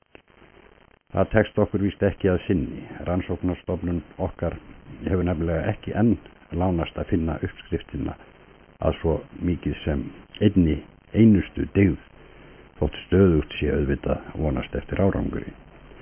Þetta náttúrulega gífurlegur annmarki á öllu okkar starfi. Eigi menn að vera vondir að nokkru gagni, þurfa þeir helst að búa yfir einhverri hraustlegri dygð við hlið illmennskunnar. Hvað heldurðu að hefði orðið úr rakmenninu Atla Húnakonungi ef hann hefði ekki verið svona hugrakkur, eða gyðingnum Skælokk hefði hann ekki verið meinlætamaður á Holtsins listisemdir. Þar sem það ekki á okkar valdi að prýða menn í ákvæðum eiginleikum, neyðumst við til að notast við dygðirnar eins og þær koma frá hendi óvinnar okkar. Þar með nær hann vissu tangarhaldi á fólkinu sem við höfum að öðru leyti komist lengst með að marka okkur. Þetta í hæstamáta óviðunandi ástand en ég vongóður að okkur muni takast að leysa þennan vanda. Öðru máli gegnur hatrið. Við höfum alltaf eitthvað ráð með það. Hávaði, lífshætta og þreyta. Allt reynir þetta gróflega á taugakerfi mannsins og þenur það til hins ítrasta. Ekkert má út að bera og menn komast á vald heiftarlegustu geðsveifna sem við flýtum okkur að hrifsa til okkar og nýta í þágu málstaðarins. Vakni samviska þeirra og átelji haturshugurinn, þá bara að slá ríki í augum hennar. Láttu hann til dæmis telja sér trú að óvildin sem hann elur í brjósti beinist ekki að Þjóðverjum vegna þess að þeir hafi honum illt gjört, heldur að því að þeir hafi unnið konum og börnum náunga hans ómælt tjón. Svindlaðu inn á hann þeirri hugsun að þótt kristnum mönnum berið að vísu að fyrirgefa sínum eigin skuldunautum, þá sé ekki þar með sagt að þeir þurfi endilega að fyrirgefa skuldunautum annara manna. Þá lætur þú honum finnast hann eiga nógu mikla samleið með kvenfólkinu og börnunum til þess að honum leyfist að hata fyrir þeirra hönd. En sé þeim þó ekki nógu nákominn til þess að óvinir þeirra séu hans óvinir, sem honum beri kristileg skylda til þess að fyrirgefa. Allra best þó að blanda hatri ótta. Eitt allra lasta hugleysið, aldrei nautn en alltaf sársauki. Það andstyggilegt að eiga von á því, viðbjóður að upplifa það og hryllingur að minnast þess. Hatrið á sínar ánægjulegu hliðar. Það nefnilega oft og tíðum eins konar uppbót sem óttaslegin maður víkur að sér sjálfum fyrir að hafa þurft að beita óendanlegar þjáningar óttans. Því hræddari sem einhver því sterkara verður hatur hans. Auk þess hatrið stórfínt deyfilið fyrir blíðunatilfinninguna. Allir vita að hugulsemi, nærgætni og kærleikur verða fyrir alvarlegum skemmdum ef hugrekkið þrýtur. En passaðu þig á því að þetta ekkert auðvelt viðfangs. Okkur hefur farist það vel úr hendi að gjöra mennina stolta af flestum löstum. Hugleysi gegnir því miður öðru máli. Alltaf þegar okkur hefur næstum tekist þetta, þá leyfir óvinnur okkar stríð eða jarðskjálfta eða einhverja aðra óáran. Og þá ekki að sögum að spyrja, hugrekki verður á svipstundu í allra augum svo hrífandi, mikilvæg og yndisleg deild, að öll okkar fyrirhöfn numin fyrir gíg.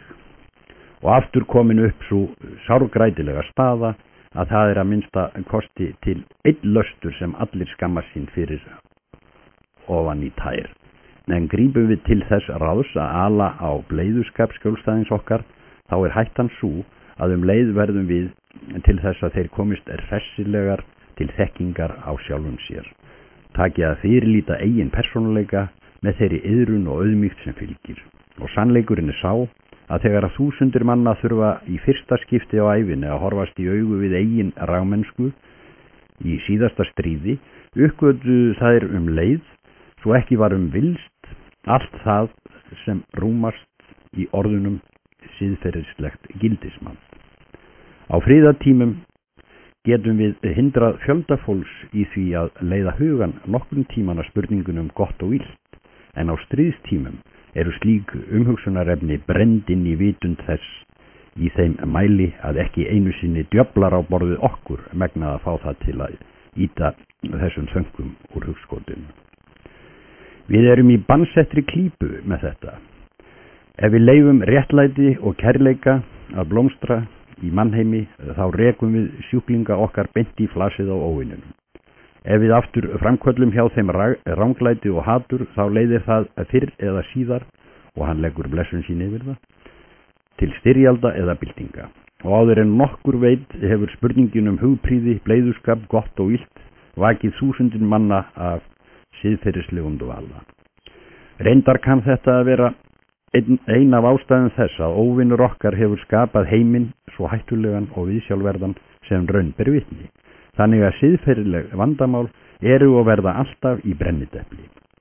Hann skilur eins vel og þú og ég að hugrekki ekki aðeins ein af dygðunum, heldur hugrekki sú mynd sem hver einasta dygð tekur á sig þegar reyna tekur í alvöru á fylgispekt manna við hana. Hreinlífi, heiðarleiki eða miskunnsemi sem láta hugfallast frammi fyrir yfirvofandi hættu auðvitað því aðeins hreinlíf, heiðarleg og miskunnsöm að engin hætta sé því samfara. Pílatus var miskunnsamur, þangað til það fór að hafa í för með sér áhættu. Þá lagði hann niður alla tilburði í átt til miskunnsemi. Það getur þess vegna verið beggja handa vopn að blása skjólstæðingi þínum bleiðuskap í brjóst. Hann kynni þá að vera óþarflega margs áskynja sjálfan sig. Annað mál hitt að sá möguleiki alltaf fyrir hendi ef heppnin með að maðurinn blygði sín svo mjög fyrir heigulsháttin að útkoman verði örvænting. Það væri mikil sigur fyrir okkur. Það myndi nefnilega leiða í ljós að hann hefði svo sem geta trúað á og móttekið fyrirgefningu óvinarins á öðrum syndum sínum af þeirri ástæðu að hann skynjaði þær ekki sjálfur neinar alvarlega syndir. en að því tekur til þess eina lastar sem hann sér sjálfur í réttu ljósi, ósóma og vanvirðu, þá getur hann ekki beðið eða treyst á miskunn. En ég óttalega hræddur að þú hafir þegar hleypt honum of langt á menntabraut óvinar okkar og að hann viti fullvel að örvæntingin sjálf miklu alvarlegri synd en nokkur sú önnur kann að leiða til örvæntingar. Aðferðirnar til að byggja upp ragmennsku geti verið stuttorður. Þú þarft aðalega að hafa í huga að allar varúðarráðstafanir kynda yfirleitt undir ótta. Þær varúðarreglur sem skjólstæðingi þínum uppálagt af hinu opinbera að virða verður fljótlega að vana og gagna okkur því lítt í þessu sambandi. En þú skalt blása lífi í óljósar grillur í huga hans þess efnis að auk þess að gera skyldu sína geti hann gert eða látið ógert ýmislegt annað sem stuðli að auknu öryggi. Allt þó innan ramma skyldunar. Hjálpaðu honum að gleyma einföldum og skýrum vegvísum. Ég á að vera hér og aðhafast þetta eða hitt og brjóta í staðinn heilan flóknar ímyndaðar ráðstafanir. Ef A gerist, svo ég vona raunar að verði ekki, þá get ég tekið B til bragðs og ef allt þrýtur þá get ég gripið til C. Líka má vekja hjá honum hjátrúargrillur á þess að hann kannist við þær sem slíkar. Þá lætur hann stöðugt hafa það á tilfinningunni að hann hafi eitthvað annað en óvin okkar og það hugrekki sem hann blæs barni sínu í brjóst upp á að hlaupa, þannig að það sem verða átti fullkomin skyldurækni verður nú gagnsýrt af alls konar ómeðvituðum skilyrðum og fyrirvörum. Með því að raða upp í huga hans halarófu af hagfelldum varnaráætlunum sem ætlað að koma í veg fyrir að í nauðirnar reki, þá getur þú smám saman innrætt honum án þess að hann geri sér þess grein, þá bjargföstu vissu að það komi ekki til þess að í nauðarnar reki. Síðan, þegar stund neyðarinnar og voðans rennur upp, skaltu gera hann skyndilega mjög meðvitandi þessa grundvallar afstöðu sína og áður en hann veit hvað þú ert að bralla skaðinn skeður og hann hefur gripið til einhvers óyndis úrræðis. Mundu að hugleysisverknaður það sem öllum máli skiptir. Hræðslutilfinningin í sjálfu sér engin synd og gerir okkur ekkert gagn, þó við höfum að vísu gaman að henni. Þinn elskandi frændi Kölski. Kæri Ormur, ég stundum að velta því fyrir mér, hvort þú haldir að þú hafir verið sendur í heiminn til þess eins að skemmta sjálfum þér. Mér skilst, ekki raunar á sorglega ófullnægjandi skýrslu þinni, heldur á lögregluliði Heljar að framkoma skjólstæðings þíns í fyrstu loftarásinni hafi verið með þeim hætti sem kemur sér verst fyrir okkur. Hann hvað hafi orðið lafhræddur og fundist hann sjálfur óttalega ræðgeitt, svo að nú víst langt frá því að hann finni til minnsta hroka eða stolts. Aftur á móti hvað hann hafa gert allt það sem skyldan bauð og reyndar meira til. Á móti öllum þessum óhögnuði hefur þú engu fram að tefla okkur í vil nema einhverri geðilsku við hundkvíkindi sem hann var nærri dottinum, meiri sígarettureykingum en venjulega og smá gleymsku í sambandi við kvöldbæninnar. Hvað þýðir svo að vera að kvarta undan þessum vandræðum þínum við mig? Ef þú átt við það að eitthvert réttlæti í anda óvinar okkar ríki hér niðri hjá okkur, þannig að góð meining við erfiðar aðstæður verði reiknuð þér til málsbóta, þá veit ég ekki nema þú sér komin hættulega nærri því að verða ákærður fyrir villitrú. Í öllu falli myndu fljótlega komast að því að réttlæti helvítis byggt á fullkomnu raunsæi og tekur ekki mið að neinu öðru en árangri og afrakstri. Færðu okkur í soðið vinur eða vertu étin sjálfur ella. Það eina sem þú segir að viti í bréfi þínu að þú væntir enn góðs að þreytu skjólstæðingsins. Vissulega hefur þar nokkuð til þíns máls, en hér sem oftar vinst ekkert án fyrirhafnar. Þreyta getur brotist út í heilmiklu blíðlindi, getur enda framkalla hugaró, meira en endranær og jafnvel elt mönnum skyn góðs og ills. Hafirðu oft séð þreytu brjótast út í reiði hjá mönnum, þá það af því að þeir hinir sömu hafa verið geðríkir dugnaðarmenn. Það mótsagnakent en sannleikur samt að hófleg þreyta frjóri jarðvegur fyrir önuglindi en það ástand að vera alveg út keyrður. Ástæðurnar að nokkru líkamlegar en sumpart líka aðrar. Það ekki bara þreytan sem slík sem kallar á reiði, heldur óvæntar kröfur gerðar til manns sem þegar orðinn þreyttur.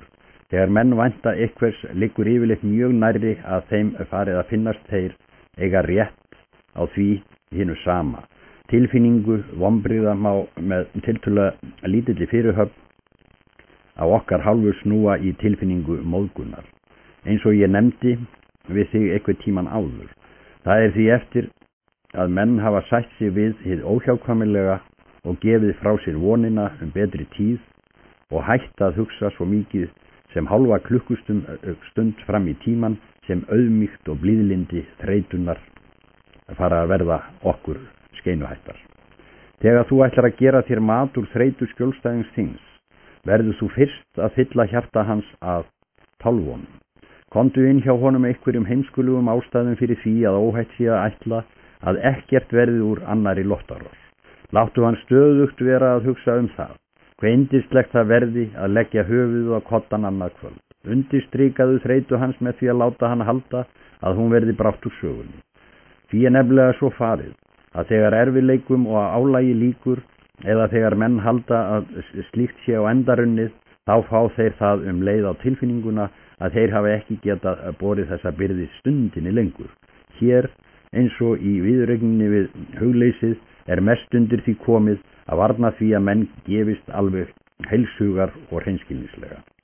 Hvað sem hann segir, láttu hann þá innst inni vera staðráðin í því að taka ekki öllu sem að höndum ber í auðmýkt og þolinmæði, án bakþanka. Heldur aðeins að taka því skeið og sjáðu svo að þetta skeið verði skemur en sjálf mannraunin. Það þarf ekki að vara miklu skemur.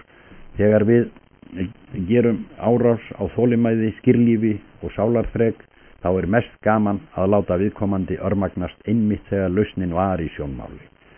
Ó, bara að hann hefði vitað það þá. Ég veit ekki hvort líklegt að hann hitti unnustu sína við þessi skilyrði álags og þreytu. En fari svo, ætla ég að biðja þig að hagnýta þér til fulls þá staðrind að þreyta kemur konum til að tala meira en endranær. En hún gerir karla aftur á móti þögulli en þeir eiga að sér. Það hægt að kynda undir heilmikla dulda andúð með þessu atriði, jafnvel milli elskanda. Mér þykir ekki líklegt að það sem nú ber fyrir augu honum verði þér vopn í hendi til að gera hríð að hinum vitsmunarlega þætti trúar hans. Fyrri mistök þín hafa rænt þig hæfileika til slíks, en til annars konar aðferð til að brjóta niður trú hans og hún leggur leið sína tilfinningarnar. Þá læturðu honum finnast að svona sé lífið eftir allt saman. Þegar hann sér í fyrsta skipti heilaslettur og blóðklessur úr manni klístrast upp á vegg og að trú hans hafi aldrei verið annað en hugabuldur. Þú munt komast að því að við höfum ærlega ruglað menn í rýminu að því varðar merkingu orðana í raun og veru. Ef einhver verður fyrir mikilli andlegri upplifun vísast að annar segi það sem gerðist í raun og veru var ekki annað en það að þú sást í fögrum sal og hlýtir á dýrlega hljómlist. Hér merking orðana í raun og veru á þá leið að átt einasta við eðlisfræðilegar staðreyndir þess sem lifað var og skynjað, jafnvel óháð öðrum þáttum þess. Aftur á móti geta blessaðir álfarnir líka átt til að segja það auðvelt að sitja í hægindastól og tala að stinga sér í sundlaugina ofan að hæsta bretti, en býtu þangað til þú kemur þar upp og sérð hvernig það í raun og veru. Hér orðin í raun og veru notuð í alveg gagnstæðri merkingu og eiga nú ekki við áþreifanlegar staðreyndir málsins sem vitanlega liggja jafnljóst fyrir þótt seti sé í djúpum stóli og skjaggrætt þær. Heldur þau geigvænlegu áhrif sem þessar umræddu kringustæður hafa í hug og hjarta mannsins. Hvoru tveggja, notkun orðana, hefur til síns máls nokkuð, En okkar verkefni að láta báðar merkingarnar gilda í einu. Þannig að tilfinningarlegu merkingarnar megi setja ýmist í aðra vogarskálina eða hina. Allt eftir því hvað hentar okkur í það og það skiptið. Með því rótfestum við í mönnunum þá almennu reglu að í sérhverri lífsreynslu sem færir þeim gleði eða mannbætandi, þar séu aðeins hinar áþreifanlegu staðreyndir raunverulegar, en hinir andlegu þættir persónubundins, ef ekki hreint og beint ímyndaðir. En þegar sögunni víkur til þeirra reynslu sem dregur úr mönnum móðin eða spillir þeim, þar eru hinir andlegu þættir raunverulegir og hver sem lítur fram hjá þeim gerir sér sekan flótta frá veruleikanum. Við barnsfæðingu þannig blóðið og þrautirnar raunveruleg, en gleðin yfir því að maður í heiminn borinn aðeins ímynduð. En sé dauðinn annars vegar, þá birta angistinn og ljótleikinn það sem dauðinn í raun og veru. Hatur þess sem hataður telst raunverulegt. Í hatri sérðu fólk eins og það líkt og hulu sé svipt frá sjónum sínum. En yndisleikur mannesku sem þú elskar ekki annað en ímynduð blámóða sem sveipast utanum raunverulegan kjarna málsins, sem heitir kynferðisleg girnd eða hagstæð viðskiptatengsl. Stríð og örbirgð eru raunverulega anstíkileg. Friður og allsnægtir ekki annað en staðreyndir sem vekja mönnum þægilegar tilfinningar. Greiin að ásaka hverjir aðra fyrir að vilja bæði éta kökuna og geima hana.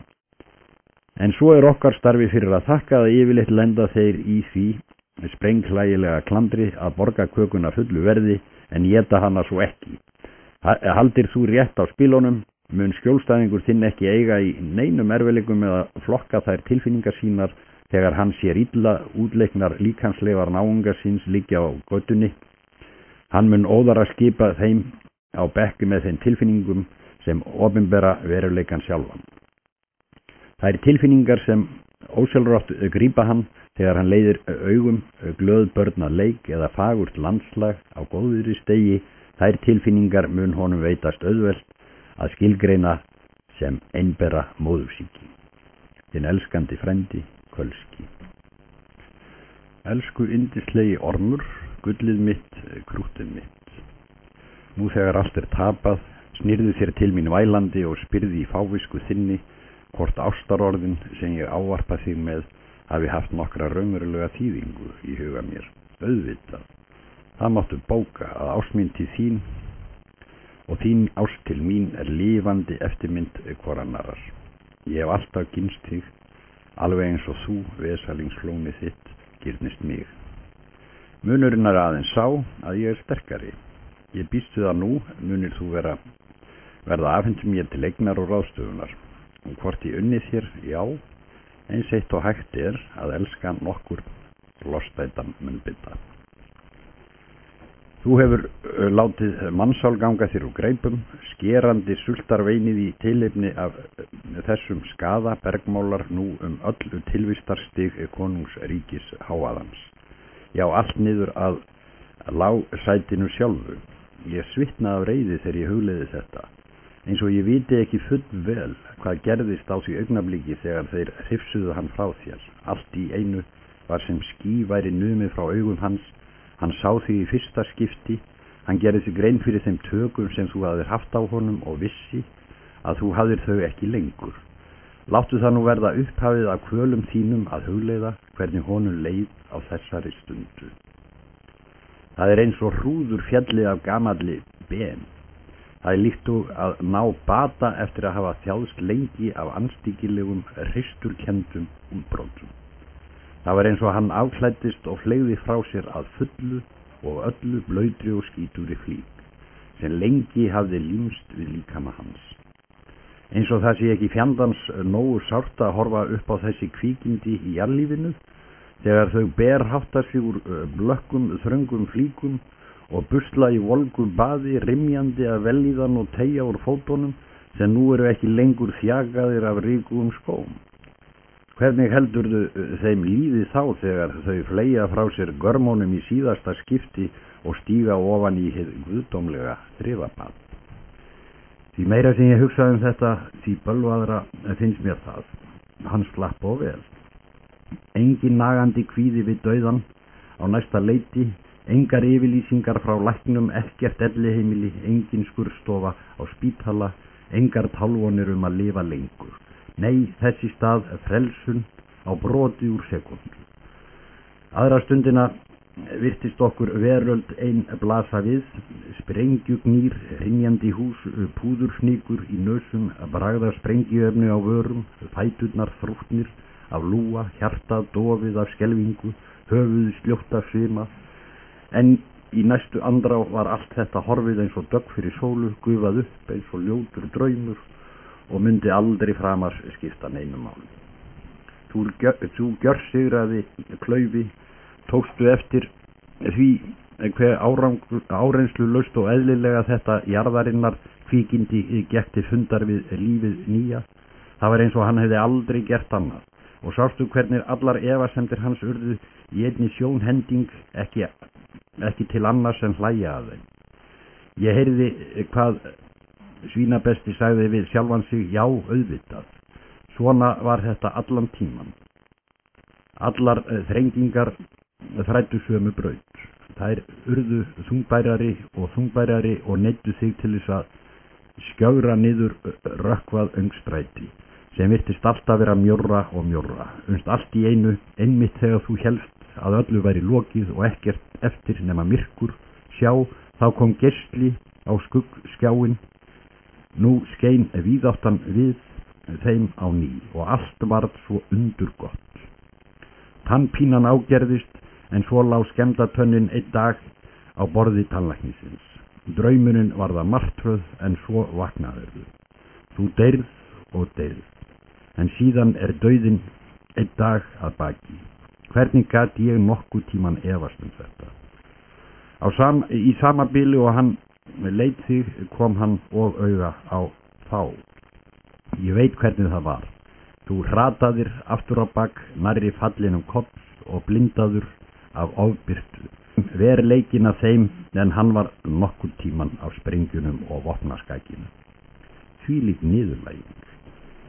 Þessi hnefafylli af moldaröfnum, þessi sopi af vatni sem hann var færum að standa bíspertur á tali við anda, sem þú sjálfur andinn hlaust að gljúpa fyrir. Þú hafðir víst verið að vona að þetta verkaði svo ógnvekjandi og annarlega á hann að gleðin yrði að víkja. En svo bölvað það að guðirnir eru einkennilegir í augum mannanna og þó leið alls ekkert einkennilegir. Hann hafði ekki hugmynd það fyrir á þessari stundu hvernig þeir kynnu að líta út. Hann sem meira að segja hafði efast að þeir væru til. En þegar hann leit þá augum, þá rann það upp fyrir honum að hann hafði alltaf þekkt þá og borið kennsla á þá. Og hann skildi nú hverju hlutverki hver og einn þeirra hafði gegnt í hinum ýmsu krossgötum æviferðar hans, þegar hann hafði haldið sér standa einan og yfirgefin. Hann þurfti ekki að spyrja, hver þú? Þessi stað varð honum að orði, svo það varst þú. Allt sem þeir voru og sögðu á þessari andrá vakti endurminningar. Nú skildi hann hvernig stóð á því að allt frá bensku hálf fannst honum hann einlægt umkringdur hollvinum og það jafnt fyrir því þótt hann væri aleinn. Öll reynsla hans af hreinleikanum hafði verið gædd sérstæðum hljómi, mjúkum og sterkum. En sá hljómur toldi einhvern veginn ekki í minni. Nú var hann að fullu endurheimtur. Áður en hann tók síðasta andvarpið, þekkti hann þá alla og varð einn af þeim. Hann fékk ekki einasta að sjá þá.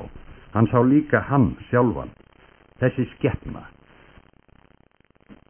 Getinn í rúmfleti var þess megnu að horfa á hann.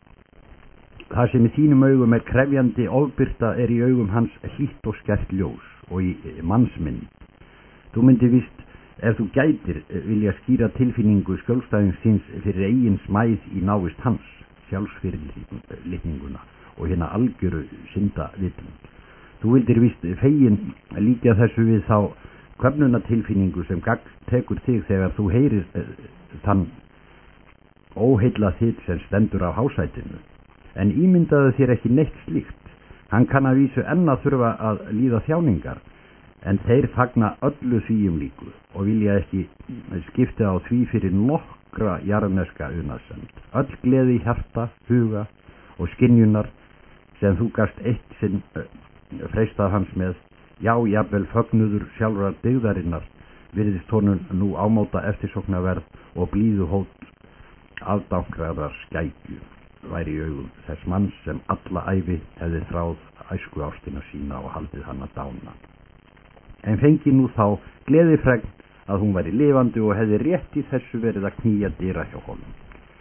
Hann nú búinn að eignast samastað í veröld, þar sem sorg og gleði eru aðeins tvær hliðar á sama hlut og allir okkar útreikningar eru úr gildi fallnir. Næst því óláni að burðast með gagnslausa starfskrafta á borðið þig mesta bölvun okkar sú að hugmyndafræði ráðuneytið hafi brugðist. Bara að við vissum hvert skrambin óvinnur okkar var að bralla. Þvílík vandræði að enn skuli þekking svo anstíkileg og væmin sem hún vera nauðsynleg til þess að unnt sé að öðlast vald. Það liggur við að ég örvænti. Það sem heldur mér uppi svo samfæring mín að við munum með hjálp raunsæis og með því að hafna hvers konar bulli og vitleysu vinna sigur síður. En þangað til hef ég nóg að hugsa þar sem þú ert. Kveður þig að sinni þinn sífellt gráðugri og æ meira elskandi frændi Kölski.